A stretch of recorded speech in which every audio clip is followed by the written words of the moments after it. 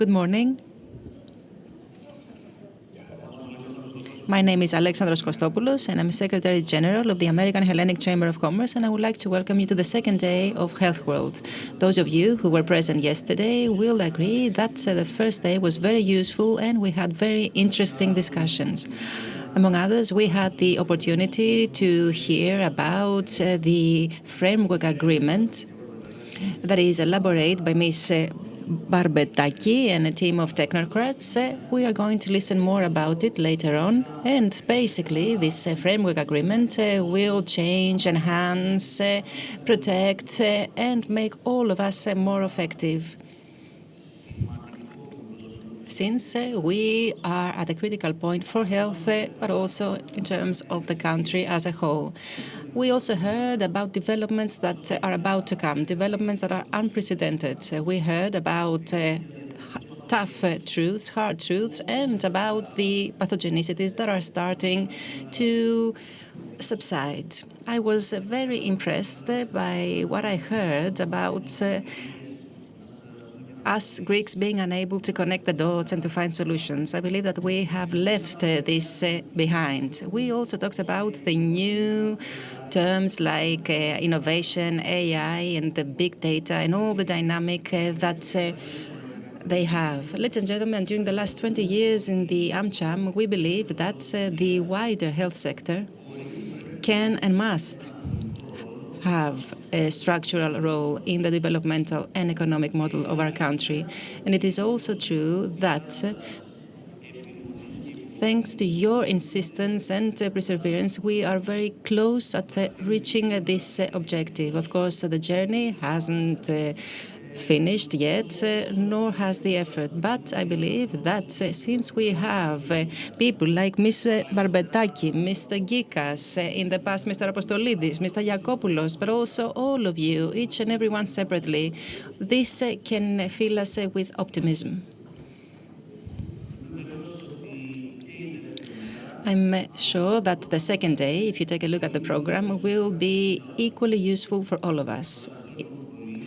So thank you very much for being with us today. And without further ado, because as we realized yesterday, time flies, I would like to invite on stage the participants of the first roundtable discussion. Mr. Kodoyorgis, thank you very much for being with us. Mr. Angelis, thank you, Mr. Angelis. Labrina Barbetaki, Mr. Houyaras, Miss Houiara, Mr. Trifon, and Mr. Furlis, who will be the moderator. I apologize for the mistake. I haven't had my coffee yet, so thank you very much.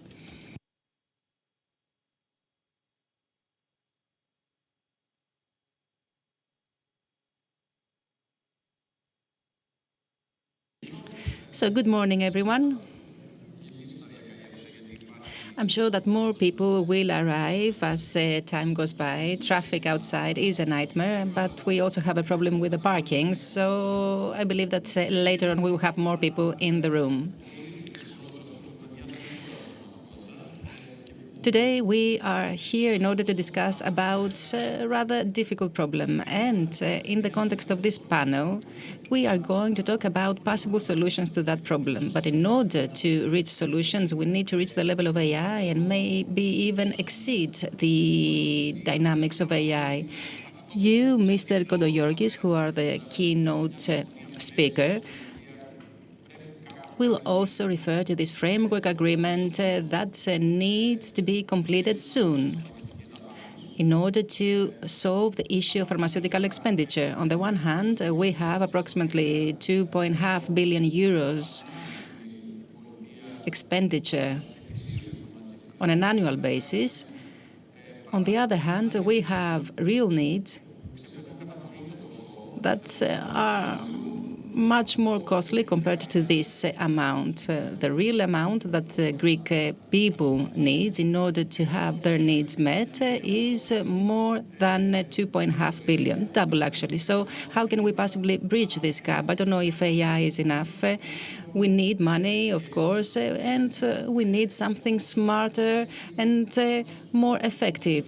I would say that what we need is a different model. But, Minister, if you could please take the floor, and then we will have 2 rounds of interventions.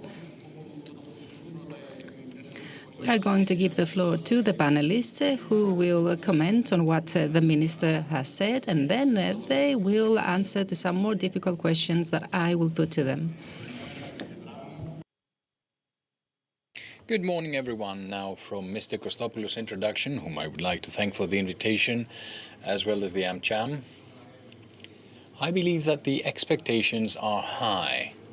I don't know whether this period things will happen that didn't the past 100 years, but to link things with what Mr. Fourlis said before I go to what I have prepared for you today, and since he did refer to AI, we are at a time when several decisions that have to do with Europe and Greece will affect the landscape in innovation and the industry alike for the various several years.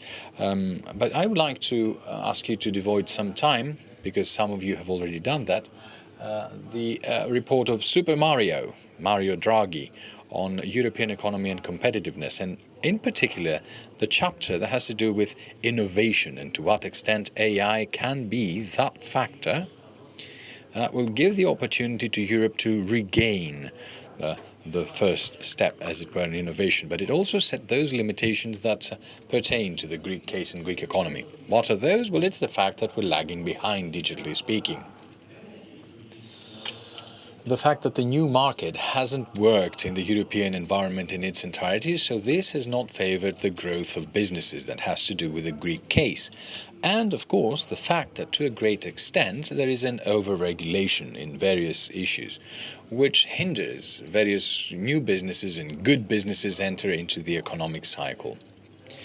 Surely today's topic pertains to politics, to reform, to the need, like Mr. Kostopoulos said, to change things that have been bothering us for years, and structural reforms and delays and everything. But this reform is meeting the personal experience, the experiential life and knowledge of everyone with a health system that was created to offer equitable access to all. And this is something we should always remember. The national health system shielded health and all its aspects for a society that claims its prosperity on the basis of equality. And let's remember that we should not take this for granted, especially during the pandemic, not just in our country. This was threatened.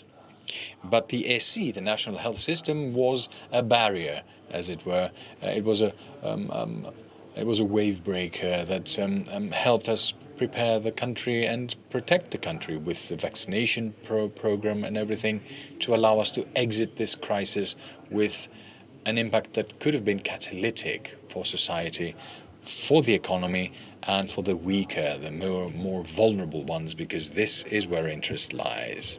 As you know, we set as our priority the enhancement of funding the national health system. As of 2019, we have an increase from 3.8 billion to 5.8 billion of the GDP in order to be able to plan and design policies. But this increase in and of itself is not enough. We need rationalization and reduction of expenditure. It is a system that is under stress and tired. We're trying to have the best possible digitization despite the delays. You know, we do have funding from the RRF, so we need to be on time. In a temporal prediction that favored the urban centers, and we place emphasis on in the region and the remote areas. And the lacking control of the economics and the finances of the national health system, we have protocols that enhance saving. And of course, the management of disease or trauma, we prioritize prevention. And in this tug-of-war we have between the public and the private sector in health as well, we promote the partnerships, which we exhibited during the pandemic, and these are the ones we'll be talking about. Besides, the government has been trying to resolve structural problems to ensure and secure sustainability, overall, with a free economy but without squandering public money, with early prevention of disease and filtering of patients in primary healthcare, and so on and so forth. As you very well know, the big horizontal programs are in progress. Building upgrade, digital upgrade, which must have a preparedness to be able to incorporate the utilization and exploitation of data as well as AI, as was mentioned earlier. The support of the human resources, both in terms of amounts of money and in numbers. For 2024, the Minister mentioned a few things that seem encouraging. Some first results we have as compared to what we have been implementing. The first buildings are being delivered, which were built on RRF funds. This will be completed by August 2026. We have the largest number of performed surgical operations and an increase as of last year. And as you know, the afternoon hours, with the participation of the Ministry of Health, completed a negotiation with the European Commission in order for 51 million euros to be allocated from the RRF for free afternoon ORs, operations, to clear the backlog for people who cannot. And the people who haven't gone to surgeries are the ones who do not have another recourse, cannot result elsewhere. We closed budgets from the 10th of January. We have positive results. This is a process that we've undertaken for the first time. We are on target, and we're doing better than targets at the 8-month mark. And I think that in the 9-month mark we'll do even better. You know things about Ithika, as well as for the pharmaceutical expenditure with the AOP and the transparency required, and of course the shortcomings and the lackings in the drugs and the increases in drug prices that had to be performed for specific reasons. We have the Doxiadis plan, which is operational, the RRF. Well, you know, there is a legislative priority and initiative to enhance personal doctors, and these were analyzed yesterday. I will insist rather a bit more on the economics and finances, for which we still have some issues pending. And of course, some others, and you are people who've been working on these things for years, that come from the past.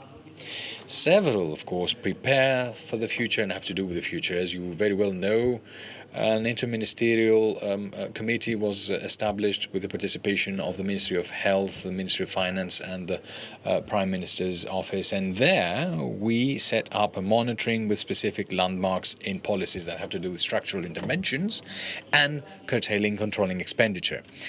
Now, we have the presidency of the government, the department, the Ministry of Development, due to the potential clawback, will be the institutional interlocutors with the market from now on for the joint issues, for the issues that have to do with health and primarily financial issues. The 4 axes of pharmaceutical were pharma, hospitals, health providers, and some horizontal policies that require the coordination of ministries and facilitate, like the uninsured, active or inactive, SSN, etc., social security number. Now, we have a rational increase of the budget for pharmaceutical expense and curtailing squandering, which will allow us to remove or rather reduce the refunds we impose on the market.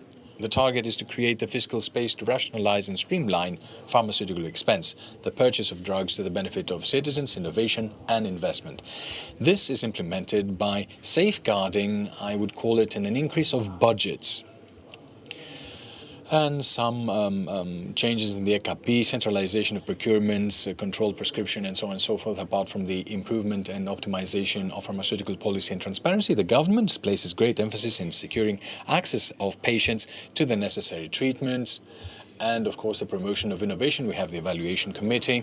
In public hospitals, the EKP order reception system, you know that, the control with KPIs, measurable KPIs, the implementation of DRGs, and of course the rebate system with any objections that there may be, and of course management of arrears.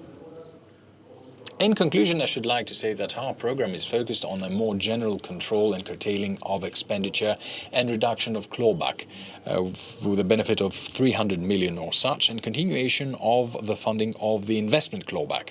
Same as this year, we have the process between the co-competent ministers for the issuance of the joint ministerial decision. We have the same thing for the next years, and in the same logic we have the RRF plans and projects that are financing clinical trials, R&D studies and, of course, the MP Fund, that with 200 million can, in fact, finance and fund investments on innovation in the field of sector. Regarding the consultation with the market, I believe that the reduction of pharmaceutical expenditure that we see here does send a positive message, and the government wants to agree with the industry on a stable environment within which reliable decisions will be made.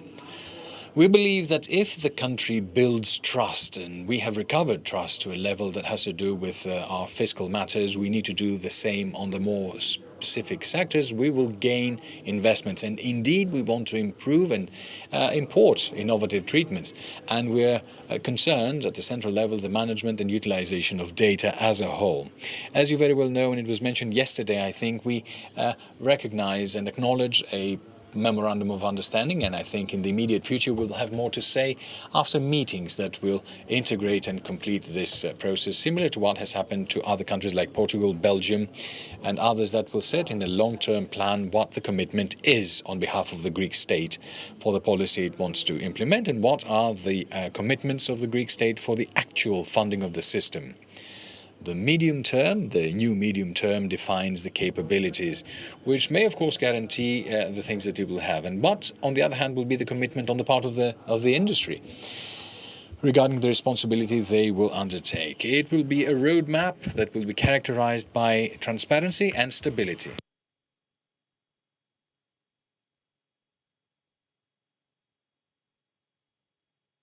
While we're waiting the minister to take his seat, I would like to make the introductions. We have Mr. Ageli, Secretary General for Strategic Planning, Ministry of Health, Ms. Labrina Barbetaki, President of Pharmaceutical Companies Committee at the American Hellenic Chamber of Commerce. I'm not going to give you all her capacities because there are many. Elena Houliara, Vice President and responsible for reimbursement, but also responsible for the negotiation in the Hellenic Association of Pharmaceutical Industries. And Theodoros Trifon, President of the Pan-Hellenic Union of Pharmaceutical Industries.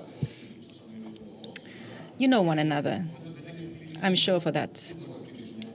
And I'm not surprised when I hear Mr. Godogiorgis saying that increasing funding is a priority of the government. It has tried to increase funding and it continues to do so. And this actually leads me to the following question, Ms. Barbetaki. After the RRF, what? I cannot ask this question as a journalist because I know that funding is currently increasing, which means that we found resources that didn't exist in the past. But the point is that these resources will not exist forever. So how are you going to replace them? I understand that the framework agreement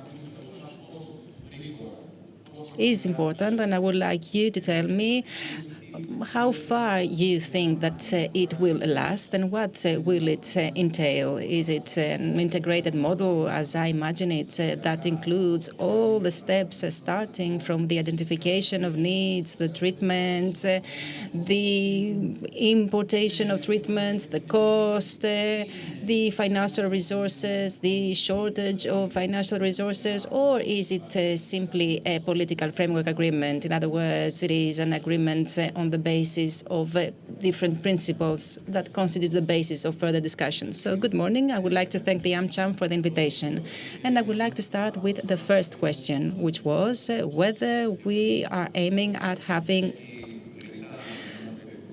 whether we are planning to continue increasing the funding. Yes, of course, this is the answer. And the Prime Minister has said that we will continue increasing the funding in the system. We had 320 million entering the system for 2024. The Minister beautifully described that the goal of the system is to have extra funding on the one hand and on the other to reduce squandering in order to improve the effectiveness. The immediate goal in the health system are, first of all, timely and equal access to new effective treatments. But of course, we know that this has two sides, the side of offer and the side of demand. So it is a wider policy that we implement. in order to correct the existing distortions. Now, with this agreement, some people call it a framework agreement, others memorandum of understanding. What we are trying to do is actually to do what other countries have done in the past. This is basically an agreement between the state and the industry, in the context of which they agree that in the coming 3-4 years, we will have this increase of funding. This amount of money will enter the system, for example. That is why it's very important to have around the table representatives of the Ministry of Finance, but also of Development, not just of the Ministry of Health, since this discussion pertains to commitments that need to be made by other ministries. So first and foremost, we need to have the Ministry of Finance. So what do these agreements do, these contracts or memorandum of understanding? Basically, they ensure predictability and stability because, okay, we know that we have underfunding problems. We know the amounts of clawbacks and rebates. But what the industries and the companies do not have is to know in advance what the year will bring. So they need the stability and the predictability so that they can know what will happen 2 years later, for example. And what is the timeline, do you believe?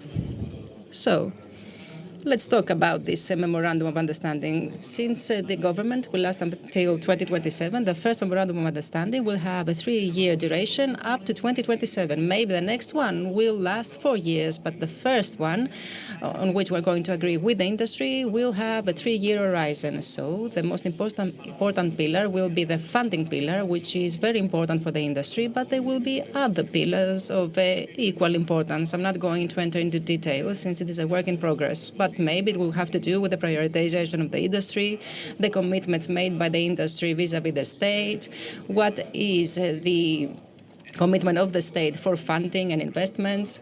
Last week, we had a meeting with SFE, the Association of the Industry, and we expect SFE to make an initial proposition on which we are going to build future plans. And this initial proposition that we are going to use, both us in collaboration with the other ministries, is important to include the entire industry, not just SFE. SFE, PIF, PEF, and SAFE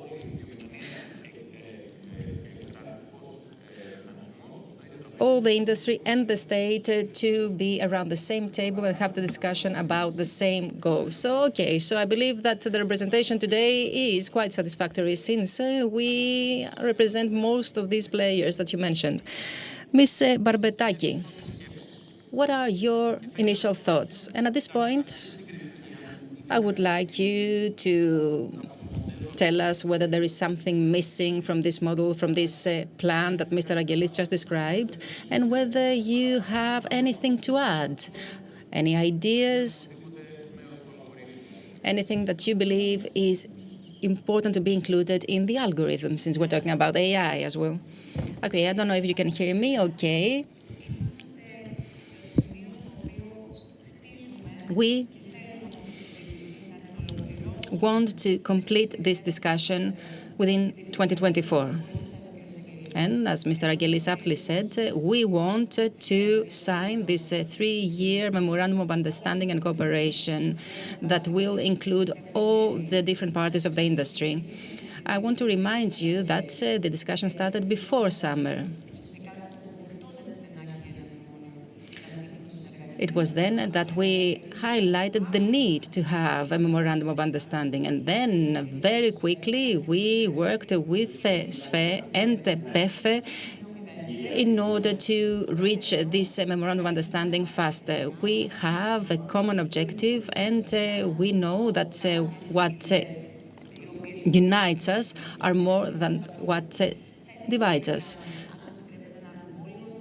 Now, on my part, what I would like to do is to share some initial thoughts and what we are about to see in the coming weeks. It is very important to say what actually makes countries, other countries, as the minister said, like Belgium, England, Portugal, what makes them build this framework agreement, this memorandum of cooperation. For me, the most important question is why? Why do we need such a memorandum? First of all, we need it because the resources are not infinite. We know that.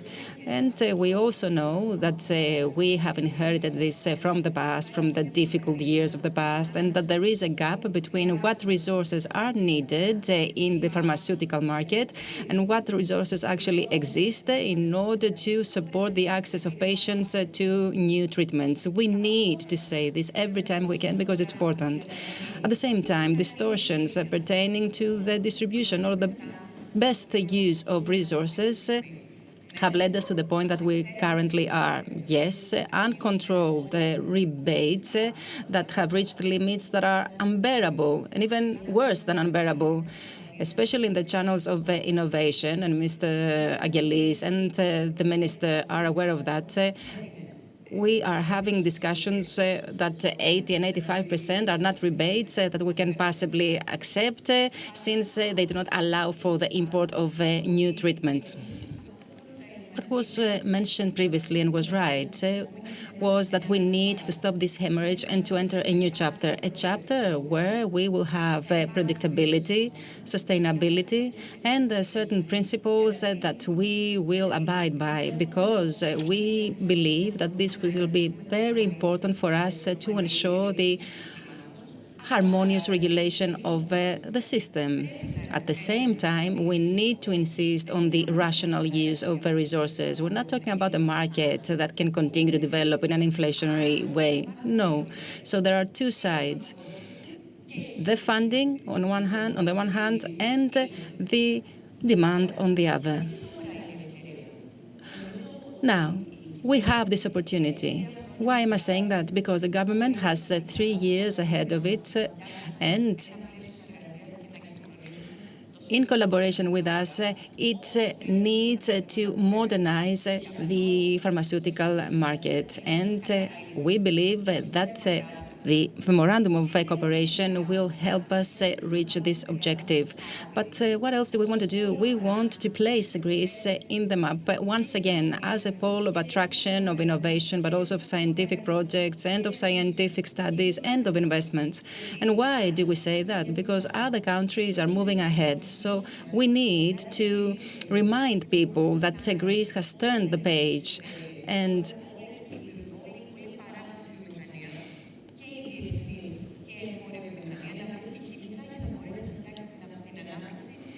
that on the basis of that, we need to find incentives in order to further promote growth and innovation. We need innovation. We want treatment solutions for the patients, and we can actually increase our footprint in that sector more as an industry. So what do we want to achieve? Which are the results that we want to get? We want to have the necessary regulations and the needed funding, but also the right incentives and the commitment of the industry.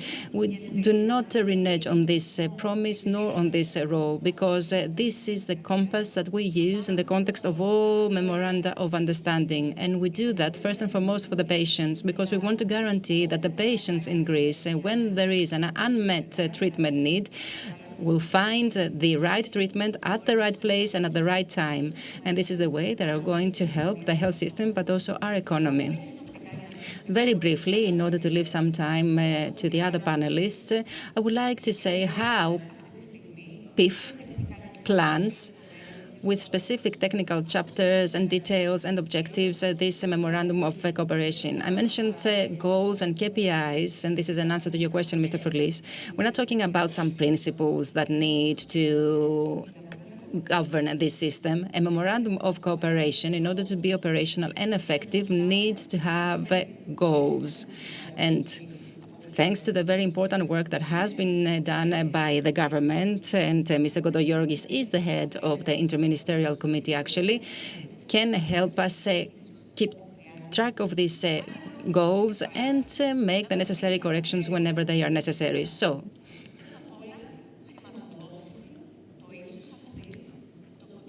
the content of this memorandum, first of all, funding.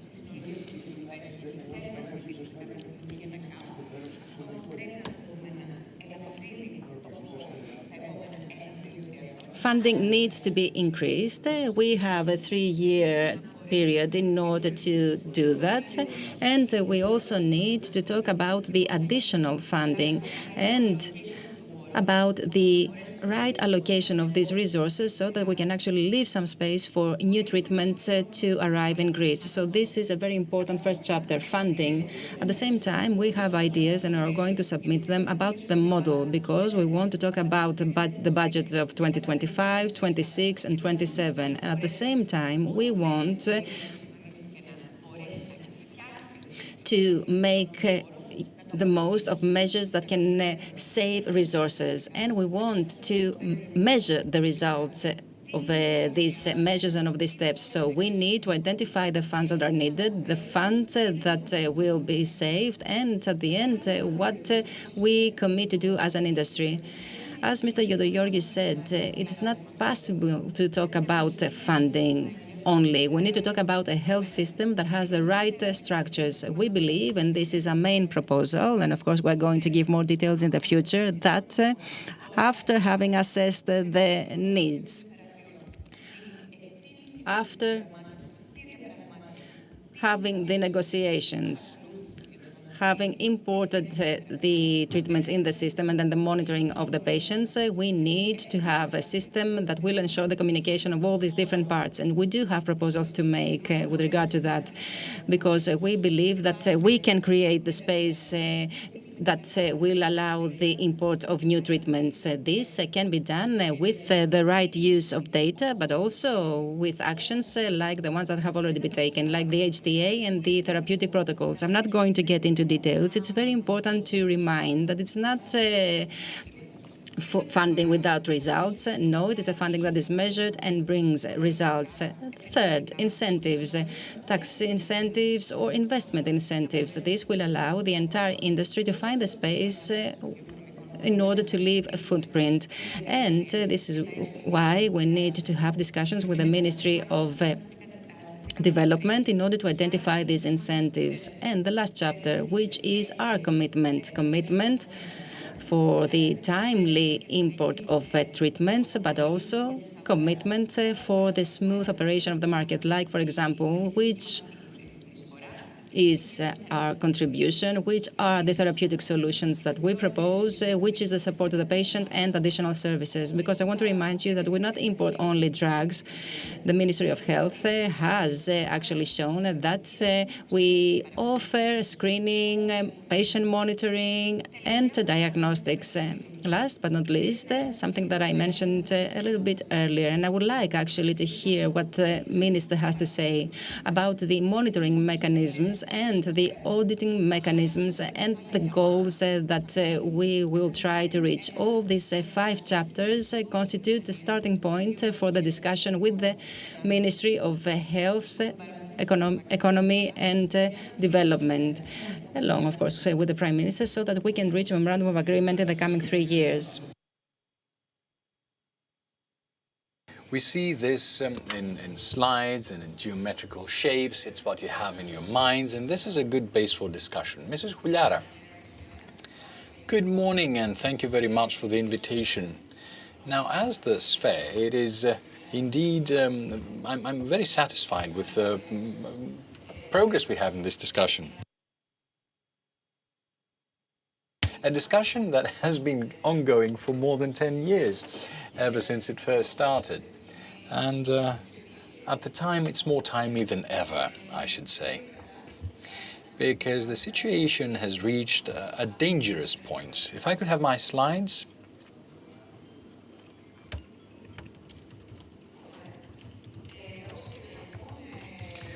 As I was saying, it has been an ongoing discussion, and the sphere has already been, always been supporting the position that we need a national pharma policy in this country, which will secure and ensure sustainability to the benefit of the patients. So why do we say that this discussion is more timely than ever? Well, looking at the global trends, we can see that the conjuncture of aging populations, disease trends, innovation, and new solutions create an equation where we have increased needs for healthcare. and exponential advances in life-extending therapies and technological advancements. Now, in these conditions, if we take a look at the position of Greece, that has been availing the lowest percentage of its GDP for health, we can understand that this mix is even more explosive. And if we talk about pharma, in particular drugs, we can see that the Greek state has a per capita spend on pharmaceuticals at approximately 60% of the EU average. So this combination leads us to this picture that we can see on the slide, where the total pharmaceutical expenditure has been increasing by a rate of 8% approximately.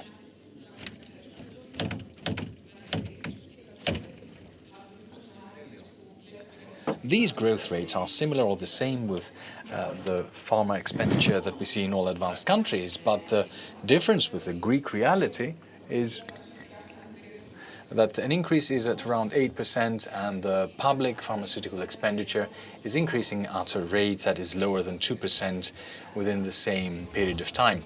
And obviously this creates a funding gap that is covered to a great extent by the pharmaceutical industry, which in 2023 contributed to 50% of the overall cost for drugs that were consumed in Greece.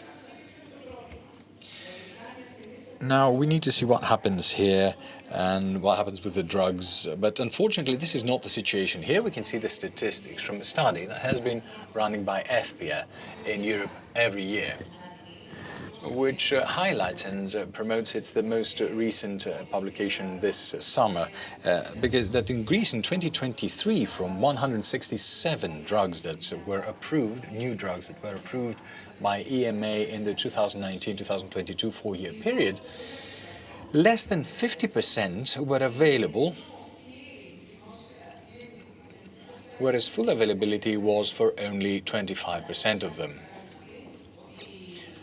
Someone could say that this reflects delays in the process, but this is not exactly the case, because in a study carried out by IQVIA, as commissioned by SFE, earlier this year, we saw exactly this worrying finding, that from innovative drugs that have circulated in Europe over the past 4 years, more than 50% will not be made available in Greece under these conditions, which is not positive for anyone, especially the patients.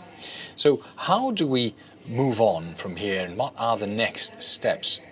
As of 2019, Deloitte, with the support of the SFE,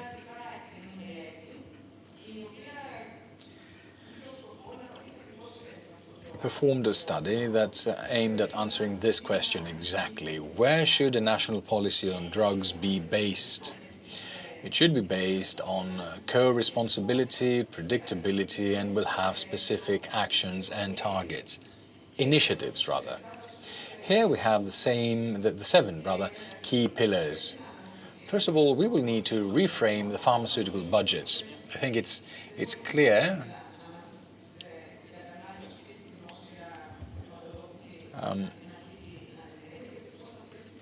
increases as per the GDP growth rate are not enough. The second is, of course, an increase in efficiency. Of course, there's a lot of opportunities and gaps in the system. There's a lot of things that we can do in order to ensure and secure that the funds are spent in the best possible way. The third has to do with a payback mechanism. We will need to review that. The fourth has to do with enhancing the access to innovative therapies. So we shouldn't be talking about only 50% of the new treatments being available to patients in Greece. The fifth pillar has to do with the promotion of investments. And of course, there is great room for promotion in order to allow our sector to contribute even further in the growth and development of the economy.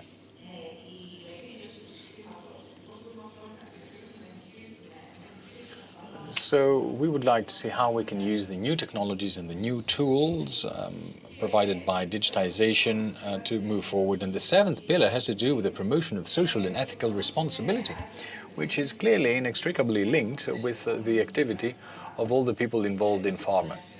Now, we believe in SPHERE that any discussion or framework of agreement or pact or memorandum on a national pharma policy will have to be based on these 7 pillars and cover these axes.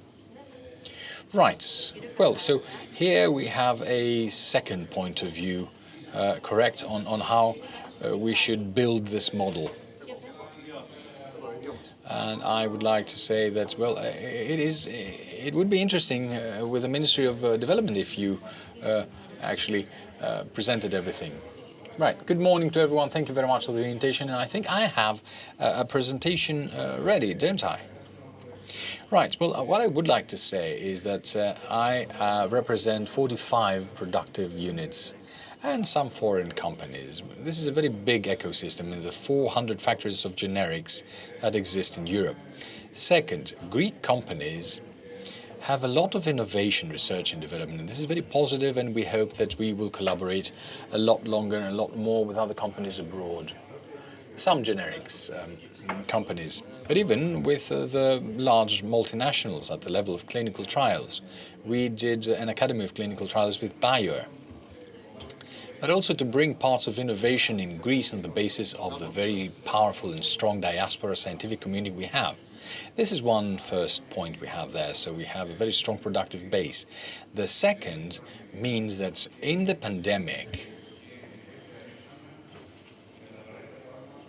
Greek companies and foreign companies covered the Greek population. It should not go without saying, and it happened to a greater extent than other countries in the European Union. Foreign companies, because they prioritized Greece in terms of imports as compared to other countries where they had huge demand, and the Greek companies we had because we had a huge productive base. So it's during a crisis that you can see the issues and how people deal with them. I started with the pandemic to say this, that the pandemic was just a pretext. Those of us who were in business in Europe, and we in Greece experienced it more intensely, saw that the European model, regardless of the responsibilities of our country, to what extent had significant problems. I will also refer to the Draghi report because it has recorded great detailed things that need to be done, same as OLED, but I'm not very optimistic that these will happen, let alone fast. And I don't think that Germany, for instance, will be convinced to deal with this funding problem. But we have this. Europe now sets as its new targets in the post-pandemic era some things regarding the European strategy that have to do with our sector. Repatriation of production in Europe. Encouragement of innovation and biopharmaceutical R&D. The new legislation is in the pipeline. It will be passed by the European Parliament, and of course strategic autonomy of healthcare systems of EU countries. Mr. Angelis participates in the Critical Medicines Act, which is very important to know which critical and crucial drugs and raw materials can be produced in Europe to increase our independence and avoid the problems we had during the pandemic. At the national level, at the risk of repeating myself, I must say that underfunding has numbers. 400 million in 2014. The pharmaceutical industry is paying 3 billion in 2024. There's a gap, and part of this could be seen that part of the consumption is a discount. But what we have as a balance is 1.5 billion from the pandemic crisis. Of course, no one is expecting the government to say that they should chip in 1.5 billion, and we wouldn't ask this because it would be utopian on the one hand and the government wouldn't do it on the other. But we need to record this amount. Now, a second observation is that a lot of steps have been made forward over the past few years There have been steps forward on digitization, regarding HTA, baby steps, of course, but it will change. We have the negotiation committee. There's a lot of punches thrown there, and we cannot react. We can't even put up our defenses. And of course, the organization and the fact that for the government is very important. There is an understanding. The government has a work team with Mr. Bendogioris, the minister, Mr. Regelis, have been analyzing things, but we need to cover very, very fast some of the targets. Investment clawback, a very important thing.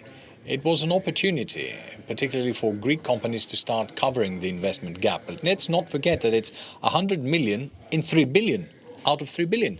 I mean, it's exceptional. We designed it with the Prime Minister and we implemented it. What we told the Prime Minister in 2019 became investment, became jobs. But this is not enough.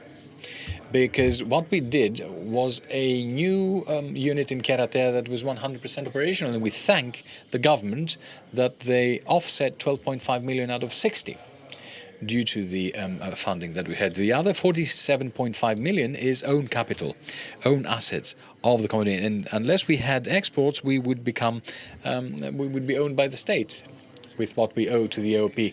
I mean, there are accumulated things, installments, debts, things that need to be regulated as a whole. Well, the environment is difficult. It's a recessionist, I would say.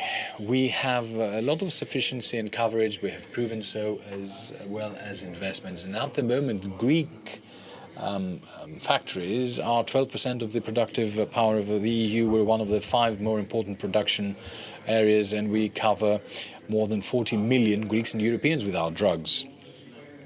The problems, however, are such that need to be covered, and covered fast. First is underfunding. I don't want to say anything else. I mean, we all know what I'm talking about. It's a very positive thing that even after the RRF, the government has committed themselves to find the resources, and the difficulties are great. It is very important for this team under Mr. Kondogioris that I think has already set the foundation, built the foundation to further create monitoring, auditing and control tools and collaboration between AOP, EOF, IDIKA and everyone. To talk about the use and consumption of drugs, we have been carrying from the past on-patent and off-patent use, and it's much bigger use than in many other countries per capita. I would not want to talk about the latest problem we saw with the AOP and other similar problems that already exist out there. These need to be resolved, and resolved fast. And the entire industry is at the disposal of the government for technical assistance. It's very important in terms of human resources and financial resources to help fast track in the next few years and find solutions, because they will be tormenting us for years to come. I said the huge consumption of on-patent and off-patent. There is iron, ferrum, it's a bivalent one. So it moves from 5 million to 40 million. I mean, what's going on there? I will start selling ferrum as well, and no one will do it. It's been for 3 years and no one did this. So this negotiations committee set some limitations, and we have problems in our response times. But we also want a stable framework of operation, and the industry will be pressured on prices, it will be pressured on sales, it will be pressured on everything, and on the paybacks. I mean, if you had a big spending or a big expenditure in your organization, in a household, what would you do? I mean, if you had 2 coefficients, some old drugs and some newer drugs, and the old ones, both 2009 to 2010, were reduced by 80%, and their use was not increased, did not increase. The newer drugs, well, of course, we have the benchmark of the EU, what happens with the lowest the lowest prices and everything, and we have a benchmark there, and so on and so forth, and not at the level of an emotional formula, which parallel to measures that need to be undertaken by everyone. These are distortions from the past that need to be resolved in the years to come. We want to contribute to this policy with actions rather than just words. So innovation must be at a rate that we really support these innovative drugs and to let the patients who need them take them. We have a drug for heart failure. We collect €2 per month net. If someone audits our production cost, you can see what these €2 can cover. It costs the state €4. There's a new treatment, a treatment advantage to 5% of the population for €80. The state pays €40. All these things need to be included in a framework as regarding innovation. Yes to the innovation fund, but we need to see how these things happen and how these things reflect to the population. Yes to off-patent, yes to generics, but where we have absolute prices, not to the €4 and €5 drugs. Let's see what happens to €2. Yes, clearly, to the prescription control. And our companies have a big production footprint in terms of research, of production, and we're very proud to be able to cover a great part of the needs of Greek patients. Now, I'll give you some pictures from some of our factories to give a positive sign. Several foreign companies here, so it's very important the footprint that we have here. And this will become even more intense in collaboration with the government. Thank you very much. I would applaud, but it's like I'm watching a negotiation taking place. In the negotiations, of course, there is no applause. I heard Ms. Parbertaki describing a model, a completed model, including 5 different chapters, basically. I heard Ms. Houliara describing what is the position of Greece vis-à-vis Europe, what's going on in Europe and what we are doing here. Something is wrong here. And I'm listening to you, Mr. Trifon, who talked about the reality of the market. €2, €4, which are then translated to billions. And of course, this is a very difficult exercise to solve. So since we heard all of what you had to say and we saw the presentations, I would like now to turn to Mr. Ageli and conclude with the Minister, because you need to answer. You will choose the points to which you're going to answer. Ms. Ageli, however, I would like to ask you, I know that assessment requires money in order for it to be effective, and I know that you have thought about this because you have found some resources so as to make proper assessment, more professional assessment. How should I put it? They have told me that I shouldn't use slides, otherwise I would have used slides. Basically, you just saw which are the links in Greece. Associations, industry, states. So what they need to do is to agree on the goals and then proceed to the memorandum to which we were referring. This was a preview of the dialogue that you're having before you reach an agreement. I would like to say once again that the agreement has to involve all industry and not specific part of the industry, because otherwise this comprehensiveness of the agreement cannot be reached, and this is absolutely necessary. Now, with regard to assessment, it was mentioned previously, the report by Mario Draghi. The Minister mentioned it and Mr. Trifon, and they said that one of the main conclusions was that more investments are needed, that there has to be reshoring of production, but at the same time there has to be diversification and other partnerships with other countries. So the Critical Medicine Alliance is indeed a very important initiative that is taking place at European level and will lead to the Critical Medicines Act as of next year that will provide financial and non-financial incentives so as to ensure this reshoring of production, starting with critical drugs and then maybe later on innovative drugs. And in order to go back to the conclusions by Mario Draghi, the one was mentioned by Mr. Trifon. The other conclusion pertains to health technologies. In order to resolve the distortions of the system and to increase effectiveness, we need to have proper assessment. What is the technology used for that? Health technology assessment. What is Greece doing? In collaboration with DG Reform of the European Commission and the WHO, started in August, basically, a project, the so-called technical support instrument, in order to receive technical assistance and assess the framework as it is in Greece, because we should not forget that we have a new regulation that will be implemented as of January 2025, and we need to be ready to cooperate with other member states in order to ensure assessment at central level. Now, the assessment before new drugs arrive in the target is done by EMA, and the same will stand for these drugs. It will be done by in collaboration with other member states so that we can have these additional assessments before we proceed to production. So this was a very important pillar. All the speakers talked about its importance, and we are all here in order to keep up with the European developments and to be leaders in the joint submissions that the industry is going to make in all the countries. All of you talked about predictability. This is a new term used in the health sector. At least this is what I think. In the past, this word was not that used.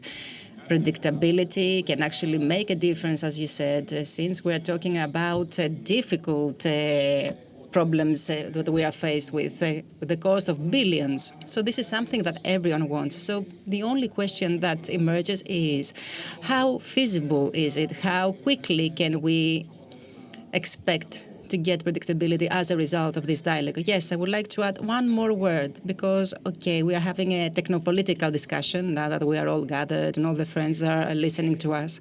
And I said what I said at the beginning, but now after hearing the panelists, I would like to add another term.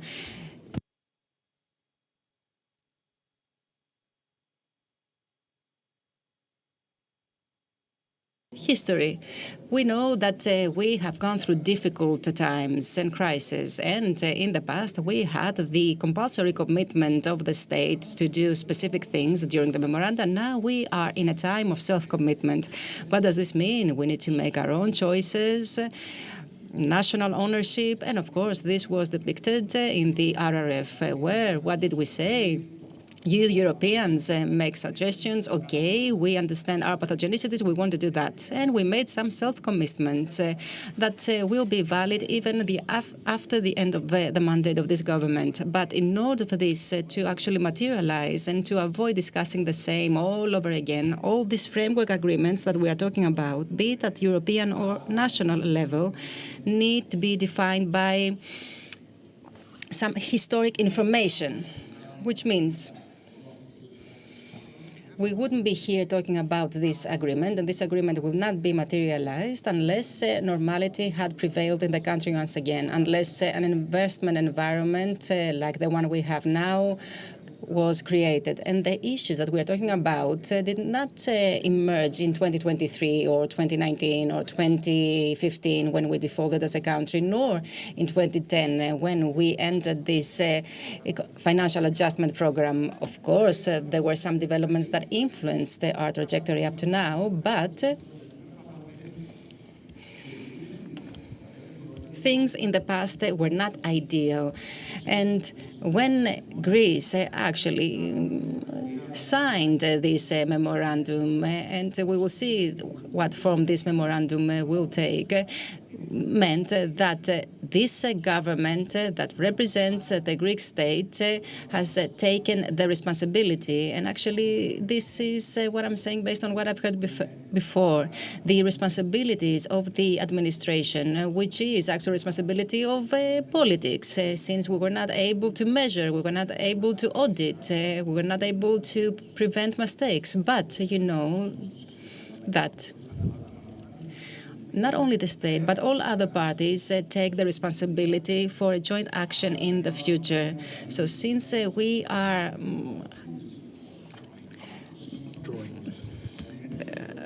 having this line that is influenced by the historic background, by the past, we need to find a way in order to find an exit out of this vicious cycle between private and public, because now is the moment, now is the opportunity to make the most of the normality that has prevailed, and in order to make the necessary changes, because our rationale is to be more useful and less pleasant. And history has shown that the most useful were not that pleasant. So what we are going to do, and on which we need to agree, will not be pleasant for everyone. However, they will be important, and they will incorporate this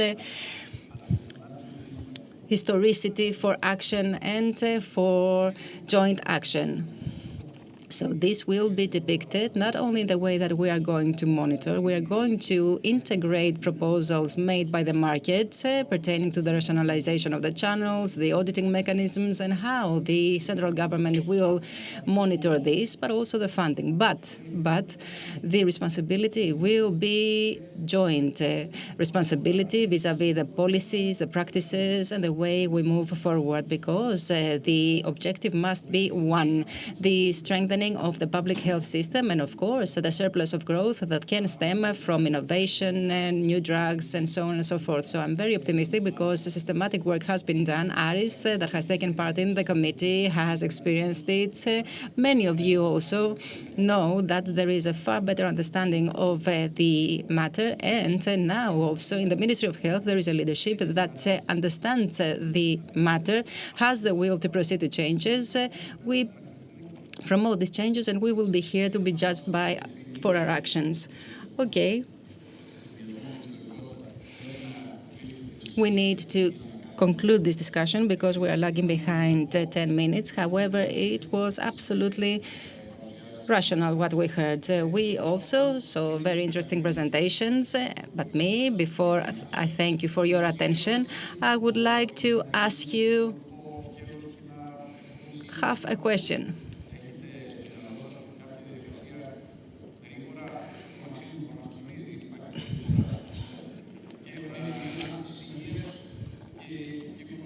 We have the cooperation between Ministry of Health and Ministry of Economy. So what is the time frame for all this to happen in your view? We have talked about that in the context of the Delphi Forum, so my answer will be very, very quickly.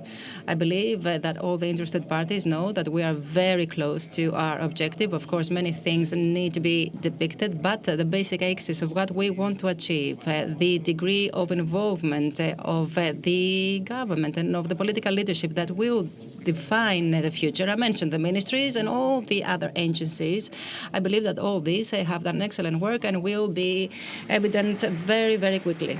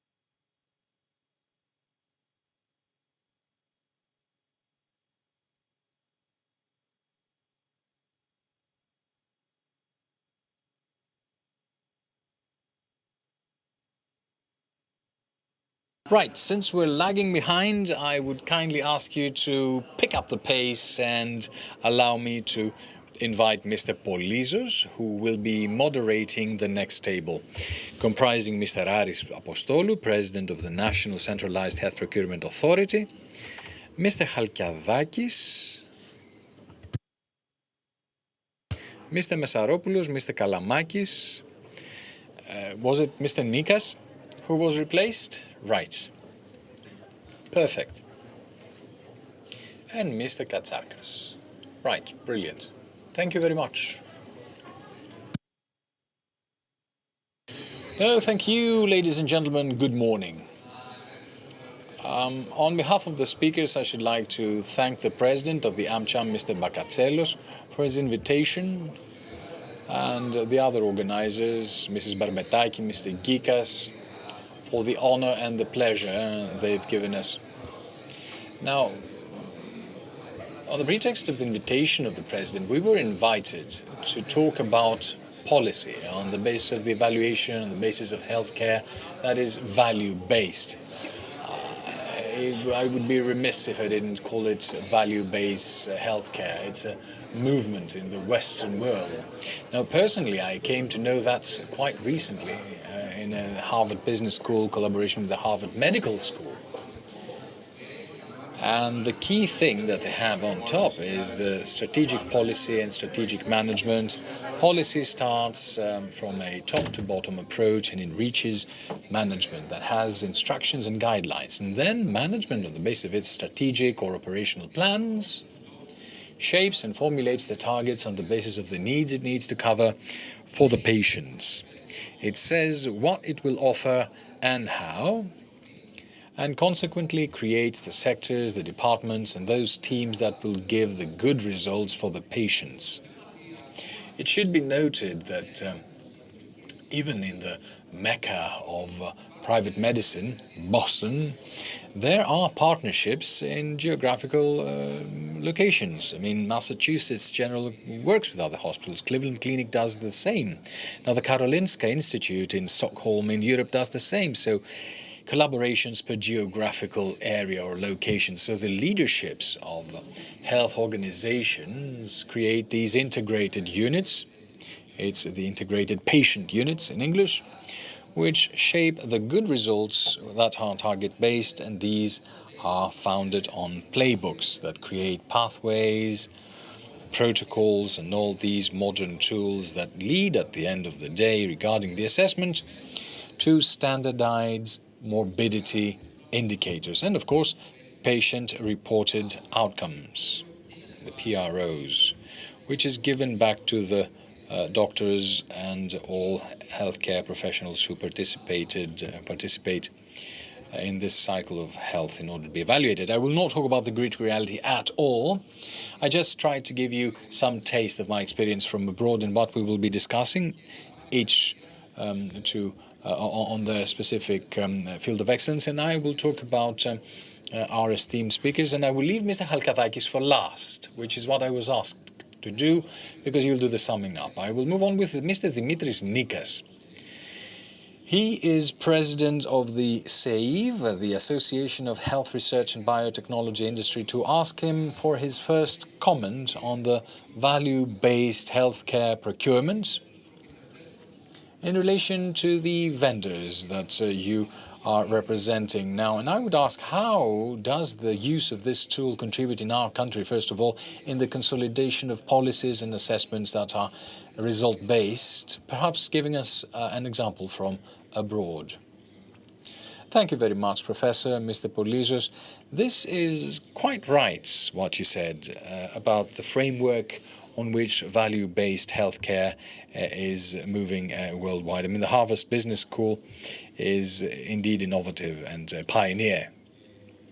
Professors such as Kaplan and the others have built a framework of how this can actually work, in theory at least, but also in practice.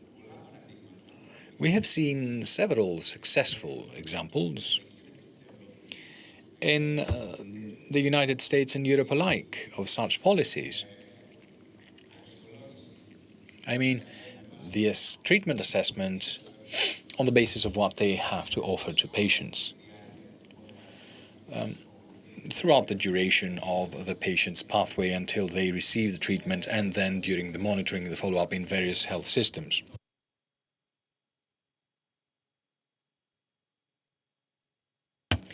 If we want to say that this is taking its first steps worldwide and would like to see what the situation is in our country, we would have to realize that we haven't even taken half a step. We're lagging behind. Now, the good thing is that there is a debate that is ongoing. There is some discussion in conferences. There are sessions organized within conferences and congresses to analyze what this whole thing means. And I came to realize that health ministry officials are being trained on this, and there are a lot of them who have seen and then gone to these Harvard seminars. And this value enters into the public sphere, but in essence, the procurement, to come to your actual question, the key way in which all public hospitals make their procurements is value over volume over value, over price rather, volume over price, and value doesn't play a role there, and we should include value, because what it does is it unlocks various problems that are in healthcare.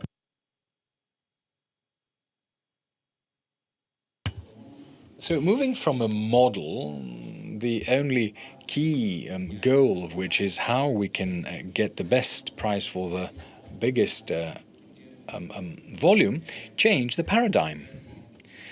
It's not just the value, it's also the clinical part, it's the financial part, it's the result for the patient.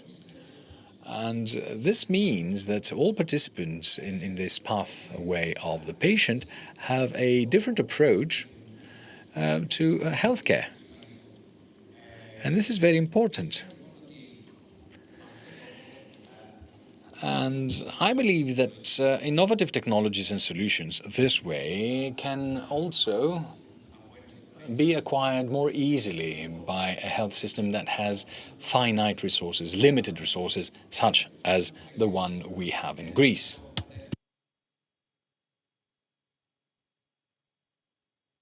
I would like to mention an example from abroad. There is a clinic in the Netherlands that is working on obesity, morbid obesity.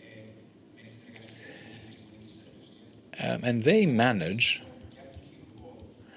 to have dietitians, clinicians and psychologists work together. It was a 10-person team that worked on morbid obesity to work on this and find great things. And then the reimbursement happened on the basis of value. Tampere in Finland. The patients who suffer from heart failure. So what happens to them? Now, the scheme is the partnership and the collaboration of the hospital with the reimbursement organization. So the least I bring the hospital, the patients in the hospital, at the hospital, and I follow them up remotely, I don't pay a fixed rate, but I pay per month. So I reimburse the way that I choose to manage my patients. Good. This, by extension, influences the cases of partnership and collaboration between hospitals and vendors. I should like to briefly stop here, and I have a couple of more examples to say later on. One for Greece, that actually happened, because we shouldn't say that nothing happened, and a proposal for the future with the AOP. Just give us a name. Where? It's the Onassis Thoracic Surgery Center. Now, to draw a conclusion that might help Mr. Messaropoulos, you talked about joint and single quality specifications and value, but I will leave Mr. Messaropoulos and move on to Mr. Evangelos Kalamakis, who is Managing Director of Soft Medica Group, and then picking up from where we left off with Mr. Nikas, for you to share a similar opinion that is in the very high cost biomedical technology and not alone. Thank you very much for the invitation. You talked about costly, but this does not necessarily mean that it is expensive. There is a difference between the two. And I would like to give you some examples Where can we find value in health? What does value in health mean? What you pay for what you get, basically. And in health, what we get are clinical results, both for the patients as for the hospitals, vis-à-vis certain indirect costs. And the costs that are not obvious are also very important, or the costs that you can avoid. What we are after is to maximize this ratio. And in order to do that, we need to search. We have a graphic example that we show to our customers and to those that the social insurance funds are paying. And you can see that the cost resembles an iceberg, is what you see above water. The point is what lies beneath. And in order to do that, we have adopted a practice for our basic technology, which is robotic surgery, in order to quantify the impact. And I would like to give you 3 examples where we do that. They pertain to doctors, surgeons, and hospitals that are willing to work with us so that we can actually measure certain things. The first is a surgeon in the Oncologic Institute of Budapest that performs colectomies, and he's in the beginning of his training. He's using the conventional and the robotic method, and as you can see on the screen, we have used the clinical results like the duration of staying in hospitals, the operation time, the success in sutures, the percentage of readmission, and the percentage of resurgery. These are very specific results, and to the extent that they can actually be associated with costs, like, for example, what is the cost of a daily staying for a public hospital in Budapest? Approximately 500 euros. So this difference of the 2 or even the 5 days that are associated with the open method is translated into a specific amount. Another example that we have as a practice, and these are real-life examples, mind you, a neurologist in Cyprus that specializes in the monitoring of renalectomies, nephrectomies. There we have more analytical data about cost, and you can see that we have a lot of information and data about the stay of hospitalization and the operation time. And we also know which is the cost that is avoided. That is the cost pertaining to the openness surgeries. So this on the basis of the operations that this specific doctor has made is in the position to measure the impact that he had on the hospital vis-à-vis the avoidance of cost. And another example, Bulgaria, a surgeon that also performs colectomies, especially with a minimally invasive method. We have a large sample here. You will see that the duration of staying in the hospital and the percentage of change to opened and the need for transfusion are quantified in euros. And the amount is not negligible, actually. So why do we do that? Because, as you said, in the beginning, technologies may come at a cost. So what we do is to adopt the rationale of promoting the investment in the sense that if you invest in something early on, you will get benefits in the future. And that is why we are trying to explain to hospitals and to all interested parties that it is important for them to prove these benefits. And this can be done only by measuring the results and the outcomes. I would like to stop here since I gave you some examples, and maybe later I will say some more things. Okay, now the floor to Mr. Mesaropoulos, who is the president of the Hellenic DRG Institute. How will DRGs contribute to the assessment of the cost of hospitalizations and without, of course, reducing the access of patients to what they need. First of all, I would like to thank you for inviting me to Health World. And, of course, I would like to thank Mr. Polizos. It is always great to be in similar context and having this type of discussions. You know, the first thing I tell in the context of similar discussions is that we develop reimbursement systems, but the point is that these must have some impact on the patients because the final recipients of services are the patients. So we need to develop systems that will improve the experience of the patients in the system, but also the services provided by the system. And we need to create these conditions for the health professionals so that they can offer better services. And we have a system that has benefits, advances, is the best reimbursement system based on what we have in our hands, of course, and it will benefit the patient. The patient will be hospitalized less. You know, those who do not support the DRG system claim two things, that the patients will die out there on the streets, and the second, that we will keep them in the hospital more so that the hospitals are reimbursed and therefore make more money. None of the two is true. When it comes to the bloody releases from hospitals, as some people call them, and explain myself, when we have a readmission, the patient goes under a DRG, so the hospital is reimbursed on the basis of the previous DRG. So if you have a patient that is not readmitted with any complication, there is no need to release them earlier. But if you release the patient earlier, and this is a practice since we're talking about a dynamic system, then the reimbursement will be to the benefit of the hospital, and the average hospitalization time will be reduced. Something similar stands for the long hospitalizations. There is a minimum limit and a maximum limit beyond which the hospitalization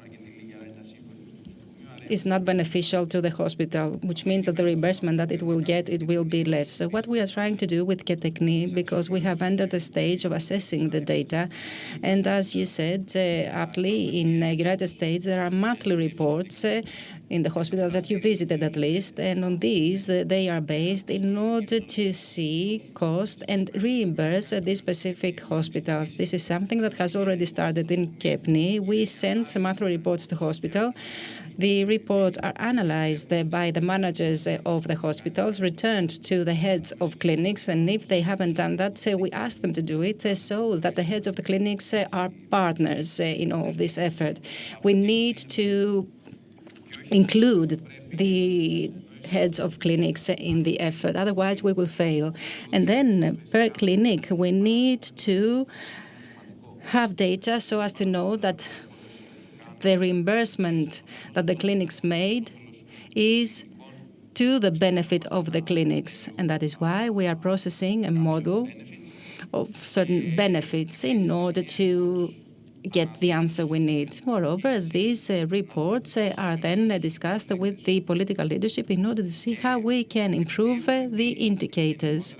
And since we have entered a discussion about the money given to health, I want to say that doesn't necessarily mean that the more money means better services. And we can see that in the hospitals, there are hospitals where the average hospitalization cost is very high, but there are also these are hospitals that are problematic, and this can be seen by the number of deaths, by the average hospitalization time, the services they offer. And we have hospitals, on the other hand, that are underfunded, and this is on the data we have and we know, and on the basis of data we have per patient and DRG, and we know that these hospitals are doing very well. These hospitals need to be strengthened, and then we need to check the other hospitals in order to identify why the services offered are not the expected ones. In the process of DRG, we have improved the pathway of the patient, when and where they will enter, how each service will be cost, and of course every service need to be reimbursed on the basis of the real image of a patient and not on an image that we want to have in our minds. And this is our main concern. This is something that we are trying to do by increasing the quality of data we get from hospitals, by the audits we perform through the use of specific platforms, but also through the use of the available data, so that we can have the best possible data, which in turn will lead to better reimbursement. And you can be sure that the better reimbursement of hospitals will lead to better services. Okay, I have congratulated you on your work, actually. It is a continuation and a far better addition to my work. And I would like to ask Mr. Katsakas about these reports. These reports are received by the manager of the hospital, and with regard to the cost, if I'm not mistaken, you have included everything with regard to the pathway of the patient. I would like to tell you that in the United States, they have proceeded to the bundle payments, certain DRGs that actually define these payments. And of course, the salary cost that you have predicted pertains to the existing salaries, to the current salaries of the public health system. But maybe we should give some incentives to the people, and maybe we have time. At the end, you can say a few words about that. Let's move on to Mr. Anastasios Katsarkas. He's director of a clinic in Thessaloniki. It's a traditional, a very good clinic, Mr. Katsarkas. As we used to say, I knew your father years ago and his efforts. And you, Mr. Katsarkas, representing not just the clinic, but also the private sector in Thessaloniki, what are the activities that you develop in the functions, the clinical functions, nursing functions that you coordinate, but also the prevention and prices, so that all these things will have value for your patients? Good morning. Thank you as well for this invitation. I should like to say that Agios Lukas is not the typical example of a private vendor of healthcare services, because we're slightly non-profit. We work on the fringe of the private sector, which allows us traditionally to focus on the patient and what we are now calling patient experience. All our actions always take into consideration cost. But since our operation is non-profit, it's easier for us to prioritize the results, which is value for the patient, rather than the end result, which is profit for the business. One example I can give for what you said is a radiotherapy department which we built recently, and we equipped with the state-of-the-art in the world, and we selected to use a specific system that will monitor the patient's breathing and the performance of the treatment on the patient, which is not reimbursed specifically. It does have an increased cost in the treatment, but it increases efficiently in an impressive way. This is the mentality we have in order to be able to attribute value to healthcare for the patient. Now, listening to Mr. Nikas earlier, I wanted to say that technology is something that we always try to incorporate in our operations. And the only thing we have as a limiting factor is the cost that is added to the patient's treatment, because there is patient out-of-pocket participation in treatment in the private sector. So in the implementation of the DRGs is something that we are looking forward to in order to better today's environment. We're not very optimistic regarding the DRGs, not only because we think of it as a perfect system, but because the current situation is very, very dire. The situation with the CAN is very dire. There's a lot of cost, and there's a lot of things. Do you have a contract with the AOP? Yes. And the CAN is not enough? It is not. Well, let's hope that the DRG will be enough. This is exactly what I said, which is why I have our good colleague here. Now, the other thing is the logic on the basis of the clinic. Is it on the basis of the specialty with you? And to put these things forward, are there clinical reports that reach your hands? There are benchmarks, there are metrics, there are everything, there's a lot of things.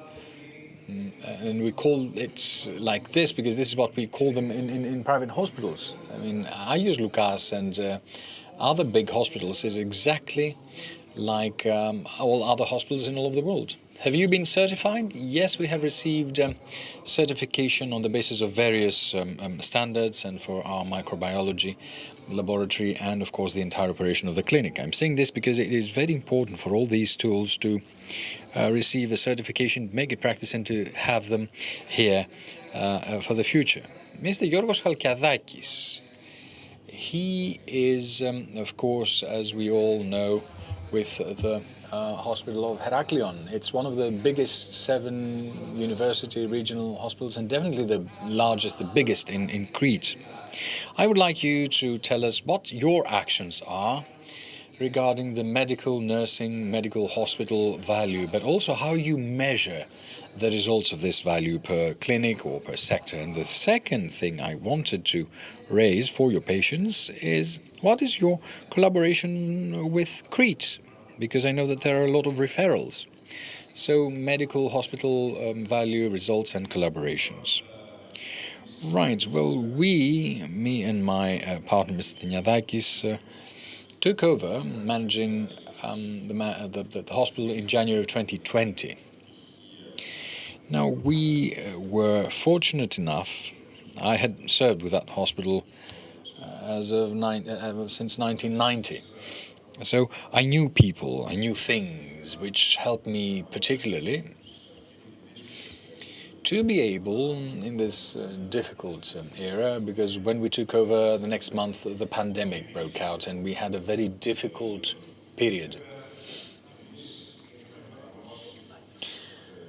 Of course, we said that it's forewarned is forearmed, and as soon as we had the first case, the first incident in China that was never made public, we started with the infectious disease committee preparing the stuff. So in February or March, when we had the first case in Thessaloniki, in Greece, we already had done some preparatory work.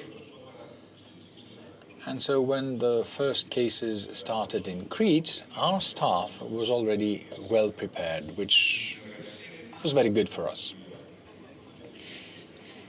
Now, the collaboration of the medical and nursing staff at our hospital is very good. All acts are evaluated, both the surgical acts, but also medical acts, all acts. There is logging and recording of all the problems. The nursing service has their protocols for various things. The medical service is trying, but I'm not yet satisfied regarding the assessment and evaluation of the medical acts.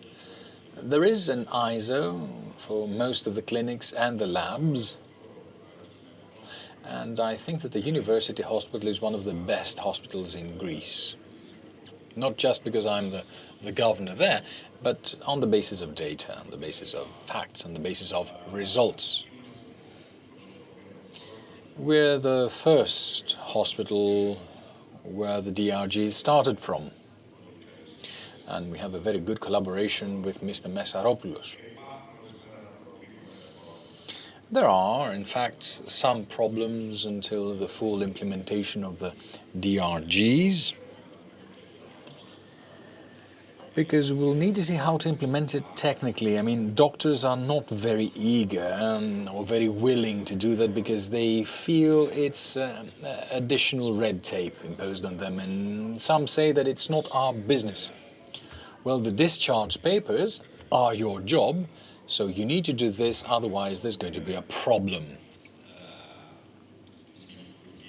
There is another malfunction in some clinics. There are some clinics that do their duties 100%. Some others are at 60% regarding the DRGs. And there we will see in which way we'll do that, despite the fact that we have talked with the IT people how we can link the discharge papers with the DRGs, unless they have filled in the DRG, not to be able to discharge the patient. And so I think we will be able to resolve these problems. I believe that the University Hospital of Heraklion is offering high-level services, and that there are services unique to Crete. I mean, there are no. This is the only place we have thoracic surgery in Crete. Elsewhere, I'm talking about state hospitals, of course. There are departments such as the PET scan, which is the only one in Crete.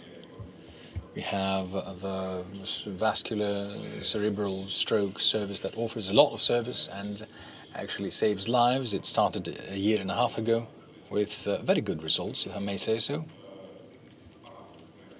And one way or another, there are some clinics that are of the very high level, which makes us proud and happy. We try to help.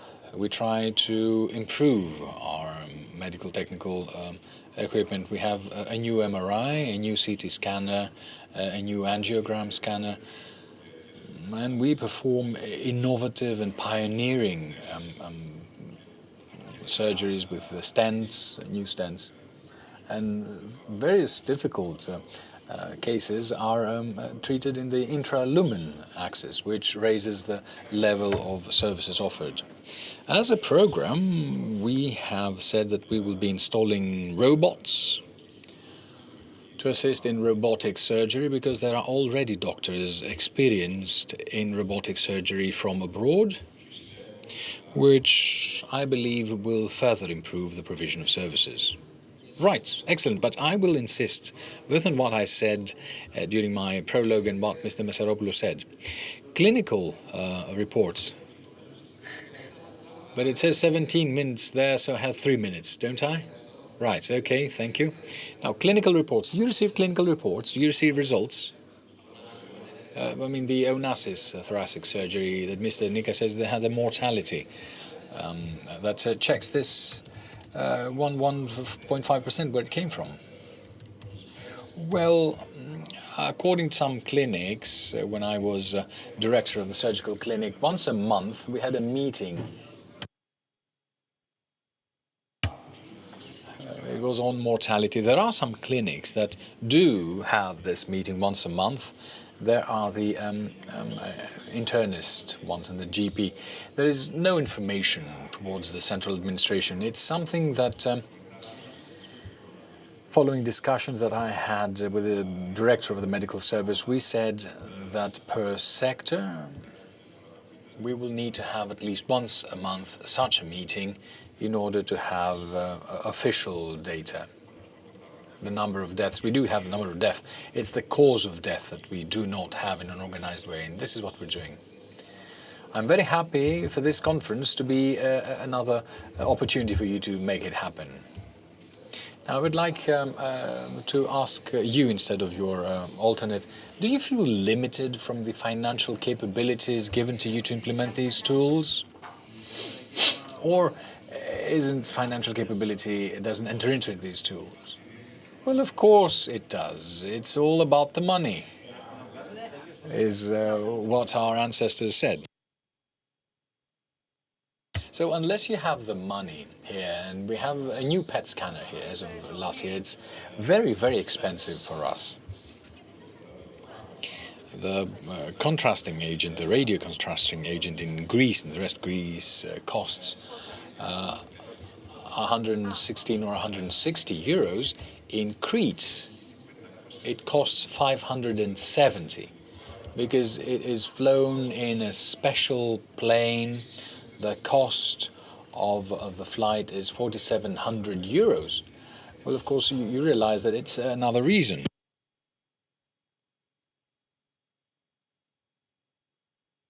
Right, I said it's 9 or 10 months ago, the vascular cerebral stroke unit was introduced, and the cost per action is around 20 to 25,000 euros.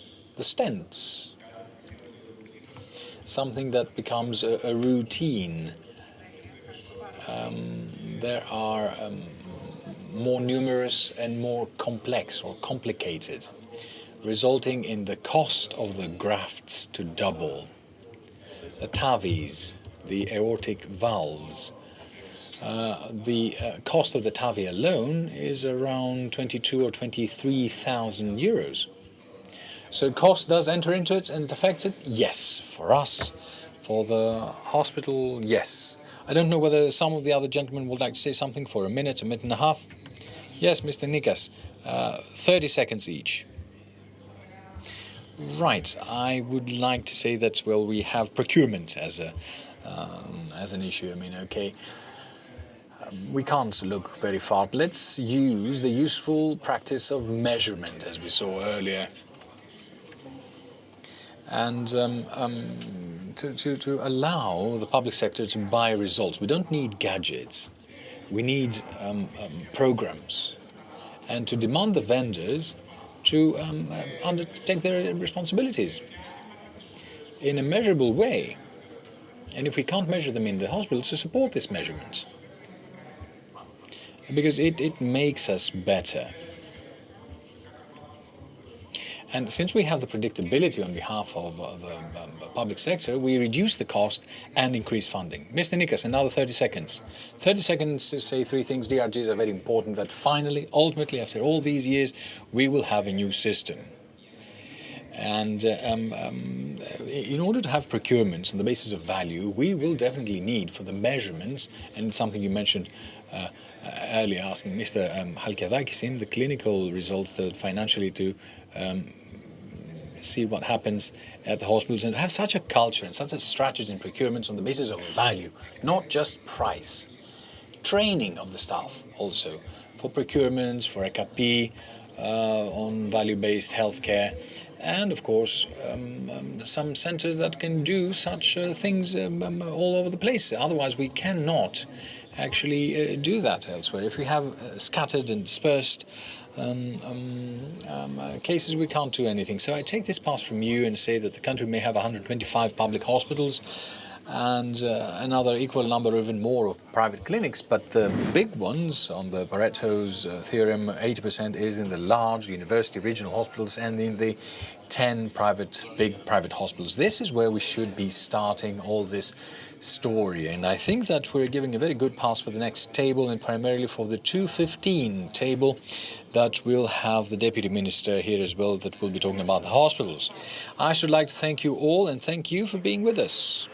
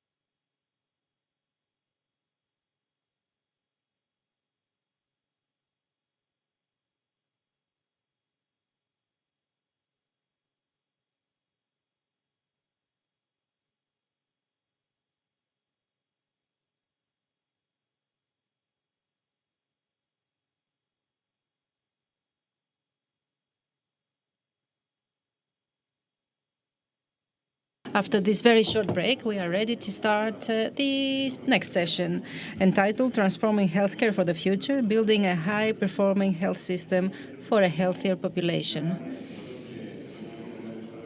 For the last 2 days, we have been talking about the patient. Now it's the time for the patients to speak.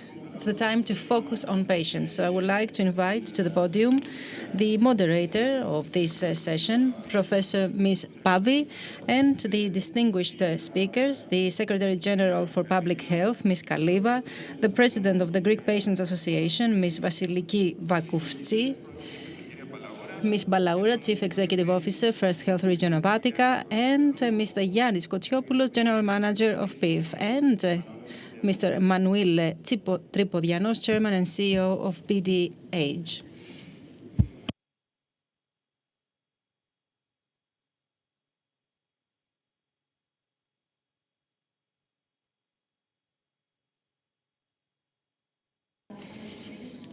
I would like to welcome you in my turn to the fourth session that will focus on the transformation of healthcare for the future. Many things have already been said in the context of this conference. In this roundtable discussion, we have some excellent speakers. We have people representing different sectors, the public health system, the health services, innovation.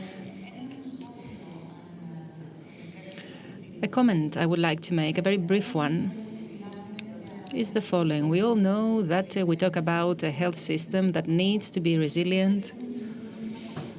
We need to maximize its effectiveness so as to get the most in terms of health for the patients, for the populations, based on the resources we have available.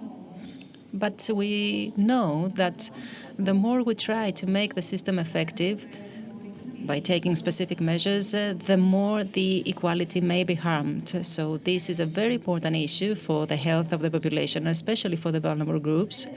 We know that primary healthcare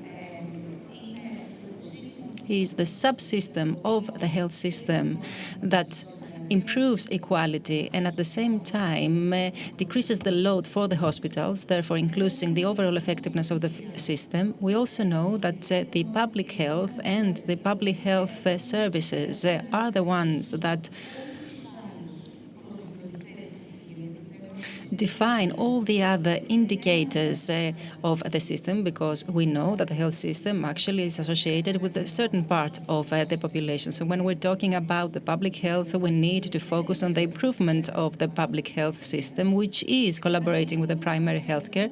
And at the same time, we want to have a health system that is centered on the patient, that meets the expectations and the needs of the patients, and that ensures equality of access and equality, not only in terms of whether I can go to hospital, but also in terms of the quality of care provided, which actually includes technology, meaning access to technologies of equal importance, as is access to innovation. I don't want to take more of your time, so I would like to go straight to the first speaker, Ms. Fofo Kaliva, who is Secretary General for Public Health at the Ministry of Health. You have the floor, Ms. Kaliva. We are ready to hear what you have to say about the transformation of the healthcare for the benefit of the population.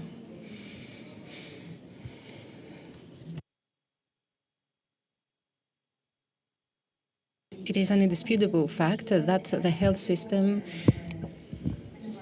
is faced with serious challenges. The recent pandemic, the possibility of a future pandemic, climate crisis, natural disasters, transport challenges and threats, the aging of the population, the increased burdening because of chronic diseases, and the pressure under which the structures are, as well as the demographic problem and the societal transformations. All these create a changing environment, as is the topic of this conference, and make the transformation of public health care an imperative. As the moderator said, what is absolutely necessary is a redesigning of the health system so that they can be effective, sustainable, and resilient. As a solution, what we see is the combination of the public health and of health services, a system, the central aspects of which need to be transformed in order to enhance prevention and promotion of health, the universal access of citizens to health services by the utilization of digital technology and innovation, by foreseeing the predictability and crisis management, and by giving priority to health in all policies. This is something that the government knows very well. The Ministry of Health is also very aware of that. And for that reason, it implements the National Program for the Prevention of Public Health, Spiros Doxiadis, in the context of a wider planning of the RRF. So we have the national programs for the prevention of breast cancer, for γεννηματά, cervix cancer. We also have the program for exercise and healthy nutrition in order to combat the obesity of children, and the program for the obesity of adults. At the same time, we have the program for the prevention of cardiovascular risks and the program for the provision of information on the risks that alcohol involves. At the same time, we have the reform of the primary health care and its association with the public health. So the projects that are implemented are the study for the depiction of the existing state of affairs, the assessment and distribution of medtech at the health units, the upgrading of the medical equipment. We have the renovation and refurbishment of the health units and their reorganization in order for them to be united with the health system. And we have the retraining of health professionals on the basis of modern practices, development of units for the management of chronic diseases in 312 health centers and decentralized health regions, and of course the reform for the personal doctor. When it comes to resilience and management of crisis, in order to increase the resilience of the health system in the context of pandemics, climate change, and natural disasters, we have the reorganization of AOD, that is the National Organization of Public Health. We have upgraded the system for the identification and fight of emergencies. We have the monitoring organization. We have the development of public health at regional level in the context of the Spiros Doxiadis program. And last but not least, digital transformation in the health sector. We have several projects like the electronic health record. We have also the National Telemedicine Network, the enhancement of the monitoring of public health through the utilization of health data, the so-called health monitoring, and the health consultant who in combination with HealthFix is a very useful act that promotes the literacy, the digital literacy, that will allow people to be better prepared and deal with pandemics similar like the last one. So to the question, are we ready? The answer is that the Ministry of Health is ready, but there is a prerequisite that includes the wider public and the different stakeholders. What needs to be done is to understand the importance of cooperation between state and health scientists, health organizations, patients, and society, so as to ensure a healthier system and healthier population, always in the context of public health protection. And allow me to use the phrases of Angelos Sikelanos, who said that public health will eliminate disputes and conflicts and will erase from all contradictory theories that this is something transient, and will promote a spirit of cooperation in the context of which all efforts made in different sectors will always converge as sisters in order to meet the objectives and protect people.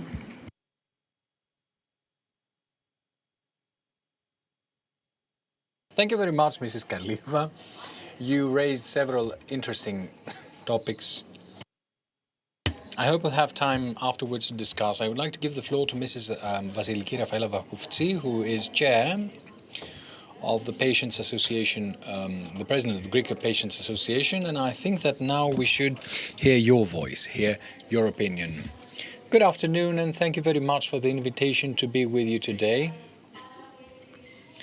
It is definitely very critical, very crucial in such a discussion to have the voice of the patients, the health service recipients in general, as is depicted over time and is represented by the Greek Patients Association, not only in Greece. We need to open up the dialogue now for a sustainable, effective and patient-centric health system that will respond to the current needs of health service recipients and will offer all those necessary services through a plexus of collaborations of the wider sectors, and all these services will need to be of high quality, because unless we have quality and safety in healthcare, then any discussion is futile. We should also talk about the role of primary healthcare and how it can contribute to enhancing the population, the health rather, of the general population. Let's talk about prevention. They used to say that it's better to prevent than it is to cure, and whatever we can prevent, we should, or rather to diagnose it early if we can't catch it in the beginning, so enable to have the best possible treatment and the best possible health for the whole of population. We need to speak openly and without taboos when we're talking about hospitals that we need to redesign the health map. At the moment, the hospitals where we have them right now, there are entire areas, regions, geographical regions. There's a geographical region that does not even have a rheumatologist at a hospital, not even an endocrinologist. An entire geographical region. But we are scared of discussing the health map. It is an imperative need to redesign the health system so that it responds and it meets the needs of that population. A person living in Florida should not drive for 2 or 3 hours to see a doctor because none exist there. So we have various inequalities that may be due to cost in healthcare, or geographic, or other inequalities, because we will have to focus in the years to come and time to come how the population in Greece will have the necessary healthcare coverage. Overall, total coverage and access to the services they need at the lowest possible cost for the health system and the least hassle for the recipients. We need to discuss about something that has already been mentioned in the previous tables and has to do with patient access to innovation. We are faced with a very difficult equation. New innovative drugs, but then it will need to maintain its sustainability. Now, I'm not a fan of maths. I'm more of a theoretician, and for those who know the numbers, it's not an easy equation to actually resolve. It's not an easy thing. And in order, if we have all the stakeholders work together, we will find the golden mean and the golden ratio to come up with those solutions that will make the presence of all the stakeholders felt. And the positions of each stakeholder will be included in an overall plan and designed for the future of healthcare in Greece. And I would like to conclude with a couple of very simple things that have become the object of great progress here, but we are at a crucial crossroads where we need to take the final decisive step. As of 2022, with the recognition of the Greek Patients Association as an official interlocutor with the state on health policy matters, the map of representation of health service recipients has changed. as regard public debate and public discourse, and on how this voice echoes to whatever has to do with health. Our association is today more ready than never to make this action now, and to have the voice of patients always there to contribute decisively to dialogue through documented proposals and positions, and to be the one who guarantee that any reform will be widely accepted by the citizens. Now, to this, the Greek Patients Association's actions as of late have been focusing very intensely in the better empowerment, training of their representatives, in order to increase the quality of patients' representations as well as literacy in the general population. You talked about that earlier. Literacy in the general population is a very important thing. It's something that will resolve quite a number of problems. It's quite something that when a patient will pick up the phone, they will not be asking and saying that I have a chronic disease, will I have to keep on taking my treatment even though I feel well? Or will have vaccinations, and people will be questioning. There will be the anti-vaxxers as a way to prevent diseases. I come from a treatment area that is immunodepressed.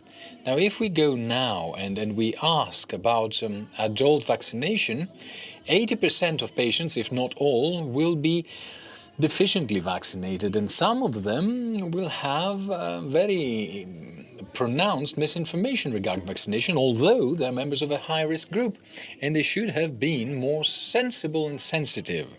So how can we break this vicious circle? Well, through better information, better education, by increasing health literacy, and by participating as the Greek Patients Association and as patients' representatives to everything that has to do with health.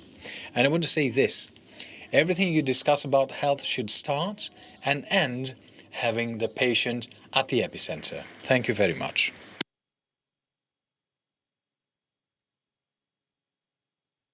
Thank you very much, Ms. Bakouftsy.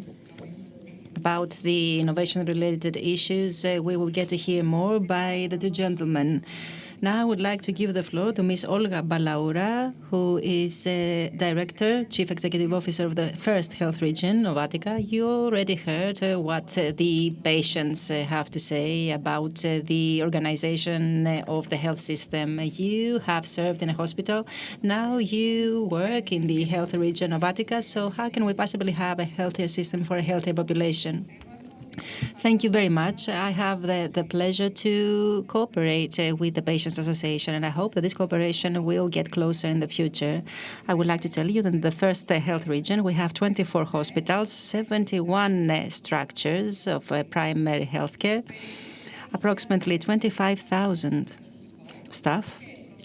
And to the hospitals and to the different units on an annual basis, we have 1 million patients at the emergency care departments, 1.5 million patients coming to the outpatients offices, and every year 150,000 operations are performed. So as you can understand,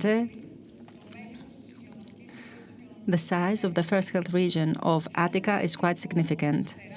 So in such a huge organization, there are many different issues.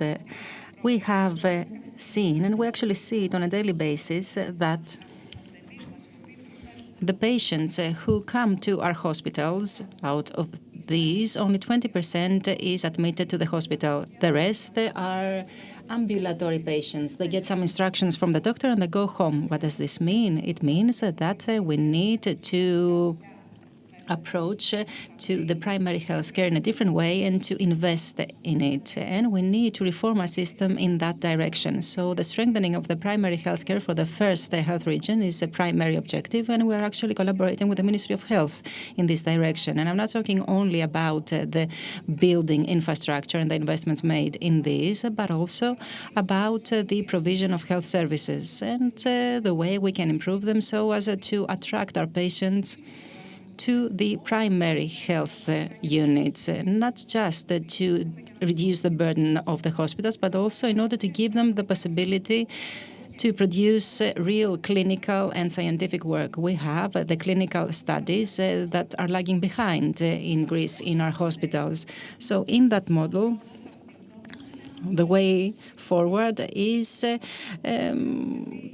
total quality management model, because this model has as a prerequisite the involvement of all stakeholders. In other words, all stakeholders need to have as a vision and as a goal the provision of quality health services. And this is true for all different stages that a patient goes through. So the adoption of such a model is responsibility of all. And what can we ensure through this model? First of all, safety. Safety for our patients, which is self-evident and what we are all after. More quality services offered on a daily basis, and of course, quality of life of the patients. Right now, hospitals of the first health region participate in European programs in the context of which we measure the quality of life of patients through the provision of more quality health services. An example is the EU On-Call that pertains to oncological patients. In a sample of 4,000 patients in 46 oncologic centers in Europe, IO Savas Hospital included, we make these measurements. So steps are made in this direction in order to measure on a daily basis the quality of life that we can improve through the health services we offer. What else can we get? Sustainability of the system. Why? Because through quality, we get the rationalization. In other words, we have improvement of the resources available of the system. We have optimal utilization of the available resources of our system. And that's not only at the economic level, and I believe that through quality you get economic rationalization, but I'm also talking about human resources and all the rest. What else do we achieve by adopting such a model of quality management? We have the standardization of processes. Standardize the processes in all the different stages of the pathway of the patient. In other words, we're talking about administrative processes, clinical protocols, nursing protocols, and their adoption. This is a very difficult model that requires effort and time. But what do we believe? We believe that through training and education, and this is the last part of the adoption of such a model, through the education of all stakeholders, we can achieve a change of culture, a change of mindset. This is exactly what we need. We all need to understand that the quality about which we're talking is not a luxury, because this is the way we perceive it up until recently. No, it is a tool that may be the only, actually, or the only way that can take us to a more effective health system. A system that will operate having the patient at the epicenter, as Ms. Vafouzi said. And in order to conclude this short intervention, I would like to say that such a total quality management model has been implemented in IO Savas Hospital for the oncologic patients, with the certification that is currently running by IO Savas Hospital in order to be accredited as a comprehensive cancer center. And this is exactly what we do. Basically, we standardize all the processes, all the pathways of the oncologic patients so that they can enjoy more quality health services. And what do we expect to get out of these services? A better quality of life for the patients, better outcome of the disease, and, of course, a rationalization of the system. Thank you very much. Thank you, Ms. Balaura. You touched upon the importance of education, just like Ms. Vafouzi, so we will come back to that later. Now I would like to give the floor to Mr. Ioannis Kotsiopoulos, General Manager of Pharma Innovation Forum. Innovation, Mr. Kotsiopoulos, and equality of access to innovation. Right. Thank you very much, the organizing committee of the conference, for this very kind invitation to be a member of this Health World conference, wearing a different hat. And I say that I'm very happy to be sharing the same table with Ms. Pavi that we were at the Ministry of Health, and I would like to say how great her contribution was during the pandemic and the knowledge she has to offer in the part of public health, which she also gave us here. I'm talking about Mrs. Kaliva, of course. Now, before answering your question, I would like to say that from my past experience as DG for health services in Greece, we should do things somewhat differently, rather, in order to be able to bring innovation in the healthcare system. But to make things differently, I would like to state some things as to where we are today. I would like to say, talk about 4+1 positions as to where we are today, always in relation to the healthcare system. First of all is that the healthcare system, and you heard everyone say that it's lacking from underfunding. Now, healthcare in Greece is and should be a key priority from the for the Greek government and any governments. From the numbers we saw, a specific highlighting needs to be placed on public funding, because this deficit in public funding is primarily covered by out-of-pocket payments of the patients, that is, or from proceeds from the pharmaceutical industry from the mandatory paybacks. So the first pillar is funding. The second one is structural changes. If we pondered about the big structural changes we have had over the past 20 years in the Greek health system, we can see two large ones. A rather big one was the Alekos Papadopoulos reform, and then the creation of the AOP. These are the two big reforms.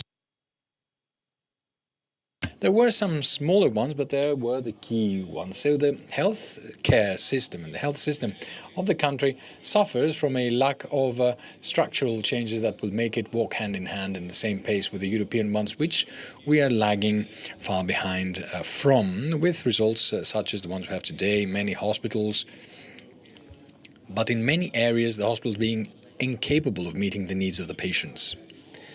The third feature or characteristic we should take into consideration for both the present and the future is the patients, that the 1 million patients who will not be the same. The case mix will be different. And the more we don't place emphasis on primary healthcare and prevention, the more problems we will have. It's a positive thing that there is a turn, Mrs. Kaliva, towards prevention. There is an understanding and realization that more things need to be done in primary healthcare, which you haven't seen yet. So people are there packing themselves in the emergency rooms, the ERs. And of course there is time as a factor.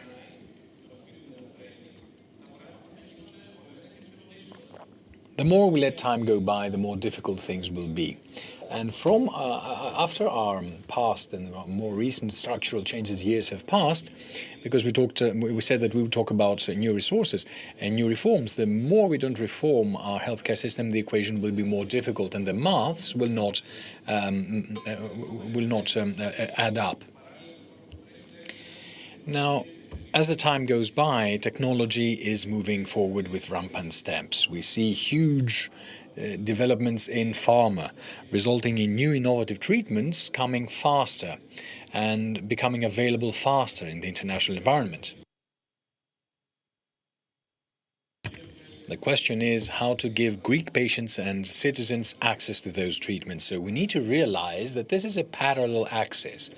And the more we let time go by, the more difficult and increasingly difficult it will be to resolve the problem. And if we're talking about the problem of the clawbacks or the rebates or the paybacks in general, it started during the Troika years and we still haven't found a solution for that. And we as the Farm Innovation Forum say that we want a cohesive health policy with resilience for the next 3 years at the very least, that will bring solutions to all these axes that we're talking about today, in order to be able to promote these reforms at the same time with funding, which will bring us within an environment where we will know what the predictability is. We will know what lies ahead, what lies again behind the next corner. This is what I would like to say as an introduction, and if we have more time, I have some supplemental things to say. Let's hope there's a second round of questions.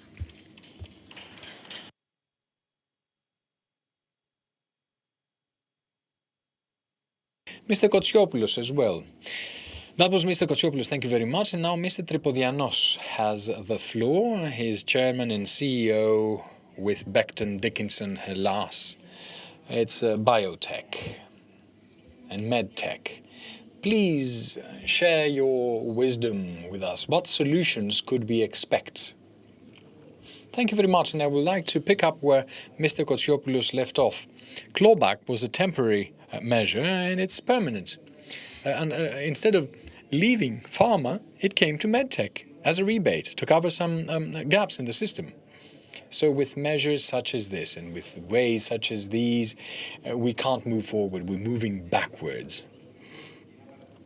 I heard Mrs. Vakoufti very carefully, and we had a discussion earlier outside.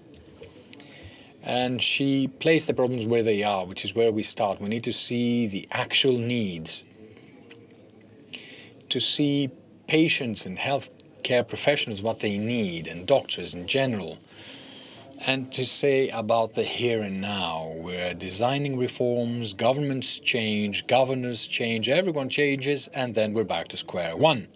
We need to decide and to agree on a minimum level of reforms and keep it, regardless of who will be head of the company today, who will be SG, like Mr. Kotsiopoulos, and so on and so forth. We will have to start with a collaboration and the participation of everyone in a design and a planning. I'm very happy to see Mrs. Balaoura here, because I met with her, and she was the governor of Agiosavas Hospital, and they did excellent work in the implementation of innovative methods.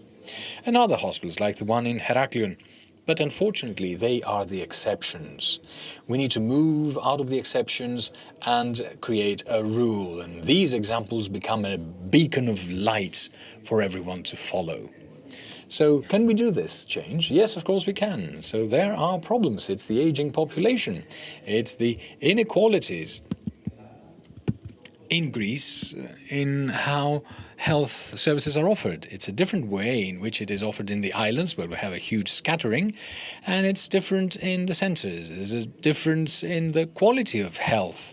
1 in 20 patients that will be hospitalized in Europe, they will suffer an infection.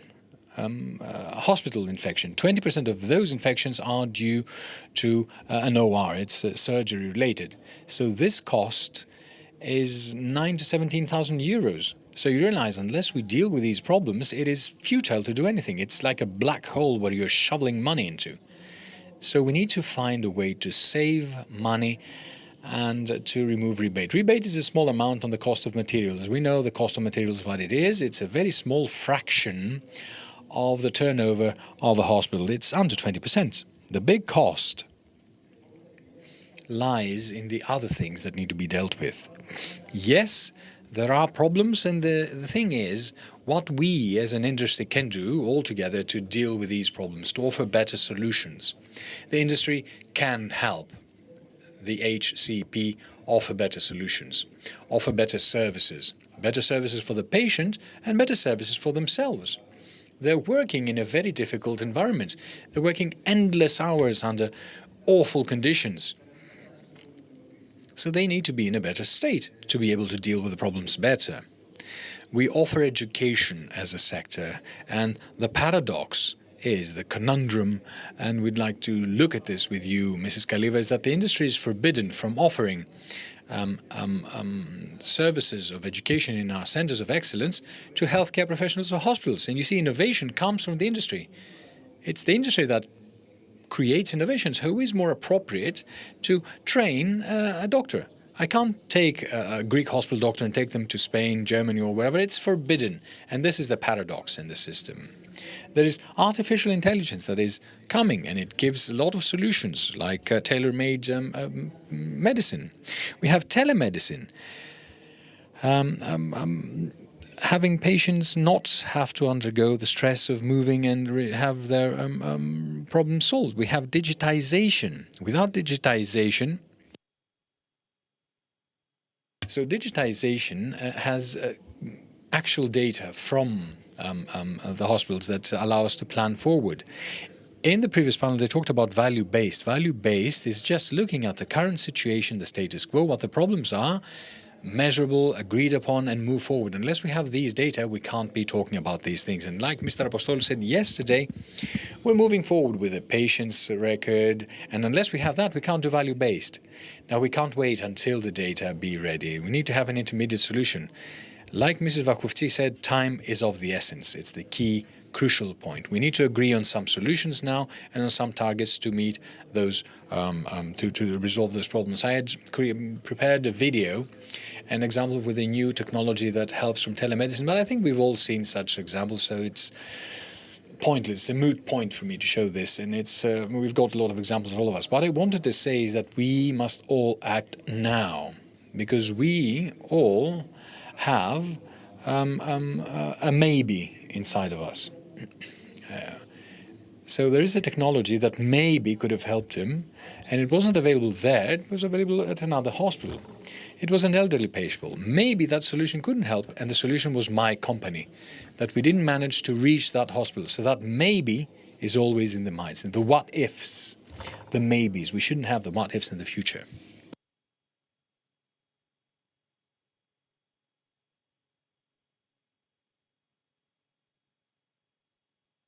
I believe we have some time for another round of questions and answers.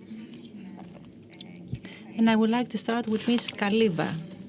Of course, I come from the sector of public health, so I cannot help myself but ask the following. We know that public health is a field that is the responsibility of the public sector. But in Greece, we have a health system that has a quite extensive private sector.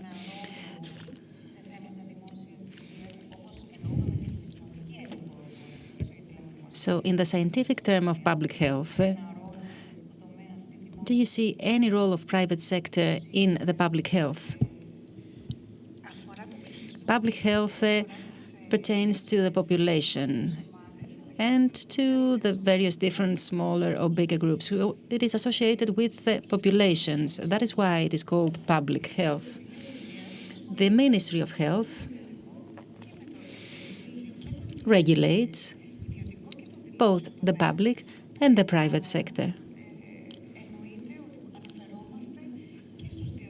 So it goes without saying that we refer to both sectors, and we actually have the cooperation between the two sectors for the implementation of the programs. For example, for the Enimata programs, what we try to do is to ensure the participation of all units that have the capability to conduct this check, but also at the primary level and generally wherever the private sector can provide us with the opportunity to collaborate and to work together, we promote this cooperation. This is true for all programs, and it is also true when it comes to the cooperation at the ecologic level. We will see the development of the ecologic hospital in Salonika.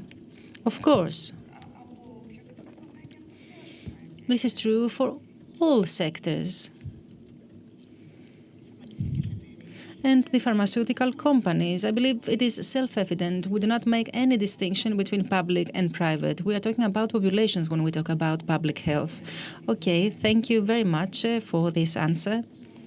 Before, I have to confess, and I usually say that in my teachings, many times I feel that when we talk about the national health system, when we talk about the health system, we all tend to think of the national health system, whereas we have a mixed health system, which means that sometimes we tend to forget that the private sector is involved.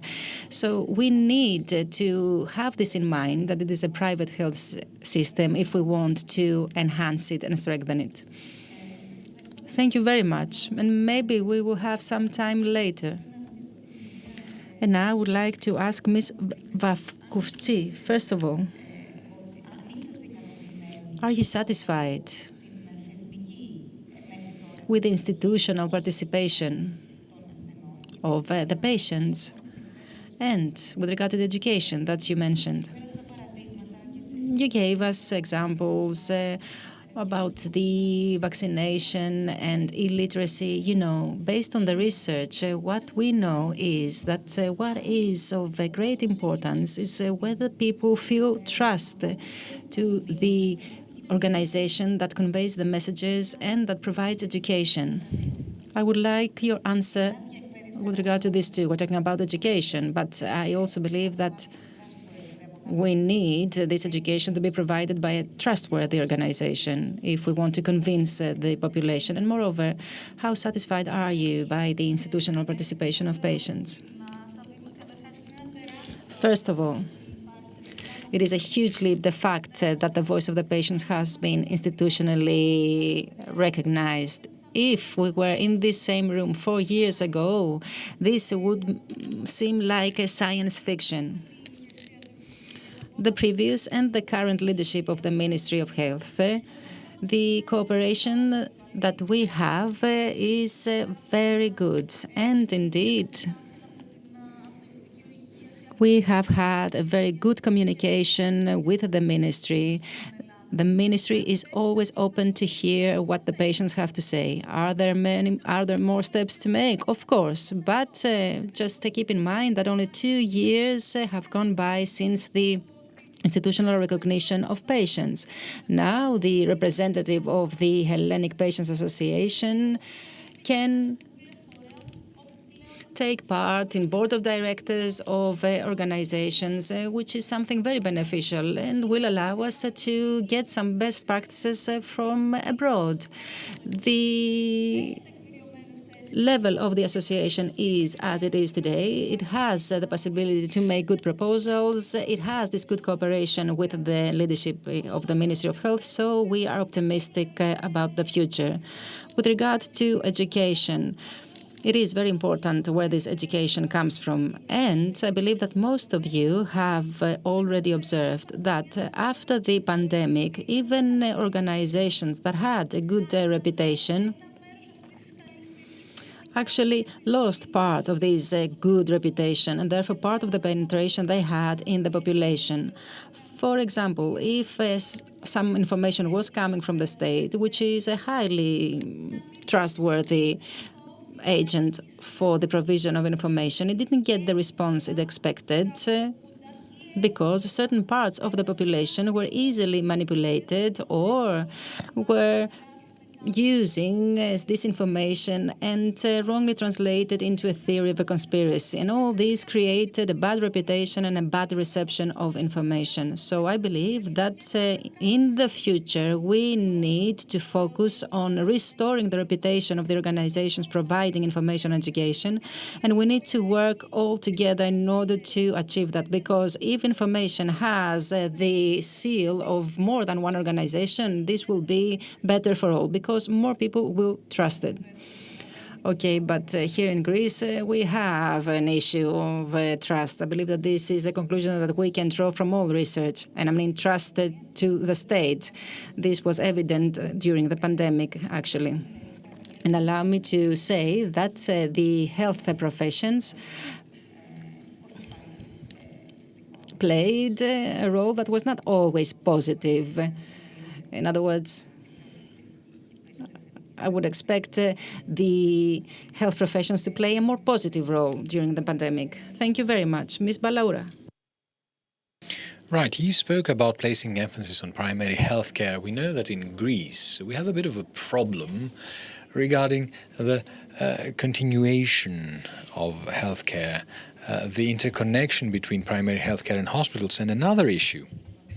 We heard Mrs. Vakouvtsi say that we need to have equity and equality in the distribution of all hospital units so that all areas can have. But can we have hospitals on each island and MRIs in each village? This goes against the design we need in the efficiency, and it has to do with the culture of this very population. I mean, I don't know what you would say here.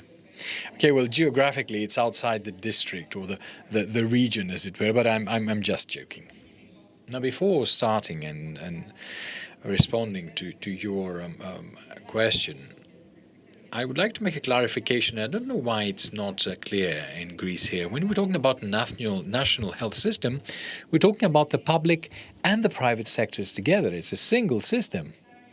If we want to talk about a reform separately, yes, we're talking about the public health system that pertains only to the public healthcare providers. When we're talking about the national health system, it includes the private and the public sector. It needs to be clear and to demystify all this, because it's something like we can't touch the private sector. It's something different, and we need to expel this.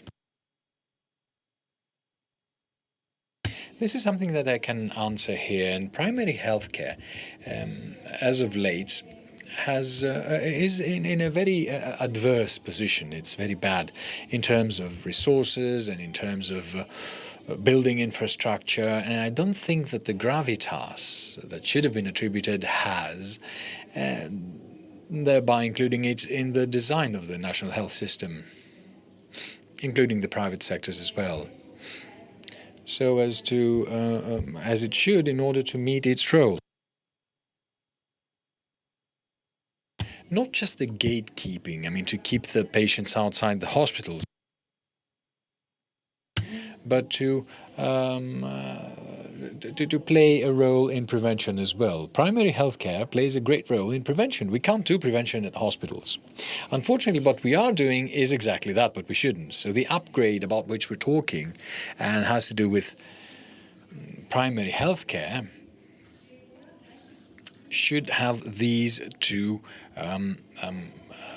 pillars. As to the interconnection, this is a different thing. How to interconnect primary healthcare with the secondary one and the tertiary, of course, and there we need a very good design. And we need what I saw in my first my first speech where we have the optimal use of our resources. Mrs. Vakoutsi talked about the health map. You know, health map, apart from the geographical region, is the redistribution of the resources, the infrastructures, human resources in your district, in your region, locally. So we need to do a lot of serious work to see which needs we'll need to cover in our area, in our region. We saw that in the first health district, the disease that is running first is CVDs, cardiovascular diseases. So we should possibly stress that, or pay attention more to that, and we need to take into advisement what Mr. Kontsiopoulos said, that we have an aging population, which brings us back to prevention. So our structures will need to be staffed in a way to ensure that we can meet the needs of our patients, whatever they may be, depending on the characteristics we have locally. Surely we can't have doctors of all specialties in all areas, but what we can do is for key specialties that can cover both prevention and the provision of primary healthcare to have such a design and a planning that ensures just that. Thank you very much. Now, we don't have much time, so I want to ask a very, very quick question to Mr. Kontsiopoulos. Could you give us, in a nutshell, an example of the pharma sector from abroad that could be applied fairly quickly in Greece and bring some quick solution regarding access to innovation? Now, a general remark and picking up where I left off. I think that we all know what we need to do. We know what reforms we need to make, and what really must be done is to make things happen faster. I can see Nikos Polizos. We started some 10 years ago with the DRGs, and we need to come today to see their full implementation. I heard what Mr. Messaropoulos had to say, and the Greek hospitals still don't have DRGs, so the transformation of the Greek system is there. It should create the fiscal space for innovation in drugs, and they need to be made fast with a lot of speed, and the pharma industry brings here solutions. Okay, so I will take I would like to say that Mrs. Balaoura, the Ministry of Health, implemented the ECOTHEN program at home. Cancer patients, instead of receiving their chemotherapies at hospitals, they were released and they can have their treatments at home. How does the drug play a role? It does because innovation in the drugs allows for this sort of at-home hospitalization to occur with fewer consequences for the patient. The drugs are much more harmless. So we have a combination of innovative treatment solution, technology in which we can monitor patients at home, and transformation of the national health system. Instead of packing people in cots in hospital corridors, they can receive healthcare services at home. We have a win-win situation for everyone. This is how I imagine the future and the national health system. One in which we can utilize innovation to do things differently, but at great speed, because we're lacking time. We don't have time. And I think that our proposals as the Pharma Innovation Forum bring this perspective, that we need to do things differently and very, very fast. Right, great, thank you. And one last fast question from Mr. Tripodianos. You said that the cost of materials is low, but we know that the more that technology runs forward, newer technologies have a higher cost. Here we have an issue with what is the mechanism behind the procurements, because these mechanisms have to do with the quality of the device which is being procured. Well, they shouldn't they? Yes, this is just the comment I want. Well, the pressure of time, the deadlines, and the pressure of the EU to finish tenders within 8 months do not allow for the Central Procurement Authority to implement quality criteria, and the only criterion is the price. So we miss the advantage and the opportunity to put value in it. And time, that Mr. Kotsiopoulos said, technology is rampant.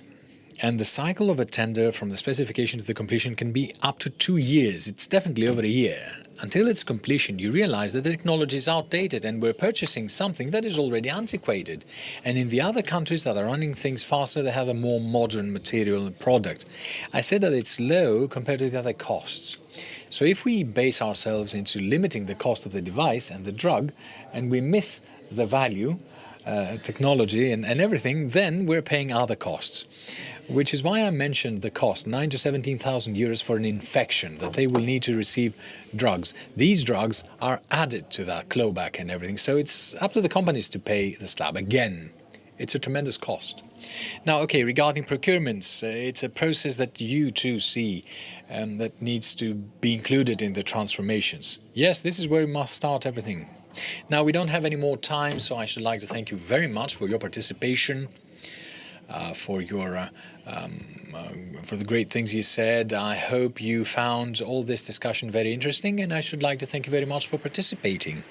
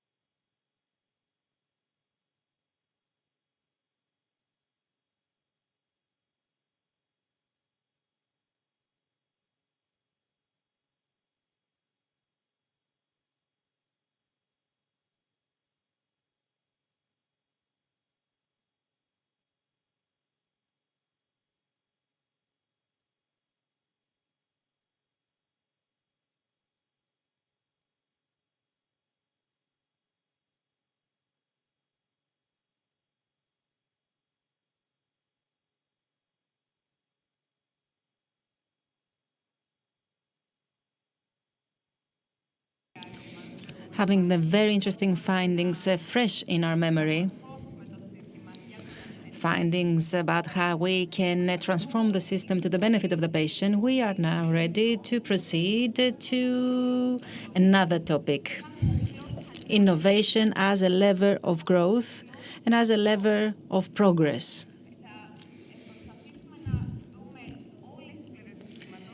We will try to approach all the different aspects of the system. We will start with a keynote address by Mr. Theodorikakos, then Mr. Nikos Vetas, Yannis Valvis, Taylor Sachs, Kavita Patel, and Mr. Filiotis. And of course, we will have an excellent moderation by Mr. Yannis Toudas. If you could please all take your seats here on stage, and we will start with a video of the Minister.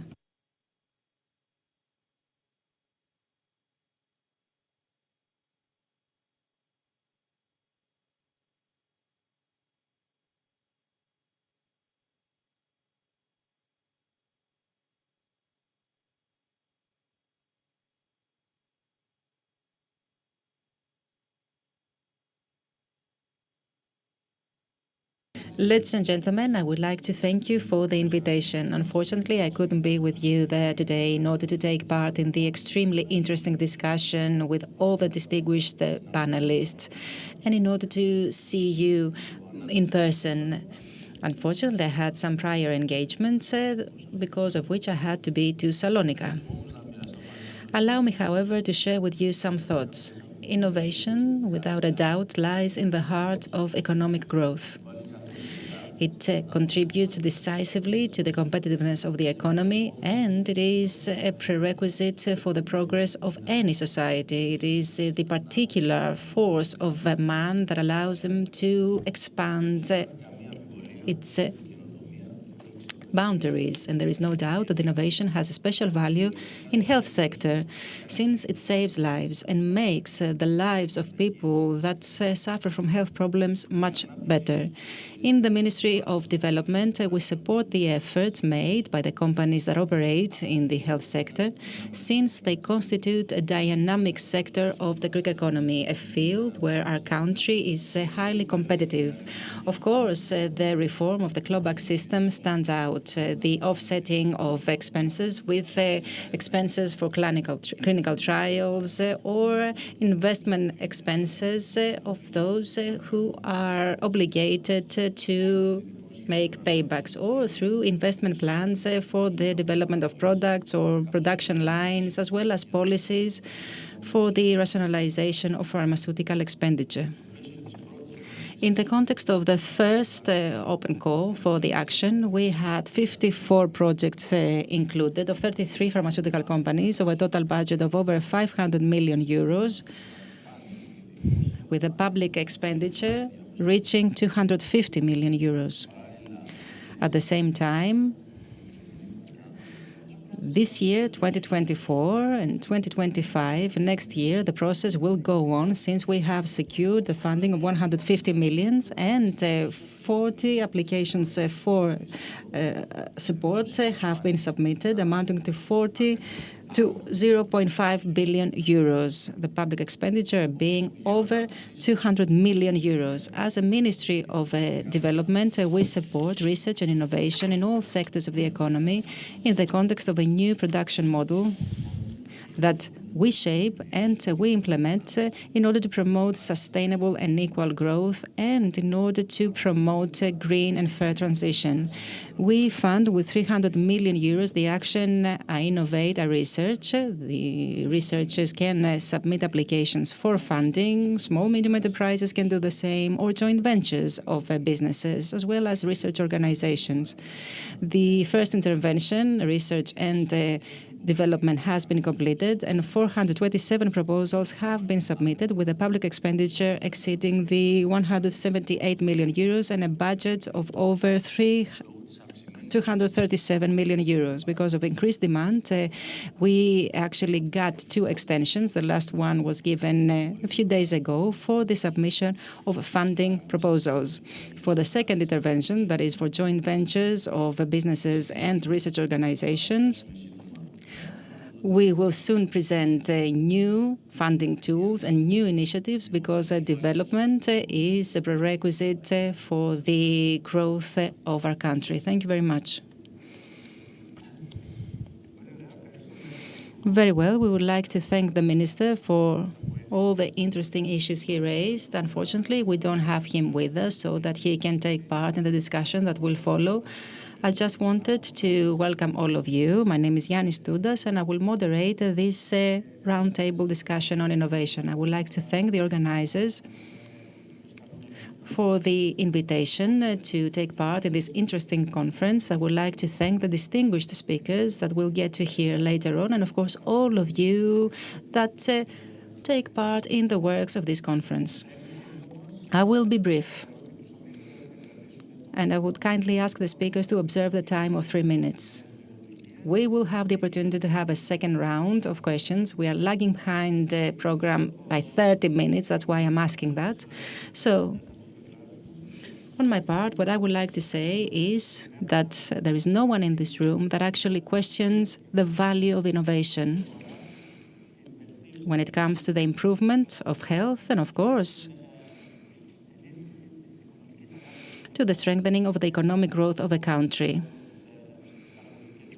through the innovative, productive activities. However, we shall not focus on that. We will focus on what should be done more in our country so that this dual value of innovation for health and for the economy can be further enhanced. So we will start with the first speaker, Mr. Nikos Vetas, who is General Director at the Foundation for Economic and Industrial Research and Professor of Economics at the Athens University of Economics and Business. Mr. Vetas, you have the floor. Thank you very much, Mr. Vetas. Compared to the others in the room, I have as a key feature that I don't come from the area of health, so I will be more of an economist here. And say the word innovation. Now, there are three dimensions that the state must pay attention to today, but also the sector as a whole. The first dimension is that we have stricken a balance gradually in the last 5-6 years in the drug reimbursement area with the clawback, the rebates and all the other paybacks. But the system is overly slow in the introduction of innovative drugs in the upper part of the segmentation. To reverse this and to reach the European average and the European times, in my opinion, three things must be done. One, of course, is that now we need more money. There was a report presented yesterday by the OVE, the Foundation for Economic and Industrial Research, with this fair. It was shown that the part burdened by the sector and the patients is disproportionately large. But this is not enough. Gradually, we need to increase the participation of generics in the lower part of the distribution.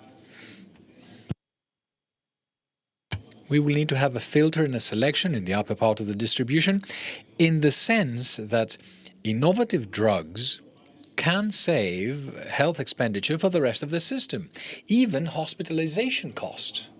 This is one part, and it has to do with the health, the drug system rather. The second part has to do with research and development, R&D. Besides the steps that have already been made forward and were mentioned by the Minister in his video, compared to the other European countries that we want to compare against, and I'm not just talking about the Netherlands or Finland, I'm even talking about Spain.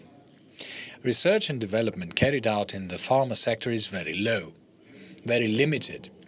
I see it more easily, for a number of reasons, to develop research centers either by Greek or multinational companies, and for those who don't have a picture as to what centers these may be, we're talking about centers that can have between 1,000 to 1,200 people as a staff, not just HCPs, but people in IT or dealing in statistics and data. In relation to clinical studies as well, we'll move easier towards that point than we will do with production. The third part that has to do with innovation, and we're lagging behind there as well, although steps have been made forward, is the interconnection of the health sector and drug with quantitative analyses. For instance, we are fortunate enough in having designed the system thus to have data from IDICA, which, however, are not used to the extent that they could be, either by those who produce or those who do primary research, raw research, base research. Therein reflects another pathogenicity that we have inherited from previous decades, is that the health sector neither knows nor cares to count and measure.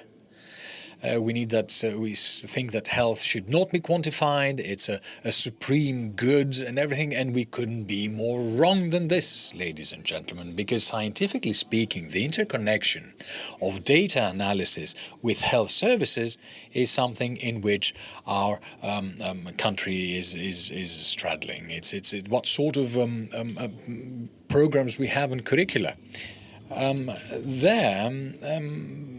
Innovation can, in fact, bring yield fruit. But why do I say that we need to have interventions now, since the system is at an equilibrium? We have struck a balance. Some of the speakers in the previous panel mentioned it. The data in the system change, and scientific and technological advance is something that we should not ignore. It would be a tremendous problem, but the population features and characteristics change. The country has just about started suspecting that we should have a long-term care system in place, and this long-term system should be in place, but we can't do this without the interventions I mentioned in the beginning of my speech.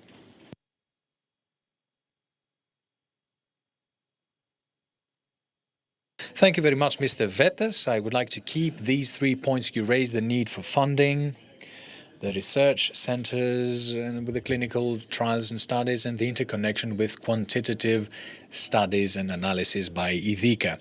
Here, just to stress the importance of the last thing, because we will talk about drugs again, and the problems we have in innovative drugs in our country is something we will revisit. But for IDICA, I would like to say that when a few years ago we were asked by the then Minister of Digital Governance, Mr. Pierrakakis, to do a big study, and they asked for 3 academic centers in our country to do these studies to get e-prescription and to study what is happening and what the problems are and what we need to solve them. We could not perform this study and utilize this rich material from e-prescription because on behalf of the Ministry of Health, many objections were raised, including that we can't give such evidence to third parties, the third parties being the academic institutions of the country, for crying out loud. But still, let's give the floor to the next speaker, Mr. Yannis Valvis, who is Head of Strategy and IR in Hellenic Healthcare Group, HHG. Thank you very much for the invitation. Well, of course, I'm trying to convey the reality of innovation in the field of hospitals, which is not much different than what we already talked about. Now, I agree with what Mr. Veta said, that we need to leverage and utilize data. For some reason, and in the sector of health, we do not do that, especially in hospitals. Hospitals live from innovation and give life to innovation. We have the implementation of new therapeutic approaches. The advances of medical science find full implementation there and an application. Now, as hospitals, we have to meet the demographic challenges in a framework which includes the well-known limitations funding-wise, either in terms of human resources or of financial resources. There is a problem with finding HCPs the world over. So the medical work and the nursing work needs to be carried out with fewer funds. So to find innovative solutions is not just a wish, it's a reality that we're living in.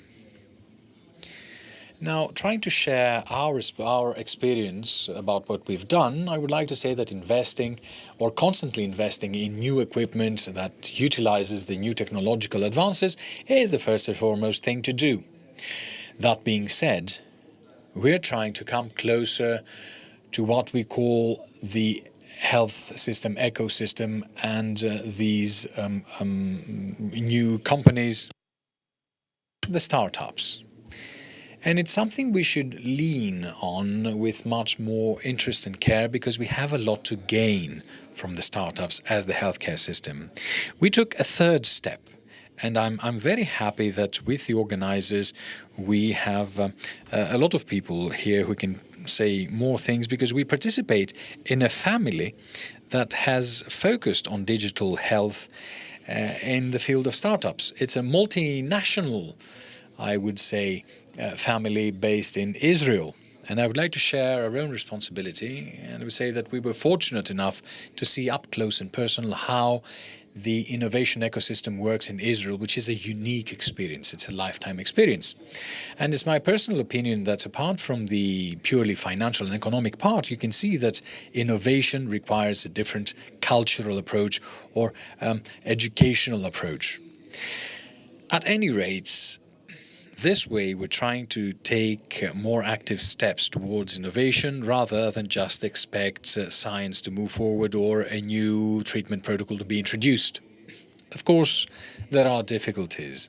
It's not a way paved in rose petals. It's not easy, but the regulatory framework, I would say, is a very important factor. And sometimes it's labyrinthine. In other cases, it's non-existent. So you have a lot of tools that no one says and explains how you can incorporate it in the everyday life of a hospital. And even the management of change is something we shouldn't overlook.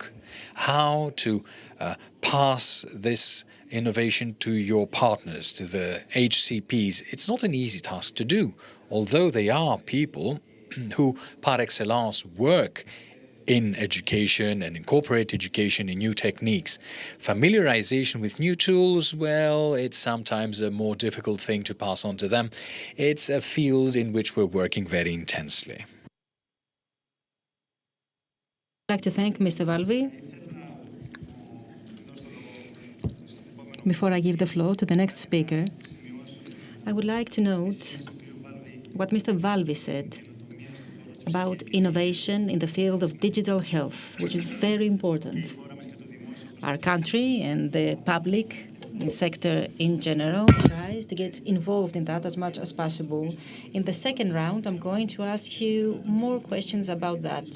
And of course, I would also like to touch upon the difficulties you mentioned, how we can make the most of this type of technologies, but we will get the chance to do that in the second round. Now we proceed to the third speaker, Mr. Taylor Sachs, Managing Partner at eHealth Ventures.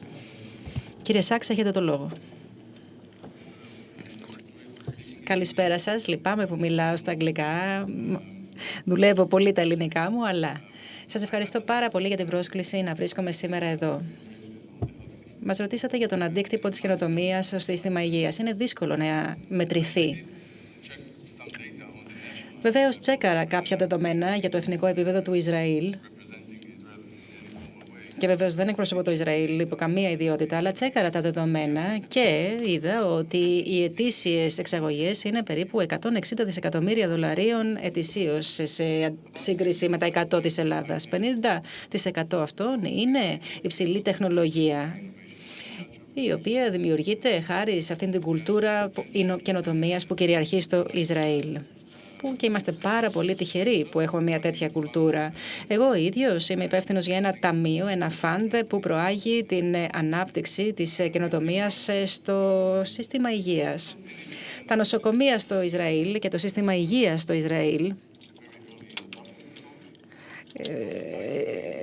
ήταν τομείς που υιοθετούσαν την τεχνολογία. Εγώ ξεκίνησα το ταξίδι μου στο τομέα της τεχνολογίας το 2001 και θυμάμαι τότε, πριν από 23 χρόνια, είχαμε μία πύλη online όπου κάθε πολίτης της χώρας μπορούσε να έχει πρόσβαση προκειμένου να έχει πρόσβαση στον ηλεκτρονικό του αρχείο.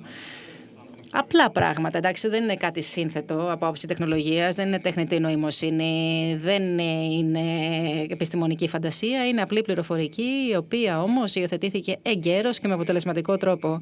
Και θα ήθελα να πω δύο πράγματα για την καινοτομία. Η καινοτομία για την καινοτομία δεν είναι ένας έξυπνος στόχος. Η καινοτομία θα έπρεπε να είναι ένα σύστημα που θα έχει ως στόχο τον εντοπισμό προβλημάτων, αλλά και τον εντοπισμό ευκαιριών. Θα σας δώσω ένα παράδειγμα. Όλοι γνωρίζουμε ότι ο πληθυσμός γυράσκει. Έχουμε προετοιμαστεί γι' αυτό. Τι κάνουμε, τι είδους νέες τεχνολογίες χρησιμοποιούμε, μπορούμε να χρησιμοποιήσουμε για να αντιμετωπίσουμε αυτή την πρόκληση. Και μάλιστα, θέλω να σας πω ότι επί καθημερινής βάσης, εγώ τσεκάρω τα δεδομένα και τις τάσεις και ίσως να μην το γνωρίζουν πολύ. Και εγώ ίδιος το έμαθα πριν από λίγους μήνες. Τους τελευταίους 3 μήνες στις Ηνωμένες Πολιτείες υπάρχει σαφής μείωση του προσδόκιμου ζωής. Πολύ λιγότερο και χαμηλότερο είναι το προσδόκιμο σε σχέση με 3 χρόνια πριν. Για πρώτη φορά τα τελευταία 100 χρόνια. Το έχει λάβει κανείς αυτό υπόψη του? Τι κάνει? Προετοιμάζεται? Και από την άλλη πλευρά, από την πλευρά των ευκαιριών, δεν είναι νέες τεχνολογίες. Εντάξει, η παραγωγική τεχνητή νοημοσύνη πλέον είναι πανταχού παρούσα. Πώς μπορούμε να την χρησιμοποιήσουμε για να επιλύσουμε τα προβλήματά μας? Δεν χρειάζεται να την χρησιμοποιήσουμε απλώς επειδή υπάρχει. Όχι, αλλά για να επιλύσουμε προβλήματα, είτε στον τομέα της υγείας είτε σε άλλο τομέα. Δεν χρειάζεται να επανεφεύρουμε κάτι. Ουσιαστικά μιλάμε για ένα σύστημα απλών ανθρώπων που εντοπίζουν τις ευκαιρίες και τις προκλήσεις και στη συνέχεια αδράτουν την καινοτομία για να τα αντιμετωπίσουν όλα αυτά. Όπως είπατε και εσείς, θα πρέπει να προσεγγίσουμε την καινοτομία ως ένα μέσο για την επίλυση προβλημάτων και όχι μόνο για την δημιουργία κέρδους. Αν κατάλαβα καλά αυτό που είπατε, είναι πολύ πιο σημαντικό δηλαδή να προσανατολίσουμε την καινοτομία προς το όφελος και την υγεία των ανθρώπων και όχι μόνο για οικονομικό κέρδος ή για οικονομικούς σκοπούς. Θα έχουμε τη δυνατότητα στο δεύτερο γύρο παρεμβάσεων να ακούσουμε περισσότερα από την πλευρά σας για αυτά. Let's move on to the next speaker, Ms. Kavita Patel. First of all, I would like to welcome Ms. Patel. In the beginning, we mentioned that she has just arrived in our country. She is manager director of a big company, Roche. We all know the company. She has been only a couple of months here in Greece, and we hope that she will stay in the country and will have a productive presence here. Σας ευχαριστώ πολύ. Η μόνη λέξη που έχω μάθει είναι καλησπέρα. Και εγώ δουλεύω τα ελληνικά μου, οπότε ζητώ συγγνώμη που δεν μιλώ ελληνικά. Πρώτα απ' όλα θα ήθελα να ευχαριστήσω τους διοργανωτές για αυτό το υπέροχο συνέδριο. Θα ήθελα επίσης να ευχαριστήσω και τους διοργανωτές που μου έδωσαν την ευκαιρία να συζητήσω για αυτό το πάρα πολύ ενδιαφέρον θέμα. Και θα ξεκινήσω με αυτά που είπε ο Υπουργός. Κάτι που έχουμε επαναλάβει πολλές φορές στο Σένεδρο, ότι οι επένδυσεις στην υγεία μπορούν να ενισχύσουν την οικονομική ανάπτυξη τόσο μιας χώρας όσο και ενός κλάδου. Οπότε πρέπει να σκεφτούμε τι μπορούν να προσφέρουν οι καινοτόμες εταιρείες και να δούμε πώς ο φαρμακευτικός τομέας γενικότερα μπορεί να αποτελέσει μέρος μιας λύσης. Όπως γνωρίζουμε, οι καινοτόμες θεραπείες μπορούν να μετασχηματίσουν τη ζωή των ασθενών, των οικογενειών, δεδομένου ότι μειώνουν το βάρος για την κοινωνία γενικότερα και επιτρέπουν στους ασθενείς και τους φροντιστές να συνεχίσουν να εργάζονται και να είναι παραγωγικά μέλη της κοινωνίας.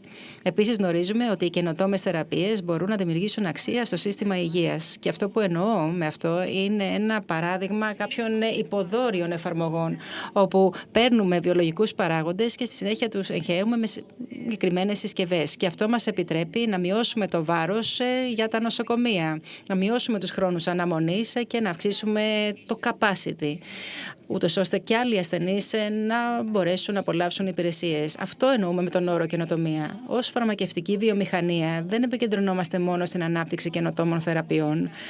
Επενδύουμε σημαντικά στην έρευνα και την ανάπτυξη.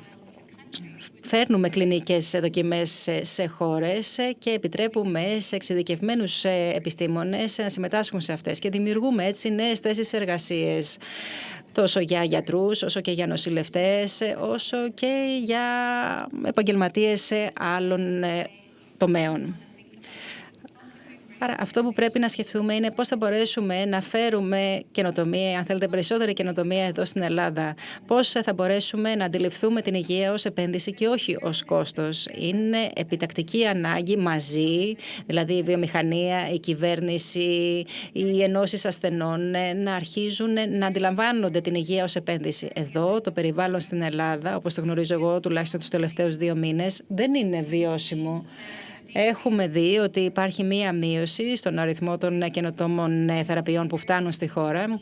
Γνωρίζουμε επίσης ότι μεταξύ 2019 και 2022 50% καινοτόμα φάρμακα έχουν φτάσει στην Ελλάδα. Πώς θα μπορέσουμε να το αλλάξουμε αυτό? Κάποιες από τις λύσεις που θα ήθελα να προτείνω είναι οι εξής. Πώς θα μπορέσουμε να διασφαλίσουμε επαρκή χρηματοδότηση για την καινοτομία? Η Ελλάδα βρίσκεται πίσω σε σχέση με άλλες ευρωπαϊκές χώρες. Επίσης, βρίσκεται πίσω σε σχέση με τις κλινικές δοκιμές που λαμβάνουν χώρα στην Ελλάδα. Πώς θα ενισχύσουμε τα κίνητρα για τις κλινικές δοκιμές, ούτως ώστε να συνεχιστεί η επένδυση στην καινοτομία, στην έρευνα και την ανάπτυξη? Τέλος, πώς θα μπορέσουμε να δημιουργήσουμε ένα πλαίσιο όπου η πραγματική κοινωνική αξία των τεχνολογιών και των φαρμάκων που φέρνουμε γίνεται μετρήσιμη. Καταλαβαίνουμε ότι ο προπολογισμός είναι περιορισμένος. Εντούτοις, αν κάνουμε μια καλή δουλειά και αν αξιολογήσουμε όχι μόνο την κλινική, οικονομική αλλά και κοινωνική αξία των φαρμάκων, τότε θα φέρουμε τα σωστά φάρμακα για τους σωστούς ασθενείς. Ωραία.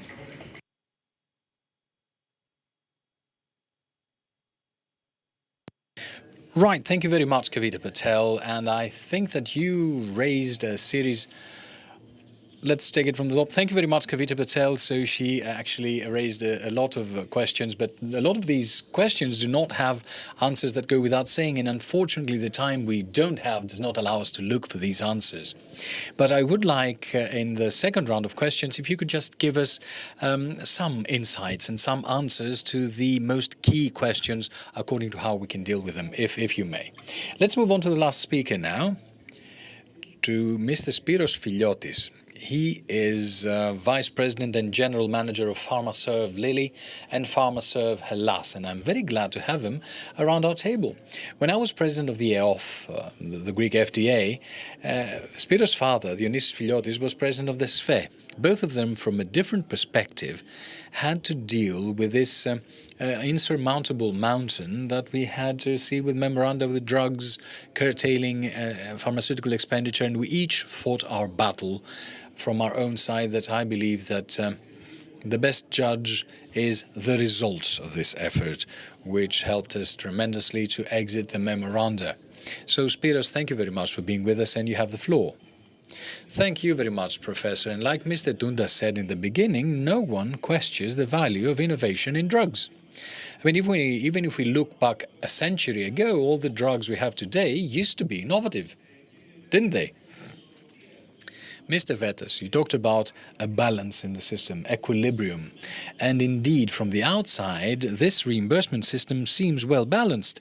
But like Kavita said, as far as we're concerned, we feel that we are on the precipice. We're at the end of the cliff, okay? And he said this time and again that funding is not enough.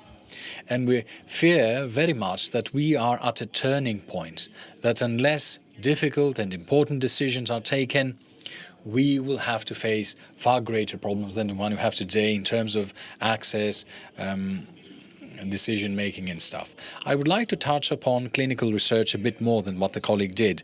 We all know how important clinical research is. We have been saying in these conferences for years how good it is for patients. It helps doctors. They learn. It's economical. The health system stands only to gain from clinical research that all companies are trying to bring to the country. And of course, economy in general. I mean, from what we do as the health sector, there's more than 100% local added value as a result of what we do. The system, like Mr. Sachs said, must be greatly improved. Innovation of the system and in the system, which, like you said, is a simple thing in and of itself. Innovation in a system is not difficult to create, okay? But all interested parties must meet, locate the problems and fix them. The minister, in the beginning, talked about the programs that give a lot of money, offset, clawback, and this and that for research. Unfortunately, these do not work. We've seen that in action, that they simply don't work. There's a lot of proposals, okay? We want all these things that appear without saying, from a country such as Israel, to put it to good action and to sit together and say, these are the problems, these are potential solutions, let's put this to action, guys. And you'll see that as though we were waving a magic wand, in a few years we'll be able to say and talk about the Greek miracle.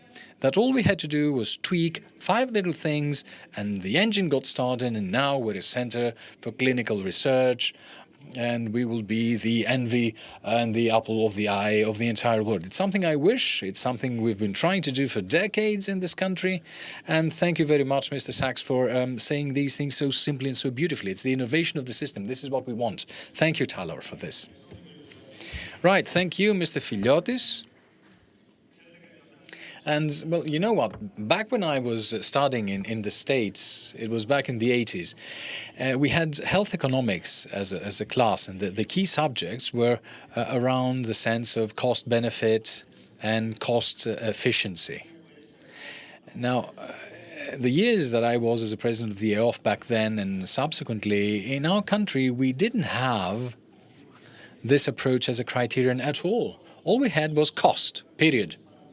In pharma, for instance, in drugs, we didn't have a pharmaceutical policy. We had an invoicing and pricing list policy, taking into consideration the enumerator rather than the other part of that equation. Okay, I mean, I know that things have improved ever since. I don't know to what extent they have they have improved, but when I hear, for instance, and I'm talking to you, Mr. Vetas, primarily, that in order for an innovative drug to be able to come to the country and to be included in the prescription capabilities, there needs to be an offset and to have a discount on the basis of the clawback. So I realize that this is a huge impediment in the introduction of innovative drugs. I would like to hear what you have to say, and if you think that we can possibly deal with this tremendous delay caused by this deliberation and this negotiation in the logic it is being done today. I believe you explained it very well. It is how we can stabilize cost and benefit, and cost in a wider sense, not only the immediate cost of using a specific drug, but also what it can offer to the health of patient by substituting other health services that may be necessary. This is exactly what we are lacking today, and this is lacking. And of course, you are far more expert in that than I am, because we don't have a visibility in the system. Not only a drug that arrives today on a specific day and it is different the next week. No, we need to have a planning for the drugs that will stand for the next 3 years, for example, because more or less we know which are the trends of innovation. In order for this to happen, we need to make a rationalization of the reimbursement system so that we can actually create a space. The concept of innovation is identical to drug. The life cycle starts with something that is totally innovative, then the patent expires, it proceeds to other stages and may be substituted by other drugs. This life cycle, once it becomes part of a regulated system like ours, is asynchronous, and that is why we have the delays that you mentioned. So where we stand today, and as you aptly said, we need to have a more systematic approach to the relation between cost and benefit. And this will actually increase the visibility that the companies need. And they will better know what is the role in the country, because companies and businesses, and especially after the bailout programs, find it difficult to make a planning, and they find themselves in a difficult state of reimbursement in which they have to sell without knowing whether they're going to get paid. So this is the next step. However, I would like to highlight a couple of points that I briefly mentioned previously. The part of attracting, Mr. Filiotis, for example, talked about clinical research. I would like to insist on primary research.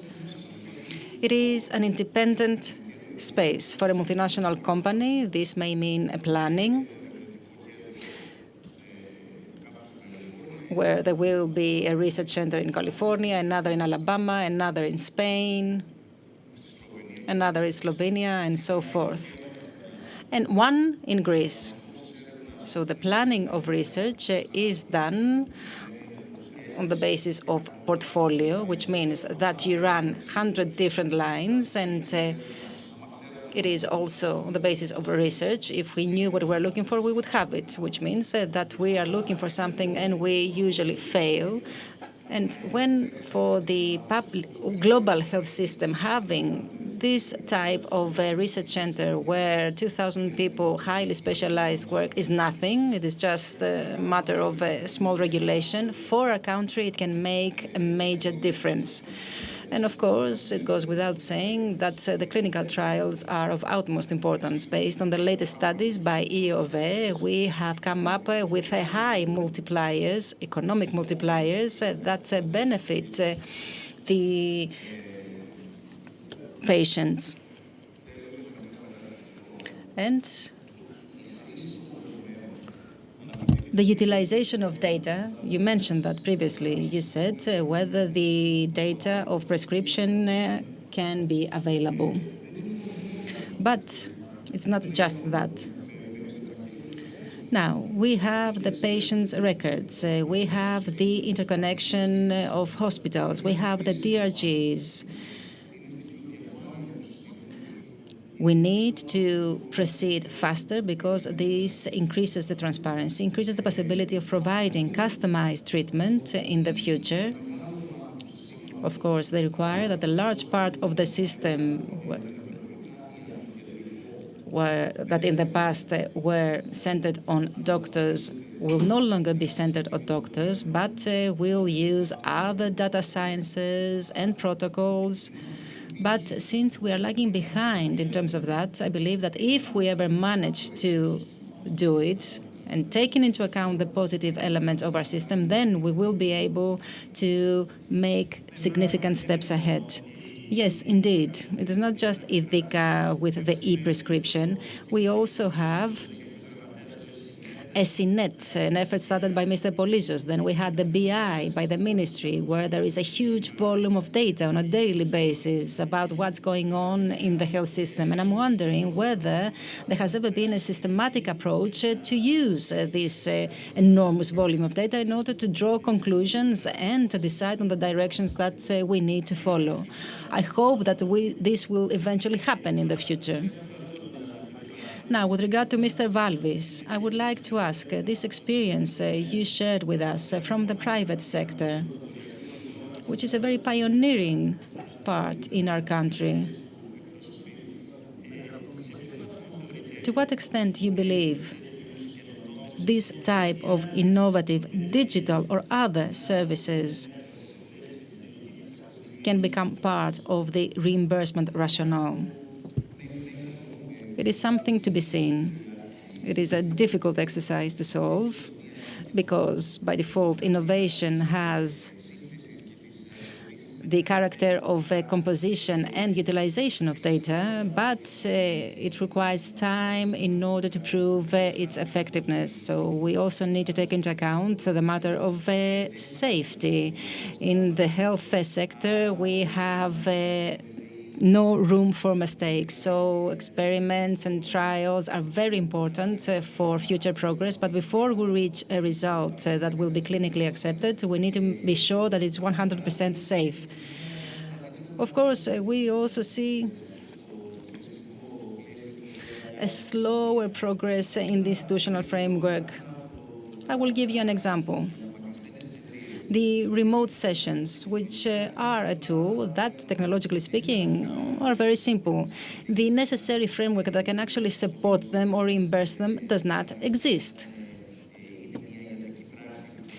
And because of the lack of this framework, these are not perceived or characterized as medical act, just like the physical session with the doctor. I believe that all of us, all the different parties from public and private sector need to come to an understanding so that we can actually develop such a framework, because technologies exist and it's a shame that we don't have the necessary framework that we could have for the benefit of the patients. Right, excellent. Thank you very much. Mr. Sachs, you have the floor now to say a few more words about the issue you raised earlier about the resolution, the solving of problems, and what criteria can one choose which problems to put in the forefront and solve first.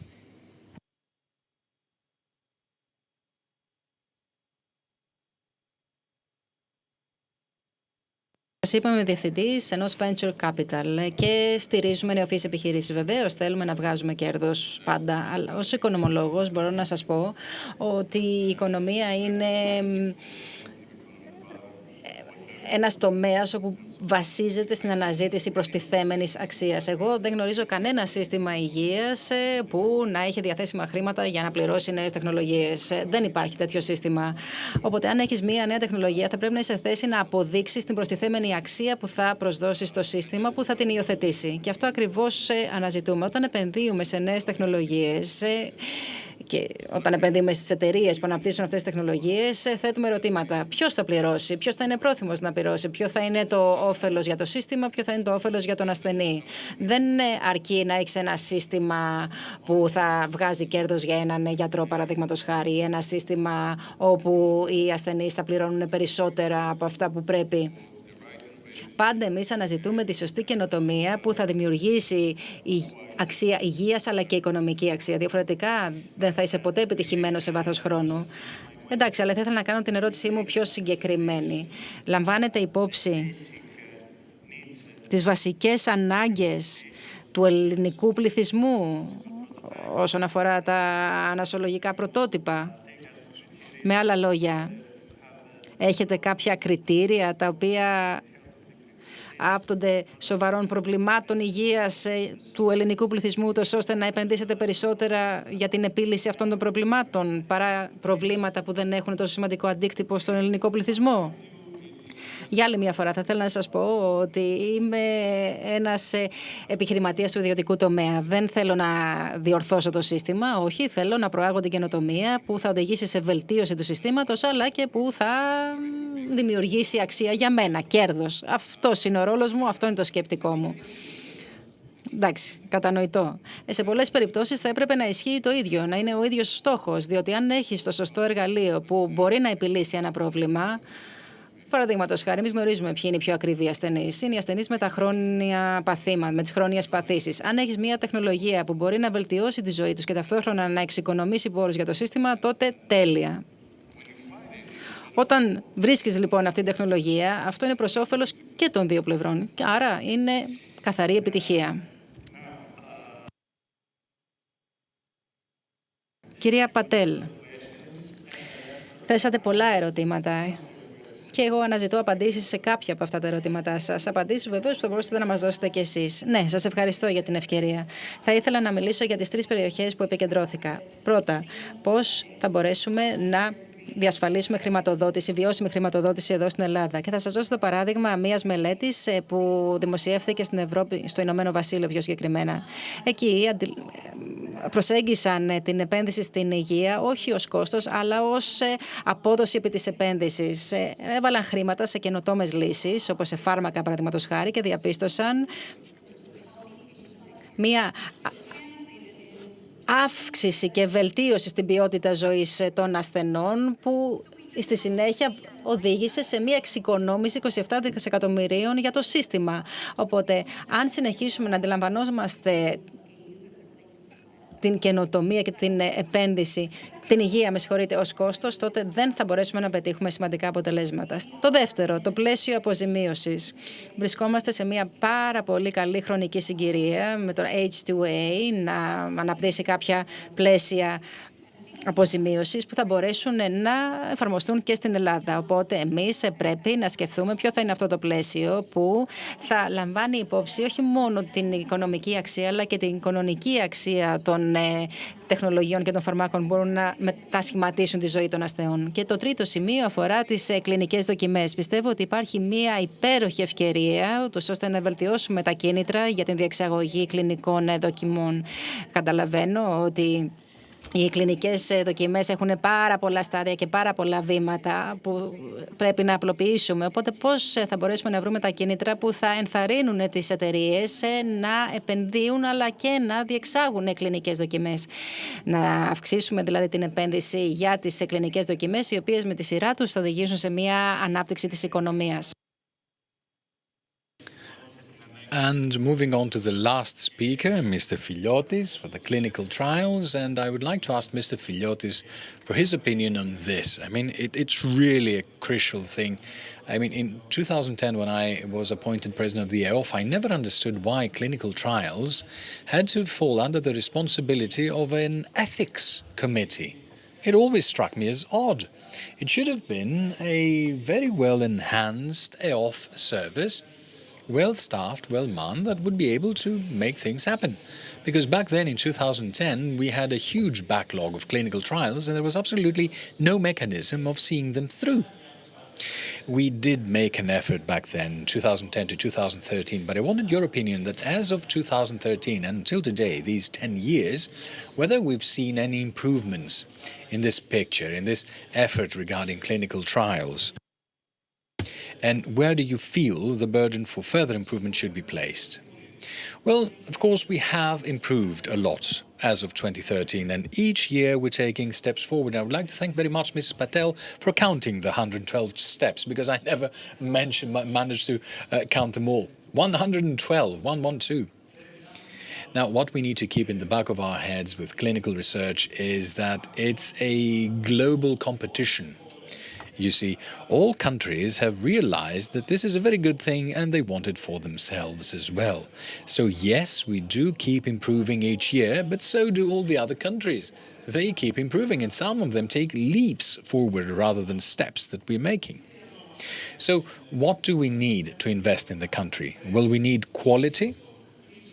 It's of the utmost importance. What is of the utmost importance in clinical trial is good data. Fortunately, Greece is one of the best, I have to say, in terms of clinical of data things. And the second that we have a problem lagging behind is speed and the 112 steps. And of course, the ethics committee of the OFF works now, but there's an entire system that trickles down to the hospitals and in hospital committees and managements of the IPE and hospital lawyers and all this that creates delays. The fastest country wins the medal, okay? And third is the cost. Well, we're businesses, like Talor said, we're businesses, okay? We're trying to solve problems, to bring innovative drugs, but we need to make it fast and in a lucrative way to make a profit.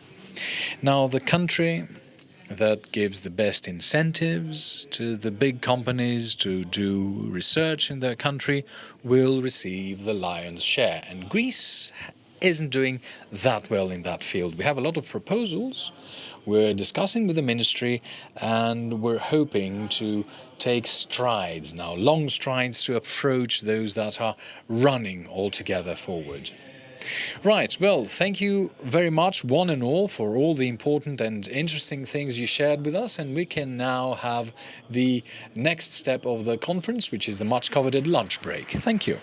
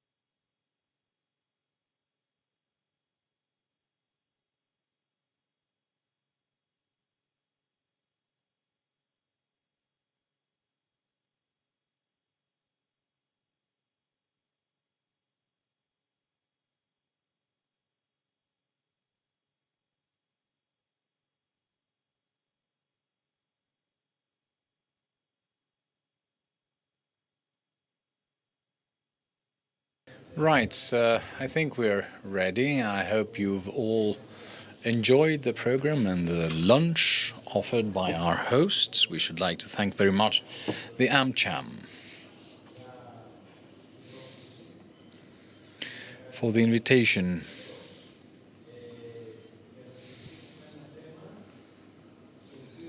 to discuss a subject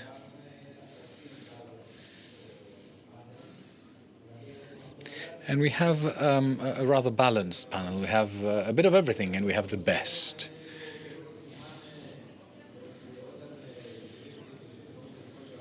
When we had the Greek NHS in 1983, 1984, I was very young back then, and I was a member of the committee that had to do with the organizations of the hospitals and the inclusion of the hospitals in the then newly established NHS. And after 40-something years, we're here again, Kyriakos. I was very young back then. I'm no longer now, you know.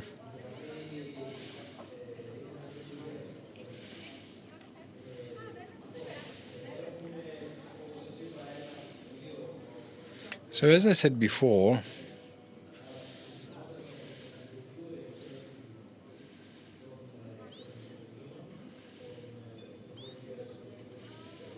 now we have the de jure responsible party,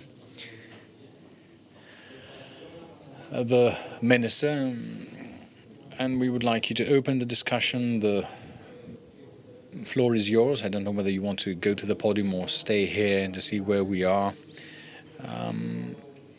Because the title needs a bit of an explanation what we mean by inclusion of a hospital, of a new hospital, and what we mean secretly of what is a new hospital. Because, well, you see, hospitals and the way of their organization and even their building and everything and architecture is entirely different to what it was back then, because technology changes, the needs change. So, Minister, you have the floor.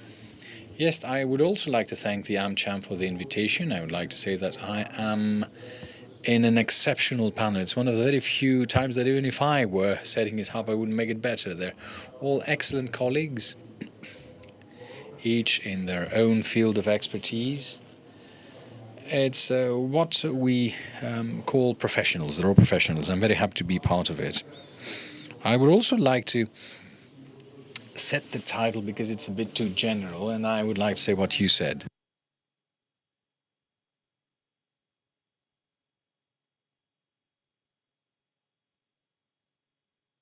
Now we have a hospital that has infrastructure, there's a new infrastructure, but we also have a new hospital as regards the form and its way of structured operation, and how we can move from a system that for 40 years has been working in a very specific way, moving on to a new era, a new time, or a transitional stage to reach the level at which we want hospitals to be in the years to come. I will start from the building of new hospitals and say that hospitals in our country were built a number of years ago. The most recent one in Attiki was built 20 years ago. And due to the memoranda and the crisis we had, there were no serious reconstructions or renovations. This changes in the access with the addition of 3 new hospitals by the Stavros Niarchos Foundation, which creates the new hospitals in construction, but also some new innovations that will have to do with the administration and the way they operate.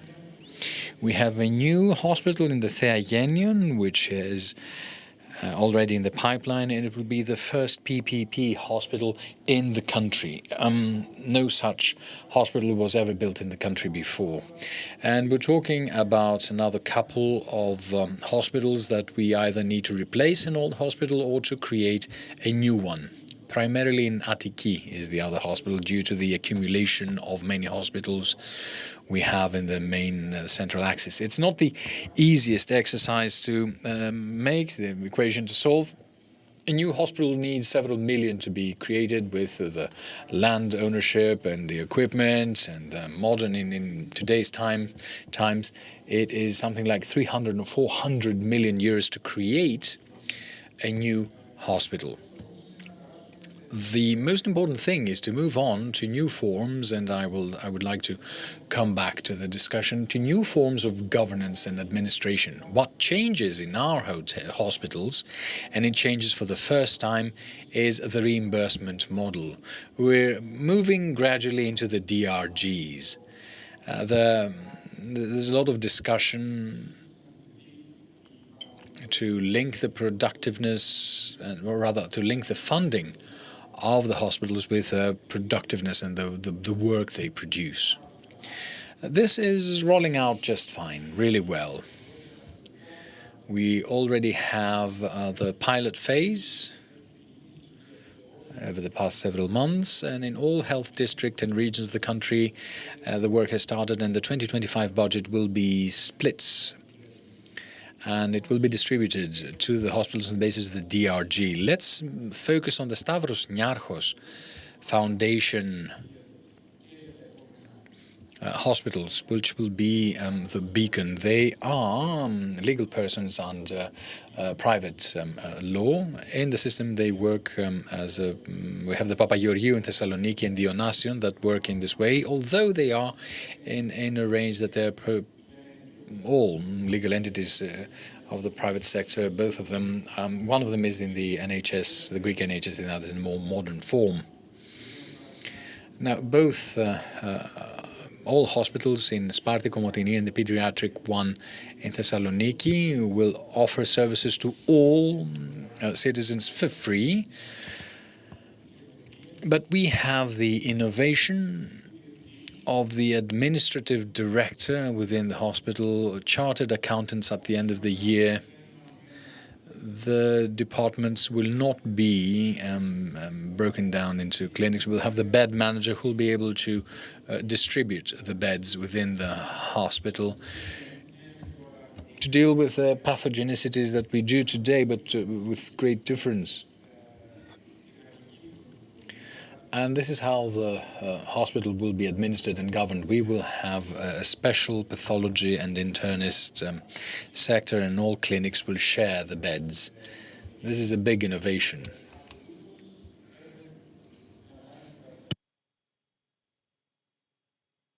Going back to the building thing, these hospitals will be state-of-the-art in terms of environment footprint. They will be elite, and they will be the first ones to meet the requirements of building in an environmentally friendly way.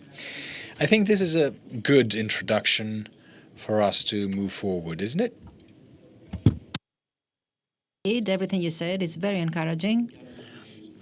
And I hope that we will get the chance to answer to other questions during the discussion. And I would like to give the floor to Panos Papoulias, Chief Operating Officer, Stavros Niarchos Foundation, a foundation that I would personally like to thank for all the contribution it has made to the health sector.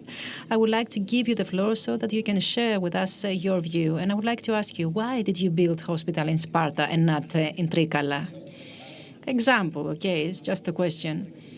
I mean, what were the criteria you used or you agreed on with the Ministry of Health? What were the criteria that you used? Part of the answer has to do with the values that govern the operation of the foundation.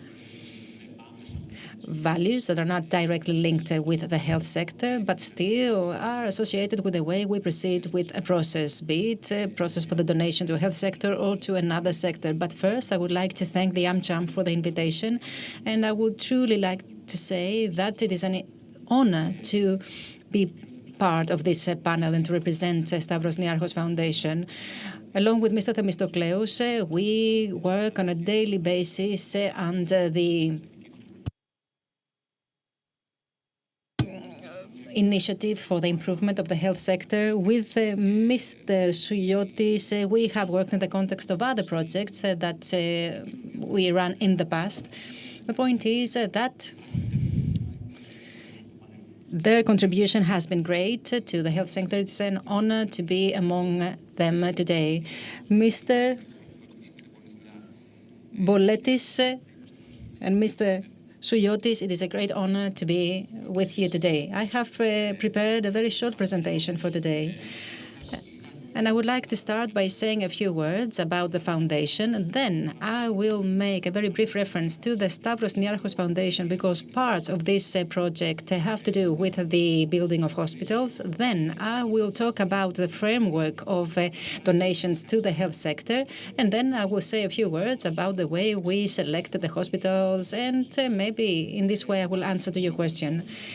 We always want to remember our founder,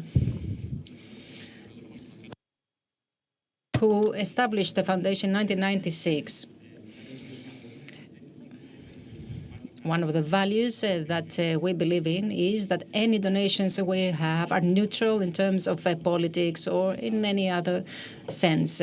As you can see on the map, we have made several donations, many of which have taken place in the United States. There we have organizations with whom we collaborate in order to develop certain assumptions for the hospitals.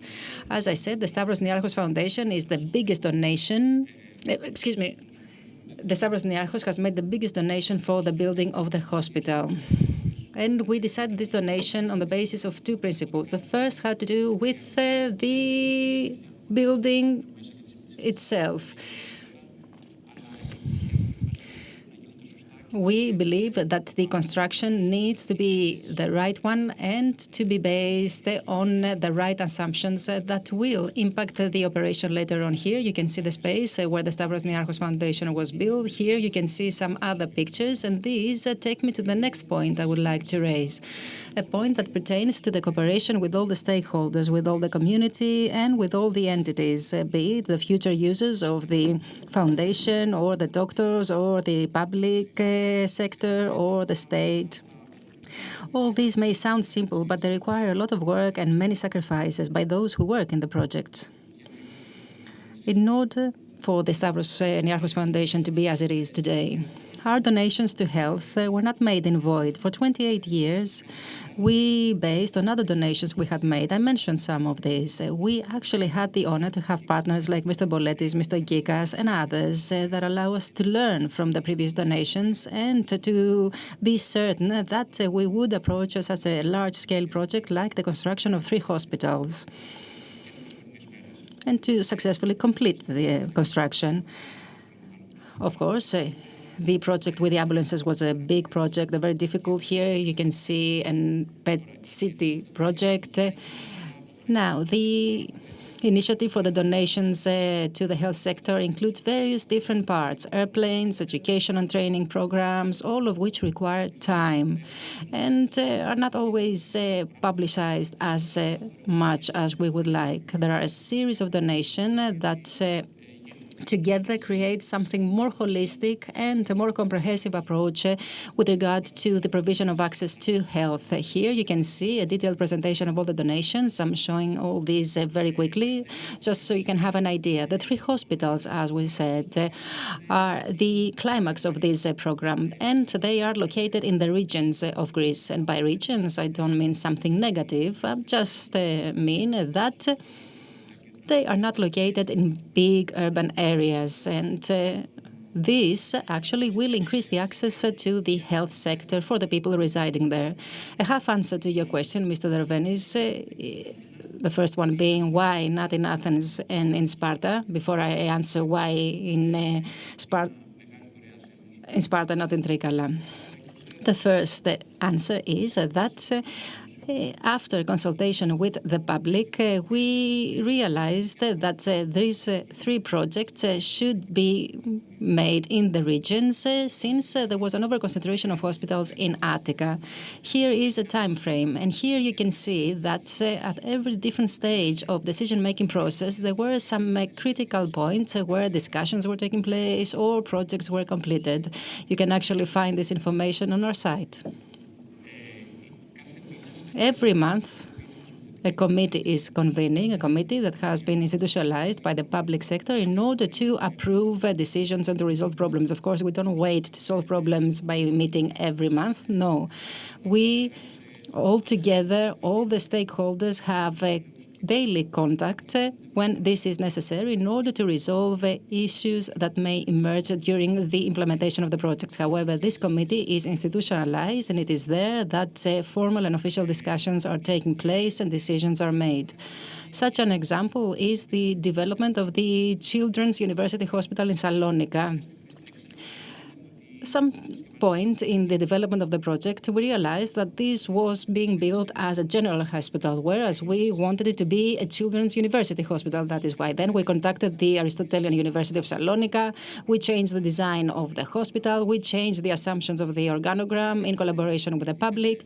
We updated the different designs and plans, and this is how we have gotten to the present moment. This means that whenever we identify something that needs to be changed in the plan, we actually make the necessary changes that will be to the benefit of all stakeholders. Here you can see some extra services that were created on top of the initial planning for the university hospital. And here you can see the consolidation process with the doctors. They saw the equipment, they saw the plans, they made some changes. This was a painful but very important process for all those who were taking part in this project.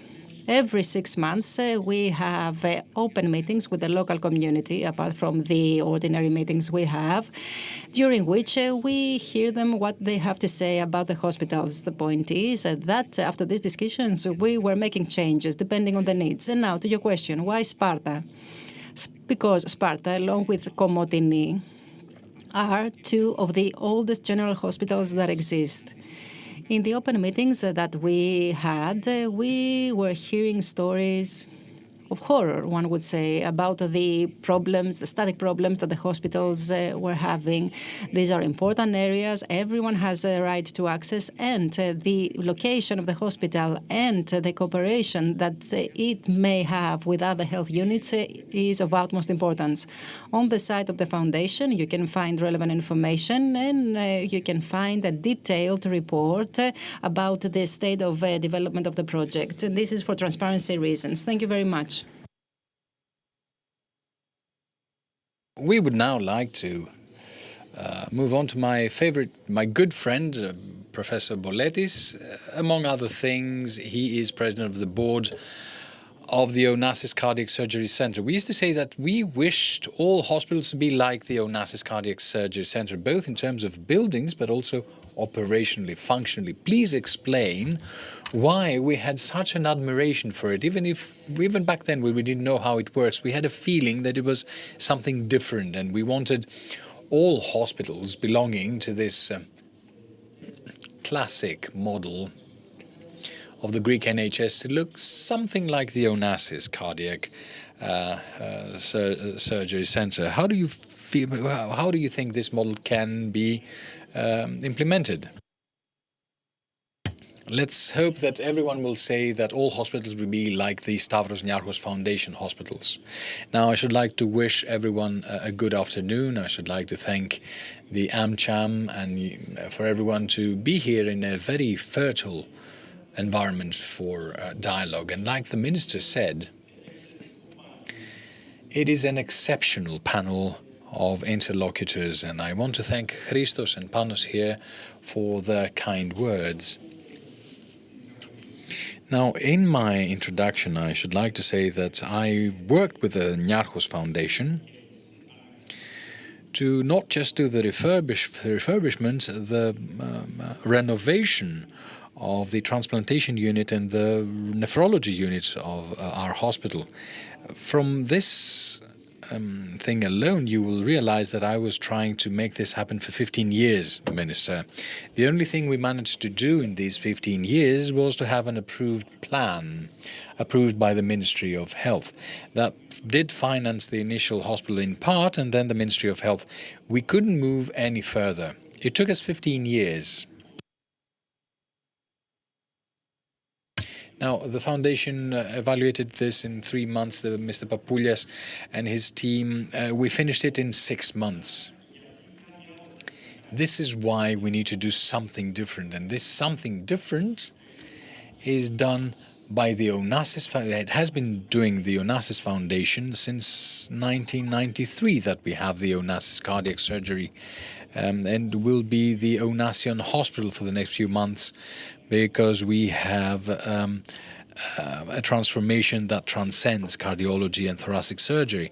And then I'm certain that such a course will be followed by the hospitals that are under the auspices, as it were, and the responsibility of the Stavros Niarchos Foundation.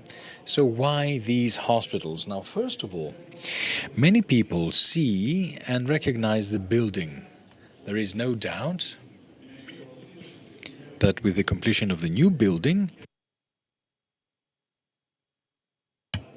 and the lighting of everyone by Deco, to borrow something from the Stavros Niarchos, or to walk hand in hand with the most beautiful picture in the area, this makes it recognizable to the passers-by. I'm thinking of the Lycon Hospital, which I love very much, the huge difference between the two. Then we have the hospital part. In the, I don't remember how many anniversary of the Attikon Hospital celebration, I heard, and it still rings in my ears, that with 628 beds, it has 800 people of nursing staff. The Onassis, with 136 beds, has 400 people.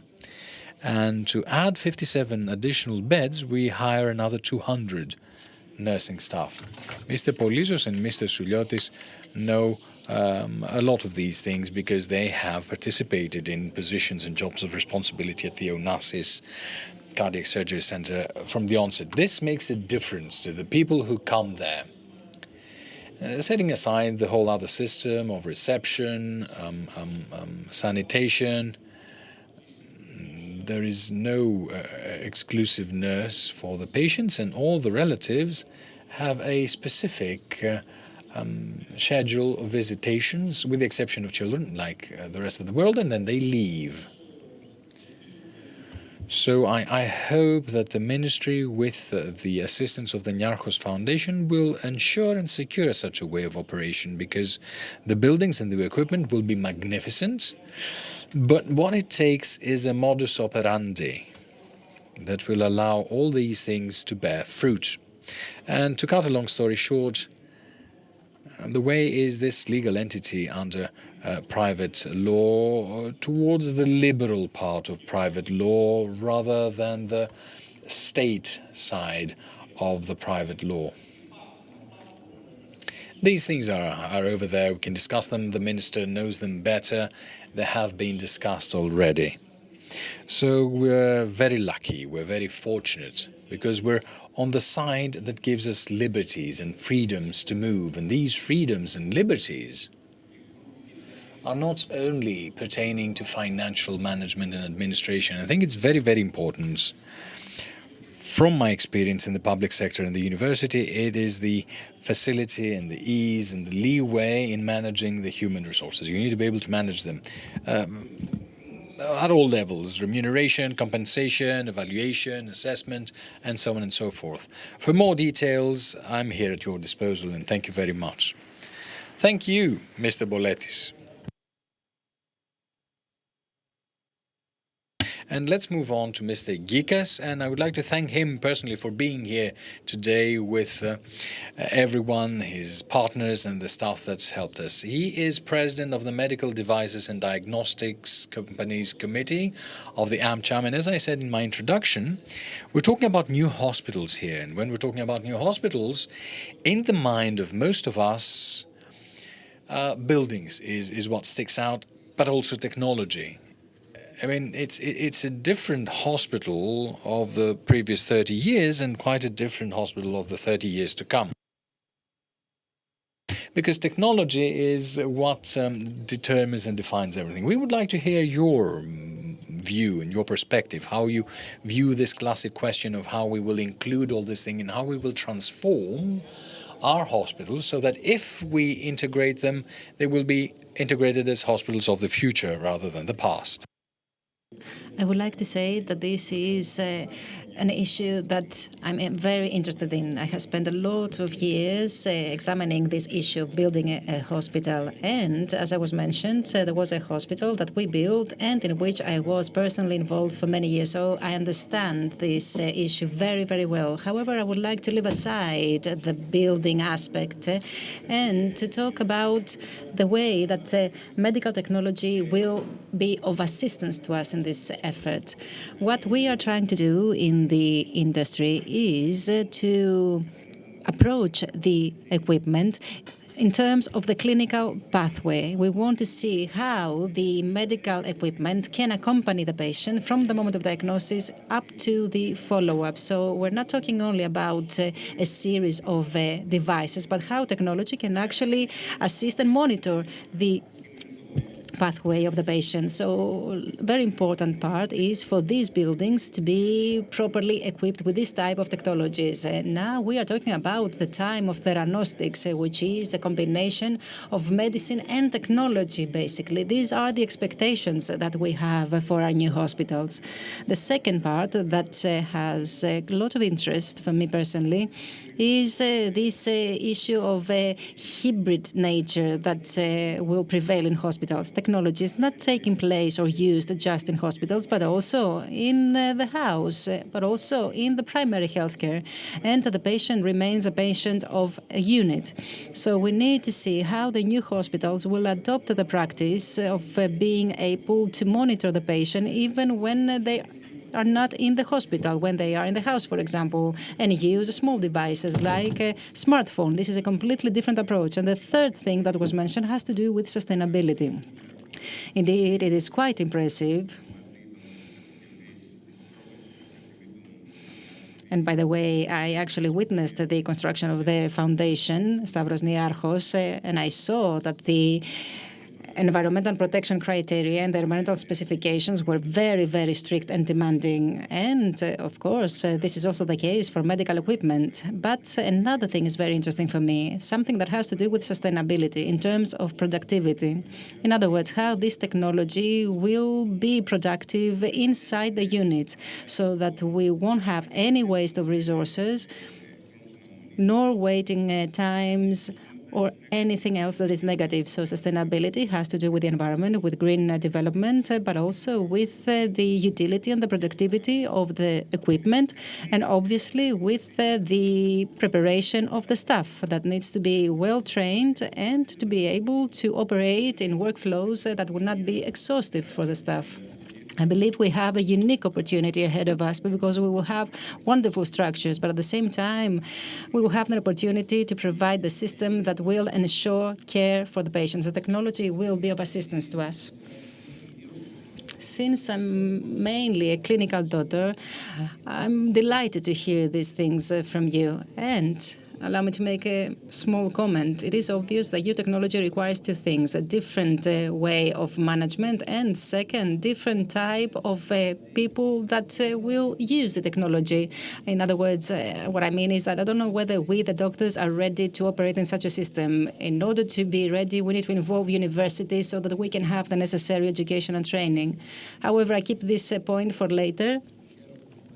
Kyriako, it's a great pleasure to see you once again in a panel. Mr. Souyotis is a professor, as we all know, at the University of Peloponnese. He has written several chapters and publications. I was very happy to read that you are among the 100 leading scientists in your sector.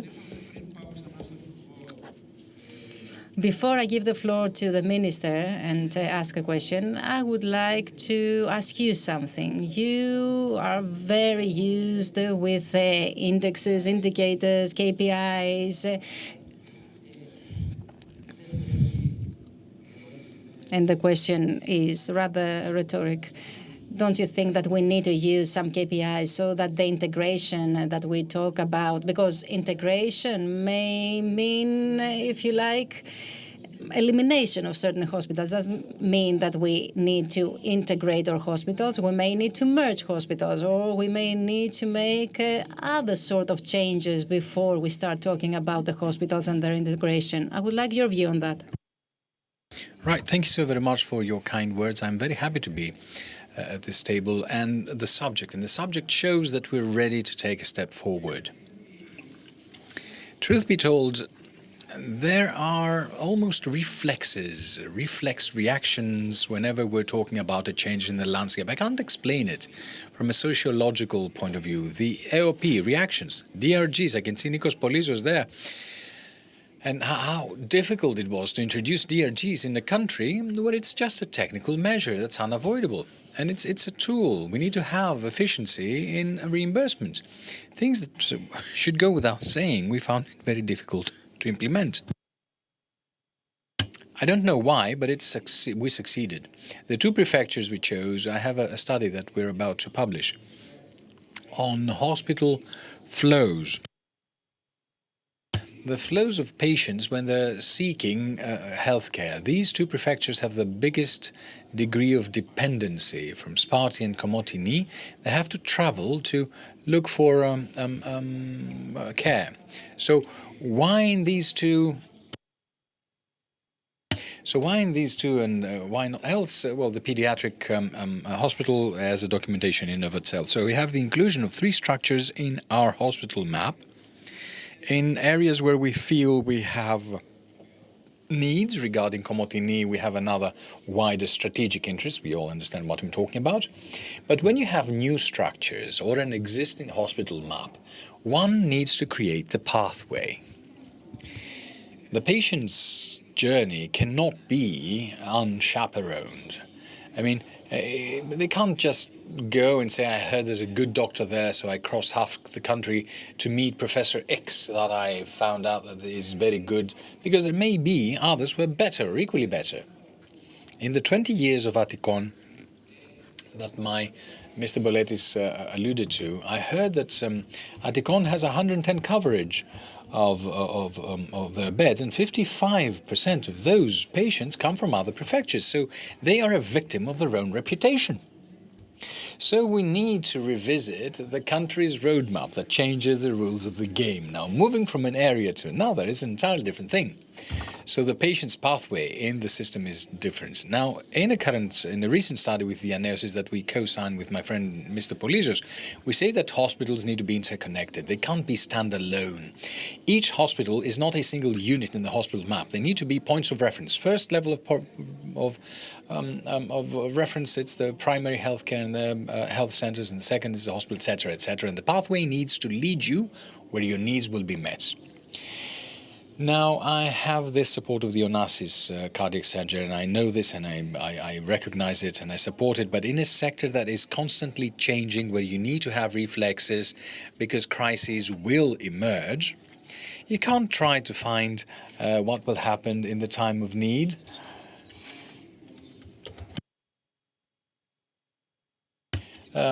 These models of the legal person of the private sector are the ones that will help us. I mean, how many times did we hear that the machine was off and the patients need to be referred to other structures because the maintenance SLA has some problems, we couldn't find the spare parts. These are everyday problems.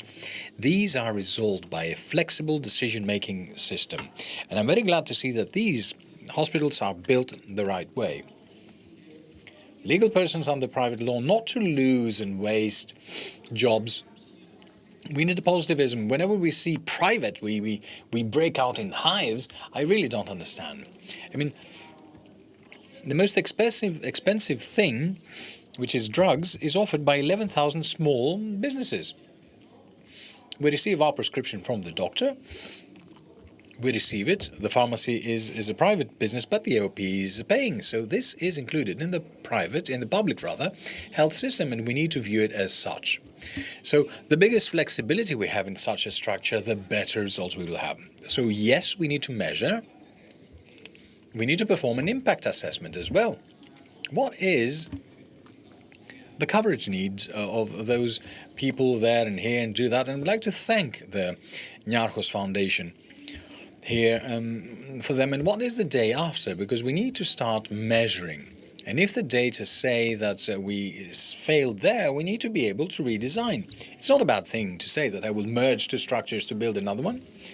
A better example than the Argos Nafplios Hospital is 12 minutes. We have two hospitals between Argos and hospital. We could have two. Quite possibly one hospital does one thing and the other does other, but to have two small clinics that do not operate optimally at 12 minutes apart is not good for the system and its viability and sustainability, or for the citizen. At some point, in the areas that technologically are of high risk, we need to put the private sector in the game and to say that you will operate this department, you will pay rent, so I, as the hospital of sound mind, and if you are productive, have a turnover, you bring people, you bring the best machines and everything, you modernize it, you will have your benefit. And I will offer citizens the best possible quality for the least possible risk. Because inherently and purely public sector, we don't have the flexibility to meet the equipments and everything. And while we're talking, there are new emerging health needs and there are new treatment responses. So how can you incorporate them all to the benefit of the society? Only with flexible systems. We shouldn't fear them. The Onassis Foundation, for as far as I know them, offers services to the citizens under security and coverage. Social security coverage, and they never changed. Thank you, Kyriakos. The funny thing is that in Greece we're against entities of public sector that are more public than the public ones. In the public sector hospitals we have a whole funfair and we have a whole fair, and we are offended by the flexible forms. Now, you've got a hot potato in your hands, right? That's what's not yours. It comes from way back, this opposition that contains this cursed word, private, that could be to the benefit of the public system. This is what's tragic. So, Minister, I asked Kyriakos the question earlier, but I would like to ask you, because you're more competent to answer. In our planning, are we focused on using other methods apart from the merger? I'm talking about closing down hospitals, transferring them or transferring their services, or departments of these hospitals that are not working. This is something I understand that needs to works in an atavistic way, and it causes reactions that we shouldn't in Greece as a reflex. But my question is, how feasible do you feel it is to restructure the entire hospital care map in Greece in order to be able to integrate and incorporate new hospitals with new technologies and new management? Experiences from the Onassis or the Papageorgiou in Thessaloniki, or even public entities under public law. But are we ready to make such a big move? Or are we going to fall flat on our faces?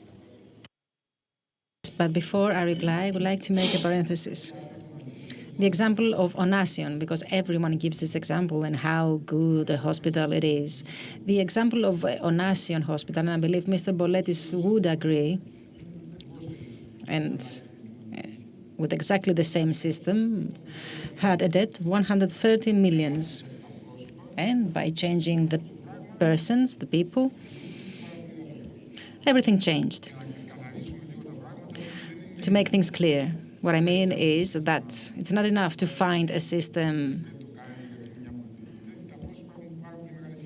No, it is not just a matter of the system. The people play a very important role. The Onasino, as it operates now, the same hospital that is now praised by all, 9 years ago had 130 millions of debt, far greater than the debt of not 1, 2, or 3, but of 15 public hospitals. So it is very important to have the right people. And it is equally important to have a monitoring and auditing mechanism. So before we proceed to anything, we need to make sure that we have the right people that are capable of running management systems that are flexible. And now we're talking about a new form of management. This was mentioned previously, again, by Professor Poletis.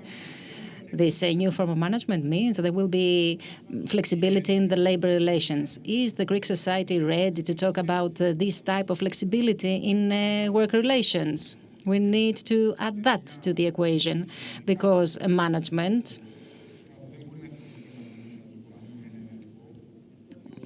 of public and private hospital is radically different. Okay, we cannot compare the two, but still, what we need to keep in mind that the private sector is actually performing smaller size operations, and it tries to maintain the quality of the services that it provides, something that the public sector cannot do very easily. So if we actually see what are the rules that govern the operation of hospitals, then we can actually come up with a roadmap that will help us proceed to the future. And to answer to your question, we are talking about a redesigning of the health map.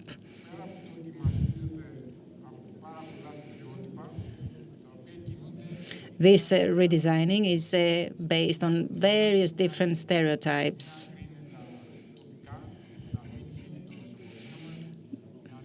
Some of the stereotypes are of local nature. For example, people don't want the hospital to close down. They don't want to see the cardiologic clinic to close down.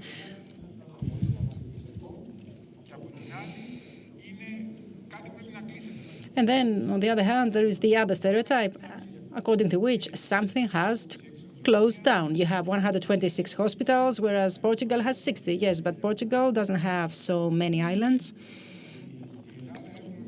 In Greece, we have hospitals on islands that will continue to operate. They have a debt. They don't abide by any economic rule that is the rule in the private sector. The point is that they will continue to operate.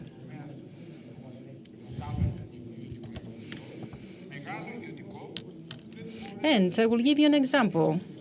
There was a big private hospital that could not actually keep it operating. And this was in one of the basic islands of Greece, biggest island of Greece, Mykonos. It was a big dialysis hospital in Mykonos. And this hospital actually closed down. This private hospital couldn't find the doctor or couldn't pay the doctor so as to maintain the operation of the hospital. And this means that a large part of the public system will inevitably be non-profitable. And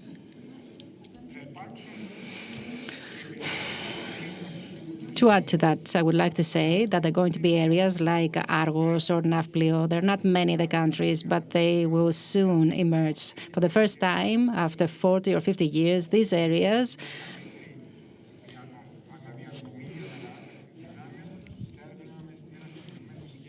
will emerge and will have a very specific plan that will be implemented there. There are some interventions that are planned in local hospitals. Some other things that I would like to say is the claim of many people who wonder, can you possibly have one hospital in Livadia and one hospital 12 kilometers away? To build a new hospital, you need 10 years. Apart from the funding, which is a very important aspect, building a hospital is not an easy task. The fact is that the country will have a plan for the distribution of departments and the classification of departments.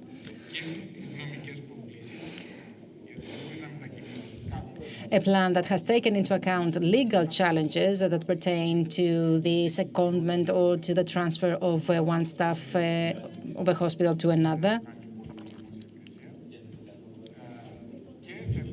And there are going to be also provisions that will apply horizontally in hospitals. These are provisions that exist in other countries. Countries that, of course, have a different history with regard to the hospitals. I'm talking about the northern countries, but still we will be daring enough and try and put these plans into practice. And that's not just because we need to make a reform or because we need to make a change, but because at the end of the day, and this was mentioned by the previous speakers, will be to the benefit of the patient and to the benefit of all citizens. And having said that, I would like to talk about the culture of data collection.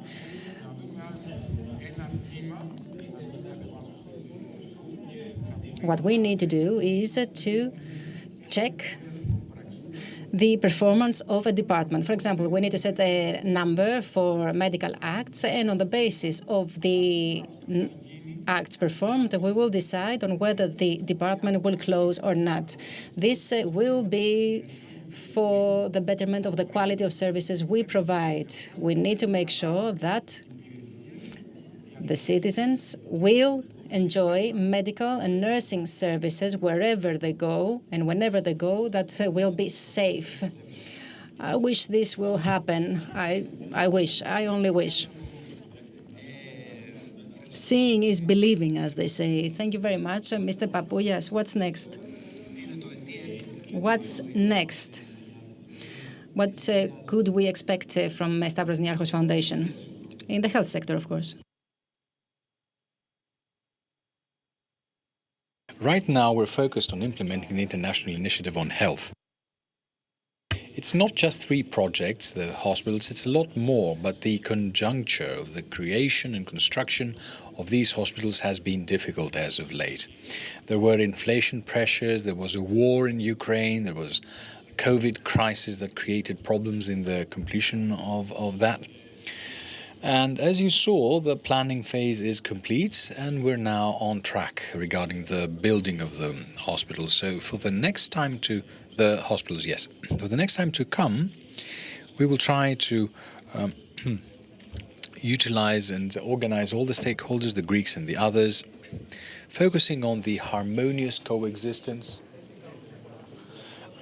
with other health care professionals in the country. And we hope, or rather we're convinced, that in 2.5 years from now we'll be able to talk about the delivery of hospitals that will be perfectly built, that will be required by these societies,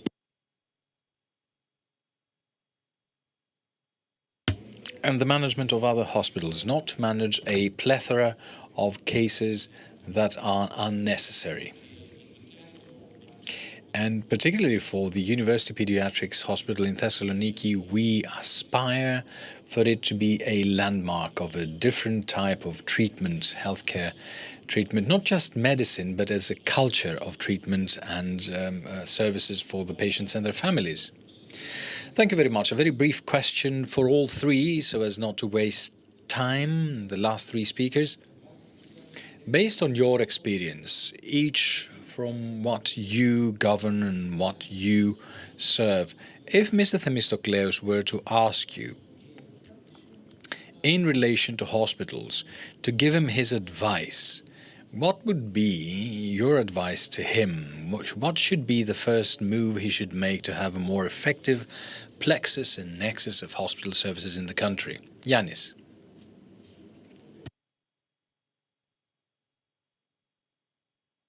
Now, the management and administration of each hospital, because I have the honor and the responsibility of being for 5 years with the Onassis Cardiac Surgery Center, I didn't want to raise. Mr. Themistokleous is right, and I would like to add something more. When he gives you degrees of freedom and the management is not professional, I'm not talking in terms of church morality. Things are even worse because no public hospital has 130 million debt. So it's a different way that things are settled. But the Onassis had that. So it needs a framework and it needs professionalism, but it needs constant assessment and evaluation and fail-safes. The memoranda did bring some such mechanisms, but they can be circumvented if one wants to. They can be worked around. So mechanisms, constant evaluation and assessment, professionalism and meritocracy, but within a framework. No matter how good you are as an administration, unless you have a framework, things can't work. Now, what I would like to tell the minister is I don't know how difficult it is for the central IPE, two of Thessaloniki and two of Athens, apart from their merging, which is a different ball game altogether. How difficult is it for the hospital staff, legally speaking, to belong to the IPEs, the health districts, to allow the system to make different arrangements? Alongside the proposal by the Aneosis, and that is operational all over the world, in that it's not the hospital as a unit, but it's a trust. It's hospitals that complement one another. Mr. Gikas, well, just a couple of things, and I think that the minister agrees with me. One of them is to enhance digitization. We need more platforms and AI. This is the only way we'll be able to measure things. And the second bit has to do with culture. This culture will need to exist in hospitals. And the second part has to do with sustainability. We need to ensure that these units are sustainable and productive. To make this happen, we need collaboration between the private and public sector to have results. Mr. Souliotis? Now, I will start where you picked off. It's indicators, KPIs. When you have an administration, you had set some targets. So we have a hospital in this area, we have this percentage of the population that chooses other areas and regions to cover their needs, and we want to keep it within the region. But if we come to think about human nature, it takes incentives. A doctor with many operations cannot be remunerated and paid the same as someone with fewer operations.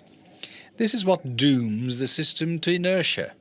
Most health centers in the country, the first thing they do when a case arrives there is to refer it to a hospital. So what they will do is they will not go to the health center, and will just go to the hospital because they know that the chances of them ending up there are increased. So we want a system of remuneration of the entire team that works within the hospital under public supervision and responsibility that will be dynamic, that will give the hospital the incentive to keep their population within their place of reference. Otherwise, we have hospitals who benefit because they do not deliver, but they receive the funding at 55 or 60%, and others have an exceeding number of hospitalizations, an increased risk for infections, and doctors in burnout. There is no thoracic surgery clinic with 3 surgeries per month, cardiac surgery. They will forget what they knew or what they did, so we need to restructure these things to follow the course of things. And these 3 hospitals are a first-class opportunity for us to build a model and to say that we want all hospitals to work this way. I understand the difficulty of the endeavor, and we will see that these 3 standards or these 3 models will work. And we have a flagrant example of a hospital that has lack infrastructure to build it, and to say that this is the staffing on the basis of the beds and everything else. These are the remunerations, the pay. Tell us if you want to stay in the traditional model with increase in wages and hirings. Would we solve the problems if we had another 5,000 doctors who received something more? No, we'd still have distortions. So we need to start measuring everything we do so as to avoid such problems. We have a first-class opportunity with these model hospitals. We shouldn't overcome the architectural innovations. The Onassis was a model because it had this pyramid-shaped building, which has added bonuses. We have the hospital beds with natural light, etc. That will be the point of reference for the next 30 or 40 years. It's much more difficult to renovate a hospital rather than build a new one, okay? But we need to see the launching of these new hospital structures in the hospital map. I don't want for any hospital to close, but we may have problems with short hospitalization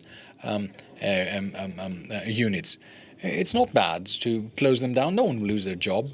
Okay, I would like to say that you said that hospitals need roles. Not all hospitals all hospitals are not the same. They shouldn't do the same work, they shouldn't do the same job. Depending on their position in the system, they need to have their roles, and further down to have doctors and have their role to build a new system. Minister. Last remark having to do with Stavros Niarchos Foundation. I was waiting for the end, actually. I would like to thank the Greek state. The donation by the foundation, and I'm not talking only about the millions or the airplanes or the hospitals, is of great importance because it gives a new direction to the health system. Because if you take a look at the donations, this is exactly the conclusion that you will draw. The thousands of professionals that have been trained thanks to the donation in order for training programs to be offered is another important offer that we need to acknowledge. And I would like to thank the Foundation for everything that it has done. Thank you very much. Mr. Papoulias, Mr. Bouletti, Mr. Gika, Mr. Yoti, Mr. Themistokles, thank you all very much. We'd like to thank once again the AmCham. Thank you very much. All the best to all of you.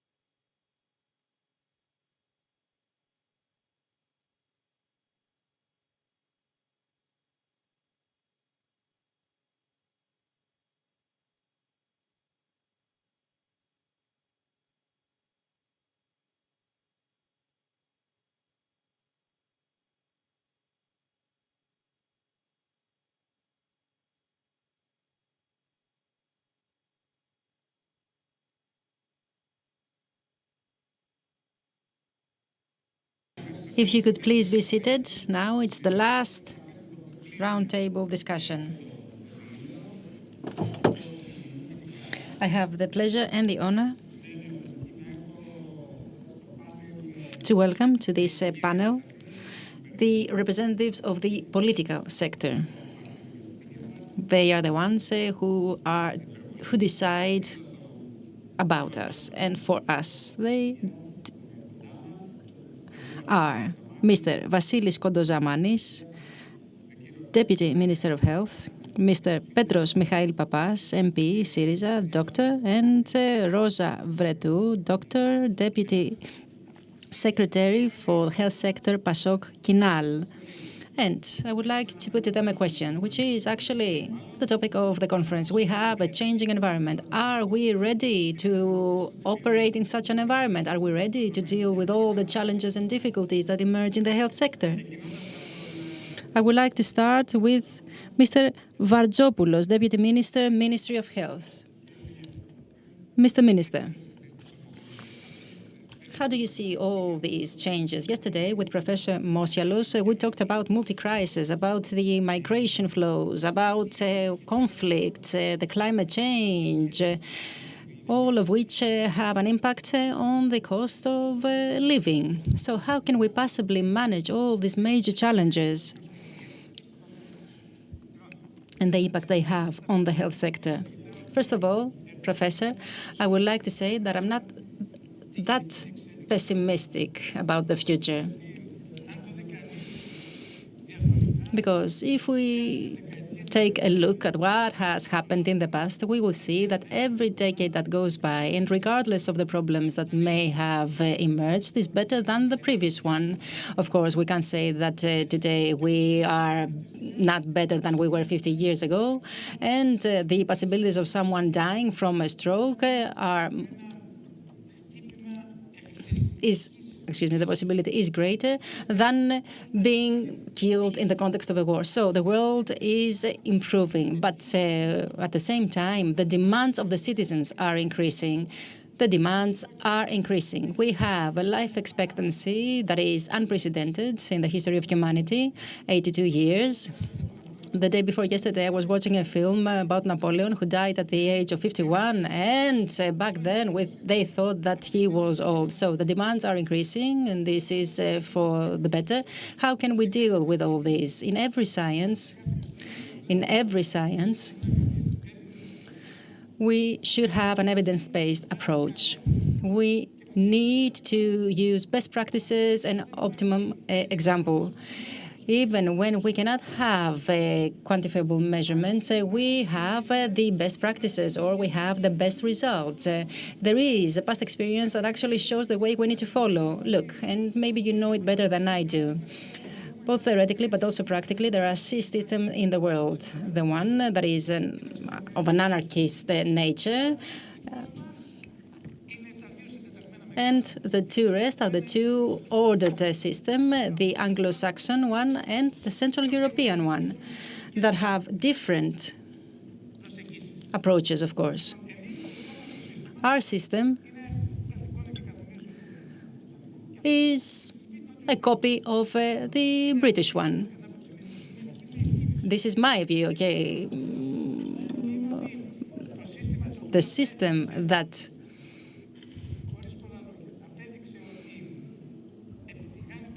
proved that it is more successful for the citizens is the Central European one.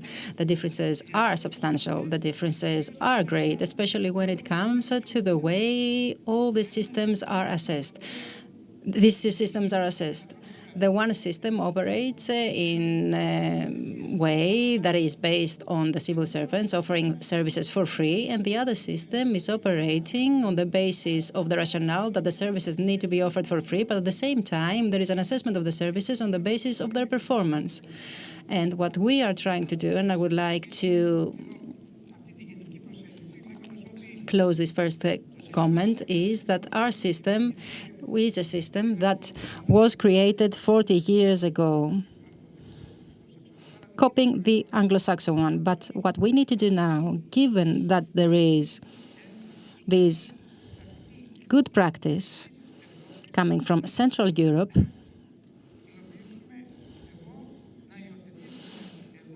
what we are trying to do now is to adopt not all the system, but some parts of it. Unfortunately, we're not trying to copy all the system, but only parts of it. And I mean that in 2 ways. The first, the freedom of the doctors to exercise privately, that is both inside and outside the hospital. Outside the hospital is not that common. We allowed the private practice recently, and then the introduction of DRGs that has given us the opportunity to have a clear picture of the effectiveness, not only of the hospital, but also of specific sectors that may lead to decisions about the staff that is employed there. And I would like to say a few words about two other sectors. The first is the sector of mental health, where we are trying to make a significant reform, again, comping the European standards and networks of services that are interoperable and that combine different entities. And the other sector is a sector that will be of interest to many, including you, Mr. Professor. And what is that sector? The sector of long-term care. Long-term nursing care, which is a very demanding sector, actually, since it constitutes an important subsector that is clearly associated with the life of the patients. And if the Greek household has one thing to be afraid of, this shouldn't be the expenditure of the health sector. A big operation can be performed in any hospital of the national health system. Otherwise, AOP will cover the cost to travel abroad. So what is burden for the Greek household is the care of chronic patients or of the elderly. You have a patient with a serious problem with mobility that you need to take care of. And that is why I say that this will be of interest to us in the future, and that's why we need to focus on that, and that's why we are preparing a legislative initiative that we will soon present to the Parliament. Yes, thank you. Yes, indeed. Thank you very much. The life quality and the life standards increase per decade, but there is, of course, fluctuations in human history. But if we look at it macroscopically, there is indeed some progress. And this progress makes the right to health more important and something we claim. There is, of course, fragmentation in mental health. There's a lot of structures, well, with not dubious results,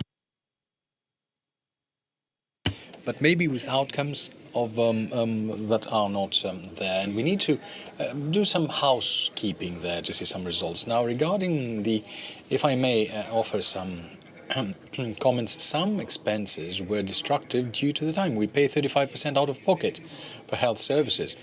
They're not all the choice of those who have the money can fork out the money. In some instances, it's the only choice because there's no luxury of time. But I will agree on these informal forms of support or the care of the elderly, because it's an atypical economy there. We don't have caregivers. We have caregivers who do this through atypical payments. And of course, we don't have sufficient areas of places that can actually offer this study. We did some studies there for atrophy there because they have problems with raising their children and they do not have the coverage there, the spinal muscular atrophy. There are problems in the family budgets that we need to focus on. Now, Mr. Kondozamanis, dear Vasilis, what did the pandemic teach us now that you no longer have this huge challenge that you had to manage on behalf of all of us? Did we learn anything? Do you see us changing the way in which we manage things as a system? Well, indeed, we did learn a lot of things after the pandemic all these years, and particularly at the level of political counter-arguments. The opposition accused the government that everything is falling apart, everything is being demolished, and everything is negative in a health system. This pandemic showcased the positive points of the health system, which allowed us to manage it successfully, but at the same time to plan things and to implement things and keep implementing them. Things that we see today were planned and designed during the pandemic, like the RRF. All these projects were designed back then. The cerebral stroke centers and so on and so forth. So what was the teaching that we received? was that since we have a team, a strategy and a goal, you can have results, which gave us the possibility to create the appropriate, nay, necessary legacy that will allow us to move forward. And this is what we must do, and to place particular emphasis on sectors and micro levels. Because we're talking about health expenditure as a percentage of the GDP, etc., etc.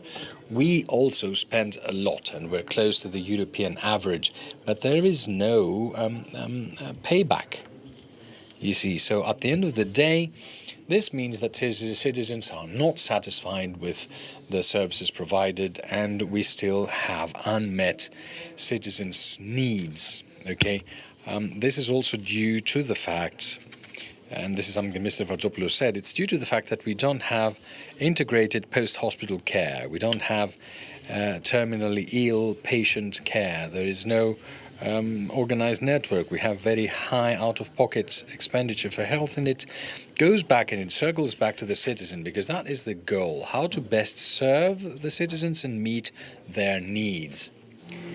Which is why we still have the unmet needs in the sector of health. There is, of course, a design, there is a plan, allow me to say, even before the electoral result. There is a continuation in this governance, but we need to look at things at the micro level. And please allow me to raise this issue and to focus on it differently. There are a couple of things that we need to see and we need to revisit. First of all, microbial resistance. There is a huge burden on the care from the infections caused due to the microbial resistance. It's the resistance of bacteria to antibiotics. And we're first from last in Europe. And of course, there will be a resolution regarding the actions that need to be undertaken by all states to actually deal with this phenomenon at the level of European Authority for the Preparedness regarding health centers, the HERA, which I represent the country in the board of directors. There are initiatives on that. And there are issues we need to revisit, like, for instance, dementia. Dementia in the wider sense, because we have Alzheimer's disease in this, but all these things have been characterized as a tsunami for health systems. And you, Kyriakos, mentioned earlier some of our fellow citizens who need help, these indirect expenses and all these things that burden the health system.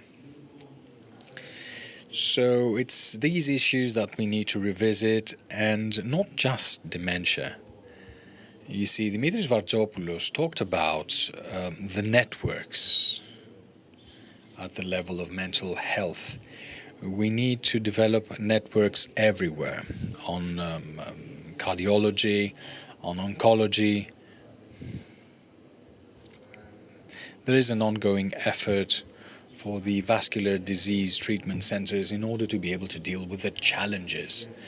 Well, DRGs and everything are fine, health expenditure is fine, there have been steps forward. We don't need to reinvent the wheel. We know what's happening, we need to move these forward fast.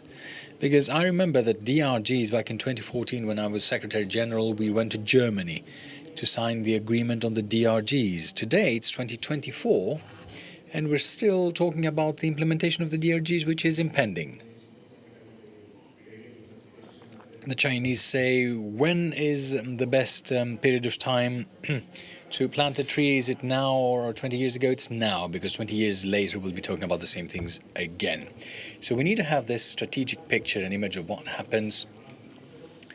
But we need to see at the micro level that how to see these things. And let's not forget the developmental aspect of health.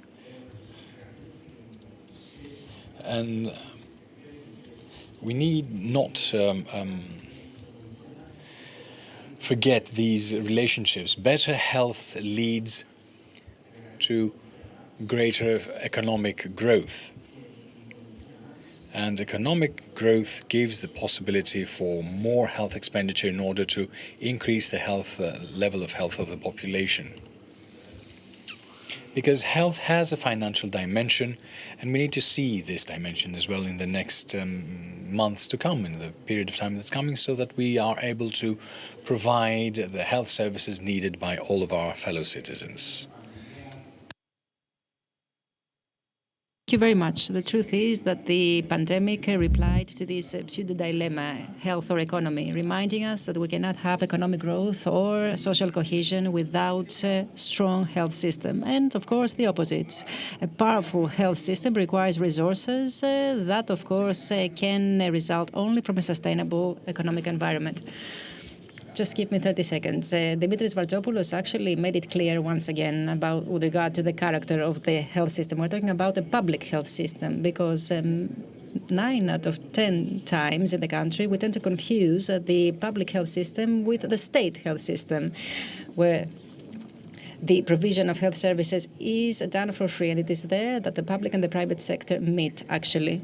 Yes, we actually clarified the concepts. There is a misunderstanding. Half of the citizens hear public health and they think that it is the public health system, or they hear free health. What does free health mean? When you need something, when you get a service, you need to pay. Since we need to pay the doctors and the nurses, and we need to pay them even more, actually. So, at the moment of need, the cost should not constitute an obstacle. And I will agree with Mr. Varzopoulos that the Central European model fits better to a country like Greece because the freedom of choice of the point and of doctor is important in many European countries. In others, no. But we cannot possibly demand a change of mentality and mindset from all. I would also like to say that 75% of the population in our studies believes that it is absolutely necessary to make a structural reform in the health system. And it also believes that this reform is not made because of the political cost. And then we interpret that by saying that there is political cost because there is a conflict of interest, if you like, between different groups and because of the lack of political consensus. So the floor to you. Can we possibly hope that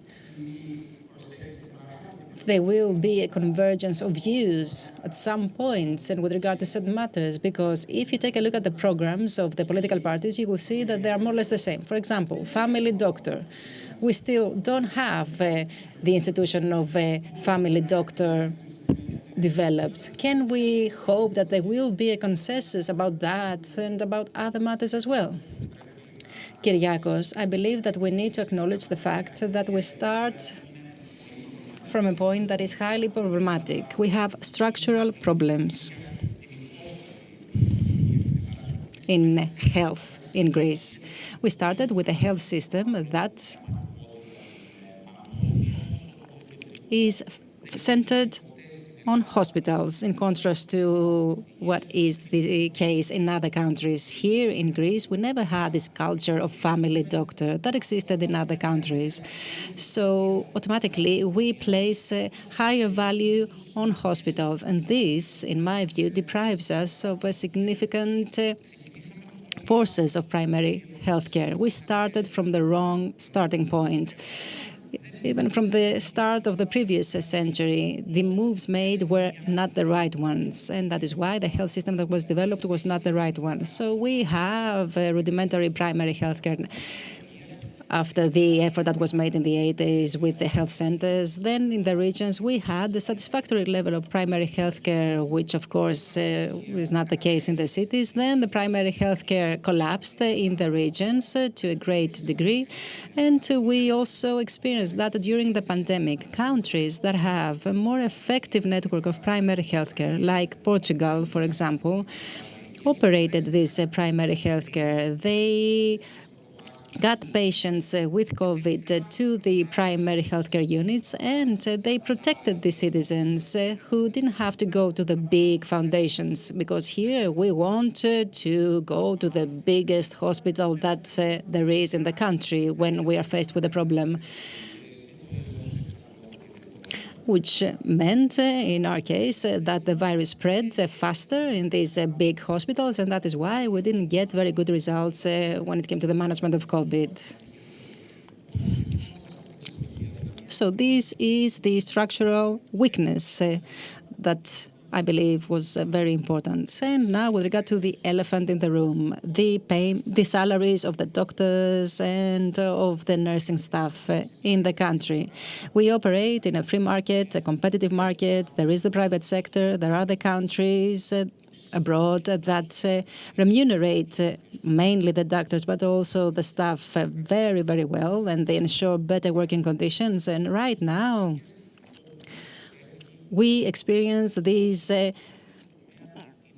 tragic situation in the health system because of the brain drain, because of doctors and nurses leaving the country in order to work abroad. Of course, some moves have been made in order to solve this problem, but I don't know whether these moves are enough and whether they are cost-effective. For example, they have allowed the doctors to exercise privately, but I don't know if this is effective. Maybe we cause artificial demand in that way. Maybe we turn the private practices into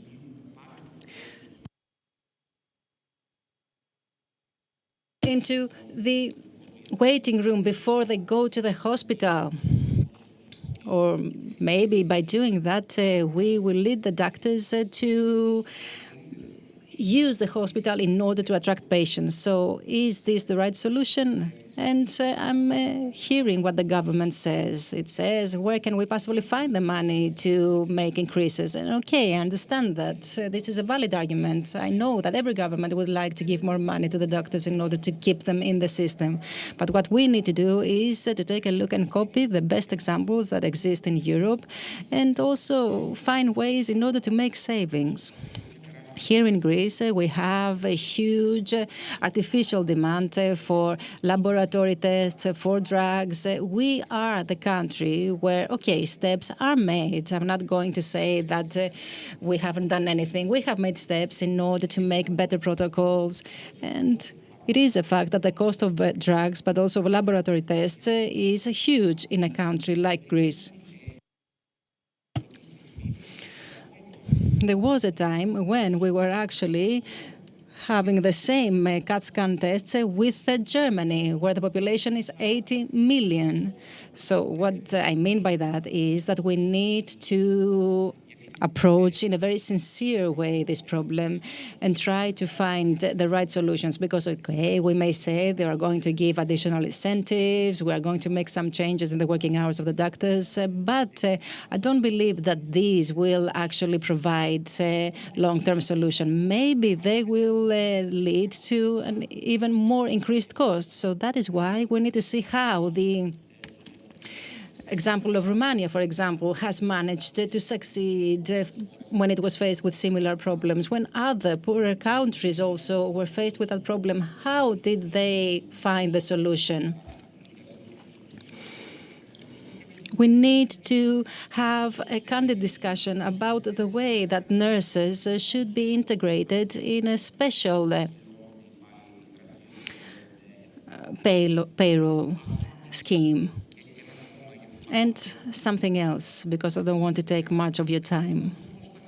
We need to see how we are going to develop a health system that will make the most of the nursing staff. We're going to provide specialties to all nursing staff. We're going to increase the number of acts performed by the nurses, again by copying good examples from abroad, like, for example, the Swedish one, where the acts that the paramedics and the nurses perform are many.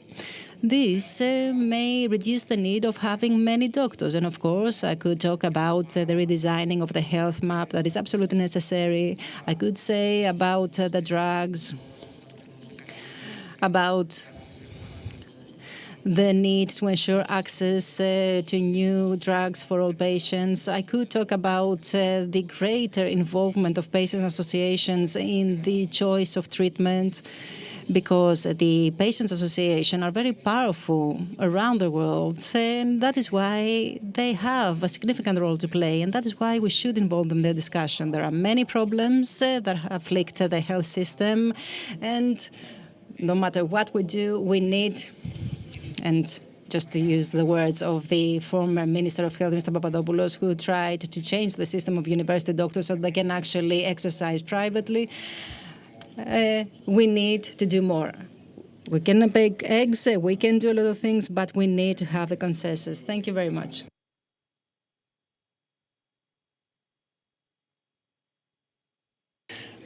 Right. Well, I don't think that the medical associations actually agree with this enhanced role that you said. At some time we uttered of talking about prescribing, having nurses prescribing material like gauzes or anything, and they said it's a medical act. It's nothing to prescribe gauze. Okay, this is incentives. We should give incentives. Or the enlarged and the widened role of pharmacies. So it removes vital space and everything and all that, and it's we need to discuss something, and I'm very happy that we have this high-level dialogue here, because this is how dialogue should be. Mrs. Vretu, dear Rosa, why are doctors leaving and moving abroad? Is it so much better? Well, they don't go to Romania that much. I should like to thank very much the organizing committee for this exceptional honor of inviting me here today. It is the last session, but I believe that it is very interesting. This last session is touching upon the most explosive things that may be implicit to some people, but to those who need these services, they are explicit. Now, if Mr. Souliotis, dear Kyriakos, you're raising the issue of human resources. Now, the Greek doctors ask for their degrees to be translated to move abroad. Greek high school graduates do not prefer nursing schools. In the immediate future of the next few months or year, the nurses we'll have in Greece will not be enough to staff the private or the public sector. So in order to say that we are optimistic, I must say that we need to have things and measures to implement, that we see the future of the health of our population in Greece optimistically in the next 10 years. This requires political consensuses, but this is definitely a question that, dear Kyriakos, is addressed to the government, and I secondarily agree to the major and lesser opposition parties. As regards the individual issues, doctors will leave Greece, and all young doctors will, but even the doctors who today are staffing the national health system, and they will leave for three reasons primarily. First of all, wages, remuneration. Second is re-education. Not a single euro from the RRF was introduced to the retraining and re-education of doctors and nurses, and they could. The main government policy was to renovate the structure, which is indeed required, but since that structurally we haven't yet decided which structures we need and where, renovation should have been step number 2 rather than 1. Well, the initial step would be to know what needs we have per region on the basis of the population's morbidity and mortality, and it's something that eludes us, not only due to the lack of political will, but also in its technocratic dimension. So there are members of staff in the Ministry of Health or the private sector who could very easily play this role, and please allow me the criticism that this health map in the country can't take that much time. When the LSE was asked by a group of specialists to study the Austrian system, which is one of the most complicated in Europe, they did so within 6 months. So consequently, there are issues that have to do with the operation of the system and, on the other hand, our own operation, both at the political level and at the technocratic level. And if I may, I would like to add another issue, that university departments that produce work, and Kyriakos, the publications we've had from your department and the department of Kostas Athanasakis, whom I can see over there, show very eloquently what Greek patients pay out of pocket in order to cover their health needs, and this cannot go on forever. It's impossible for someone to pay nearly 40% of their health expenditure out of pocket. This, for a great number of households, and I work in private Athens, for many households this is catastrophic in terms of expense. In order to reduce this, the periods in which out-of-pocket expenditure were reduced in Greece were the periods of time when the national health system had a brave increase and a lot of money. It's back in the 80s, late 80s, early 90s. I'm not saying that we should go back to that time because there were a lot of problems at that times as well. The fact that we have the DRGs in the hospitals is a very important step regarding the cost and the costing of health services. But this is not enough. On the one hand, we're lagging behind in giving incentives to the doctors and the patients, mobility, training and remuneration, wages, and we're still lagging behind in actually saying what sort of redistribution is required by the healthcare services in Greece. Thank you very much indeed. Oh, thank you, and allow me to add something, because I think that we're speaking the same language, we're on the same page. Now, Greeks express that 35% intend and are willing to pay 35% out of pocket. We are willing to pay, we're trained to pay, but 60% do.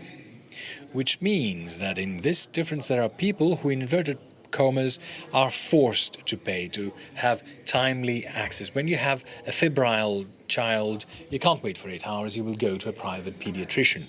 So we need to locate those points in the system where the big burden of the households is imperative. You cannot stop someone who's controlling the cost to choose a private structure to do a diagnostic test paying 15% on very, very low laboratory prices. Because this is it's something that people can bear. It's bearable. And this is a question to all. Can we see the supplemental role of private insurance? We need to include private insurance. Following the Central European models, not as opposed to social security, we can never do that. And if someone said so, it's perfectly all right.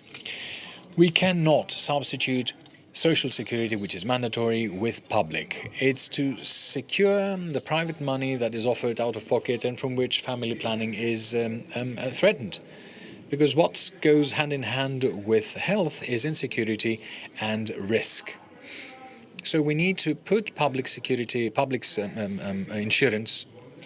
You will have a private insurance contracts that the maximum number is that the one of your contract, and you will not have any other out-of-pocket payments, and this will help with dealing with para-economy, with black economy. Mark, are we ready to say that the first 100 euros on the basis of your payment bracket are yours and then the state will pay, Mr. Souliotis, so as to ask for receipts for every transaction rather than to be complicit to this black economy game? Because you want to prove that you reached 100, 200, 300 euros and then the state to pay and say that I paid whatever it was to pay. If we want to talk about guarantees of non-catastrophic expenditure, we need an entirely different way of approaching reimbursements and expenditure. But is the Greek society ready? Or are we accustomed to everything's free and someone unknown will come in and foot the bill if we know that this unknown person does not exist? Minister? Very simply, if we assume, based on what you said, Professor, that indeed there is a special agreement with the insurance sector to cover the private health acts performed by the doctors of the public health system inside the hospital, as is the case in Europe. You understand that this makes the public health system the most powerful and competitive employer in the country, and the 1.5 billion euros that are given to the private sector would then be given to the public one. So you understand that we would find a completely separate source for funding the national health system. And something else I would like to say, which I believe is both pleasant and optimistic.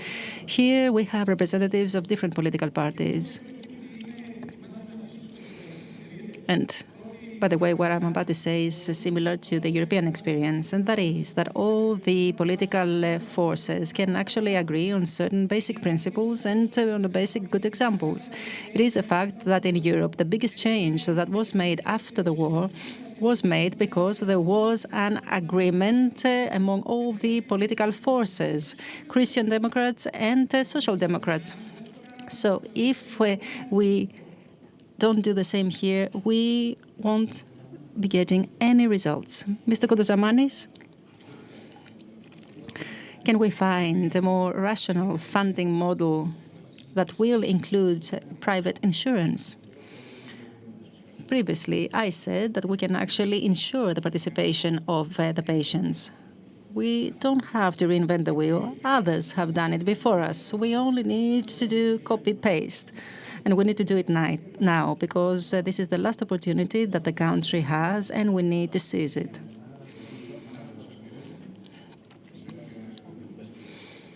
We talk about the public health system, we talk about free health, but we are the third most privatized health system on the planet when it comes to health expenditure. And indeed, there is this willingness to pay on the part of the patients. Yes, not only the amount we pay, but also the willingness to pay. 1.5 billion is the turnover of the private clinics. And I believe that we can actually agree on some basic principles. If one hears Mr. Papa and doesn't know that he is an MP of Syriza, they would think that these were the words and the suggestions of someone who does not belong to the left wing. I remember in the parliament, whenever we were talking about PPPs, and by the way, PPPs are funding tools. They are not privatization measures. No, when someone hears private, they think that we are talking about privatization of the health sector. No.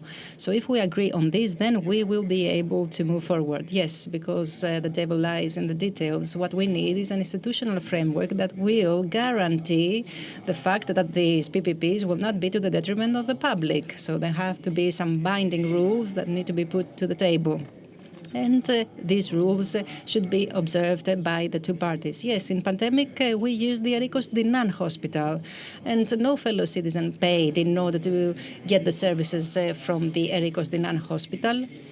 So yes, we can actually use the private structures, and we need to make clear that there is no transfer of wealth when these transactions are taking place. Mr. Papas is bold enough to say these things. Mind you, he's a representative of the left. So everything he says is actually in the right direction in overcoming these obstacles. I believe that we can find some common ground. If we take aside the people and the capacities, we expect what we hear from representatives of different political parties. But this is not the case in this panel, and this is a very good thing. Mr. Papas, if I ask you to hierarchize the problems, what would you say? Do you think that the government has missed something when it comes to health because of that reason or the other? I believe, and I believe that this is related to what Mr. Vartzopoulos, the minister, said, and that is that we have a very deficient approach to disability in Greece. And this is not the problem of the present day, nor a responsibility of the current government. It is an old problem that afflicts the country. We have systematic shortages and deficiencies in how we treat the people with disability, starting with the identification of the people or the identification of structures, from the lack of housing that is a problem that the disabled people are faced with, the huge anxiety that parents feel about their children who are disabled, the fact that the hospitalization fees that are covered because of the increased cost of living is not enough. The 70 euros that are given per day are not enough. Are they more? No. So what we need to do is to have a very sincere discussion about how we will at least start having a more decent treatment of people with disabilities here in Greece. Because currently there is this chaotic approach to these people. There is this chaotic framework. I come from Salonika, and I know that the structures that exist in Salonika, the public ones at least, are very few. There is the foundation of Agios Panteleimonas that no parent wants to take the child to. And yes, we need to find ways to promote initiatives that may come from the private sector. We're not here to penalize the private sector.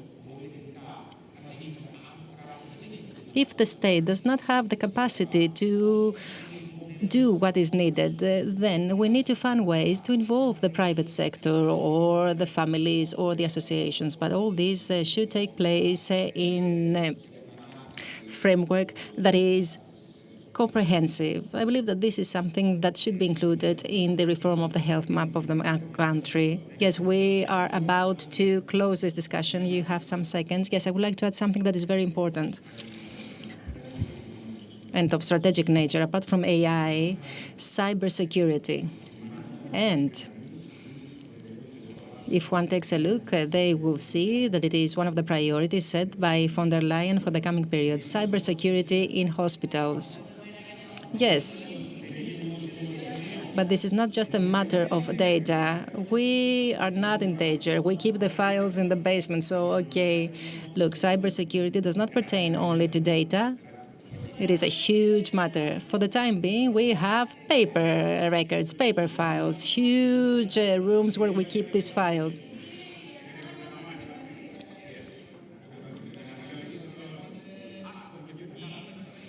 Unfortunately, the speakers speak at the same time. I feel the need to say something to Dear Rosa. Dear Rosa represents a sector that has made a lot of changes, regionalization of the system, AOP, prescription, which, however, are not enough, because when the time of reception of reforms came, a resistance emerged. But, of course, at the end of the day, they were proven right. No one today can say that the prescription was not a right step or that the privatization was not the right step or AOP. So do you believe that you have a negative stance vis-à-vis changes that in the future will prove to be very successful and beneficial? I don't think that we're running such a risk, because a big part of the people who are working in the field of health in PASOK are either nurses or doctors or people from the finance, from health economics, which gives you the possibility to see the truth from various facets. And this multifaceted quest for the truth is what scientists are all about. And this is what PASOK is all about. And to be fair, the way in which the 1981 SC, National Health System reform, was built and how the system was built by 1989, it was not on empirical data. It was built on the first data from the health economists that were available at the time in Greece. So subsequently, all the reforms that were instituted by PASOK, including those who came in as collateral benefits from the memorandum, I'm talking about e-prescription that should have happened earlier, and AOP. The unification of the funds should have occurred at least 10 years earlier, were very nodal and key issues for this health system. Now, I have an objection with the mere copying of systems from Central or Northern Europe. The structural problems of the system have some very Greek features, and it is the reason why they cannot be resolved from solutions that come from Denmark or Germany or wherever. The committees of our own people, and we have such people, we need to elaborate and to process solutions that will best fit the problems produced here in the country. This is one of my substantial objections in copying systems from other countries. Regarding private insurance and its mandatory character or not, I think that people's insecurity as regards health-related issues come from from two subjects. A, the cost that any health problem will have for the patient, and the second, it's an inherent problem of our system, it's the quality of the services offered. We will definitely have to move forward in how we regulate the services rendered, be they from the public sector or the private one. We must also regulate the private insurance market. In the Netherlands, where the system works with private insurance companies purely, same in Switzerland. They don't have what we have. There is the taxation in the cantons that finances the health system, and there is a mandatory character of private insurance, but it's an insurance that insures you regardless of your funds, of your resources, of your money. So there's a lot of issues that we need to see before we say, well, yes, let's burden each household or someone with an additional mandatory private insurance apart from the mandatory social security. Thank you very much for the response. It's not an additional burden when you already pay 5 billion out of pocket. It's a reduction of the burden. Now they're under a huge burden. We believe that if you insure this, the prices will drop. Because if something is insured, it has lower prices than it's in the free market. And then serious countries come in, like the ones from Central Europe, say that some companies will not insure the elderly or people with a bad history. They have a fund, all insurance companies, and they give bonuses to those who insure those people. So there are always answers in organized countries where they see the problem and they have the ease to legislate. Yes, well, there are solutions, okay, everywhere. And we're not talking about a sterile copy. Always an adaptation will be necessary for the peculiarities and particularities of Greece. Mr. Themistokleou said that we are a highly insular country. There's no other country. I mean, I can't imagine a hospital not existing in Chios because it's not efficient or effective. We need to have a hospital there. Now, it might sound that in this way we will institute or legislate an inequality. And the solution to this is possibly how to ensure that, well, let's say, okay, that we accept that there is private insurance that is mandatory. How can we ensure? No, not mandatory, as a compensation to the willingness to pay out of pocket. Yes, well, how will we ensure equality? The people who are financially weak, there is no equality in out-of-pocket payment. Yes, I agree with that, but maybe what Rosa said, that by copying or by adopting practices of Switzerland that has as a mandatory pillar private insurance, but at the same time the private insurance secures and safeguards and access to those who are financially vulnerable is a more fair system for which we should be fighting for. Now, the financially vulnerable must be protected by the system without additional out-of-pocket payments. What I'm saying is, and my idea is, that this plethora of private money that is paid here without incontrollably needs to have a cap. And I close with an ascertainment, or rather with a finding. 1980, 15,000 hospital beds in the non-for-profit or social hospitals. Now, out of 15,000, we went to 35,000, 40% in 80, 40% in 2000 with some fluctuations. It is an established out-of-pocket payment. And for some of our fellow citizens, it's unbearable. We need to organize it and limit it and curtail it. And I can't think of any other way. Even if we increased public expenditure by 1 or 1.5 billion, I don't believe that the out-of-pocket payments will be limited, because it's a payment that has the cost time or cost money. Will you wait or will you pay? Will you choose your doctor or will you go for free? Because the Swedish system, for instance, does not have a freedom of choice. You go to the doctor who happens to be on call at the time. And you can't say he's not my doctor because he was selected by the system and he becomes your doctor. So such an adaptation, I will agree, must happen in the Greek system. Each system has its pros and cons. Let's see which model is good for us with the adaptations that we must make. But I believe that the British system, with a GP who comes, GP with special interest, the specialization is not what we're missing now. Without this meaning that we shouldn't have a point of reference for the access to health systems.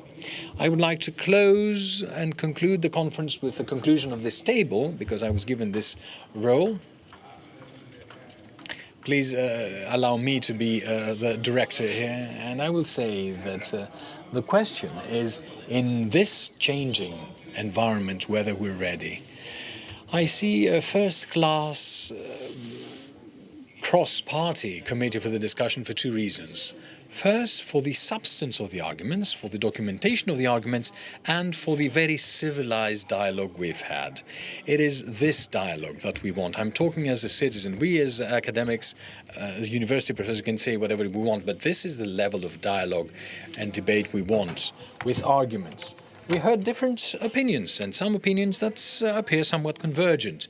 I would like you, in the things that you agree, to move things forward and to dig deeper in what you disagree. Now, truth be told, we may provide documentation and proposals.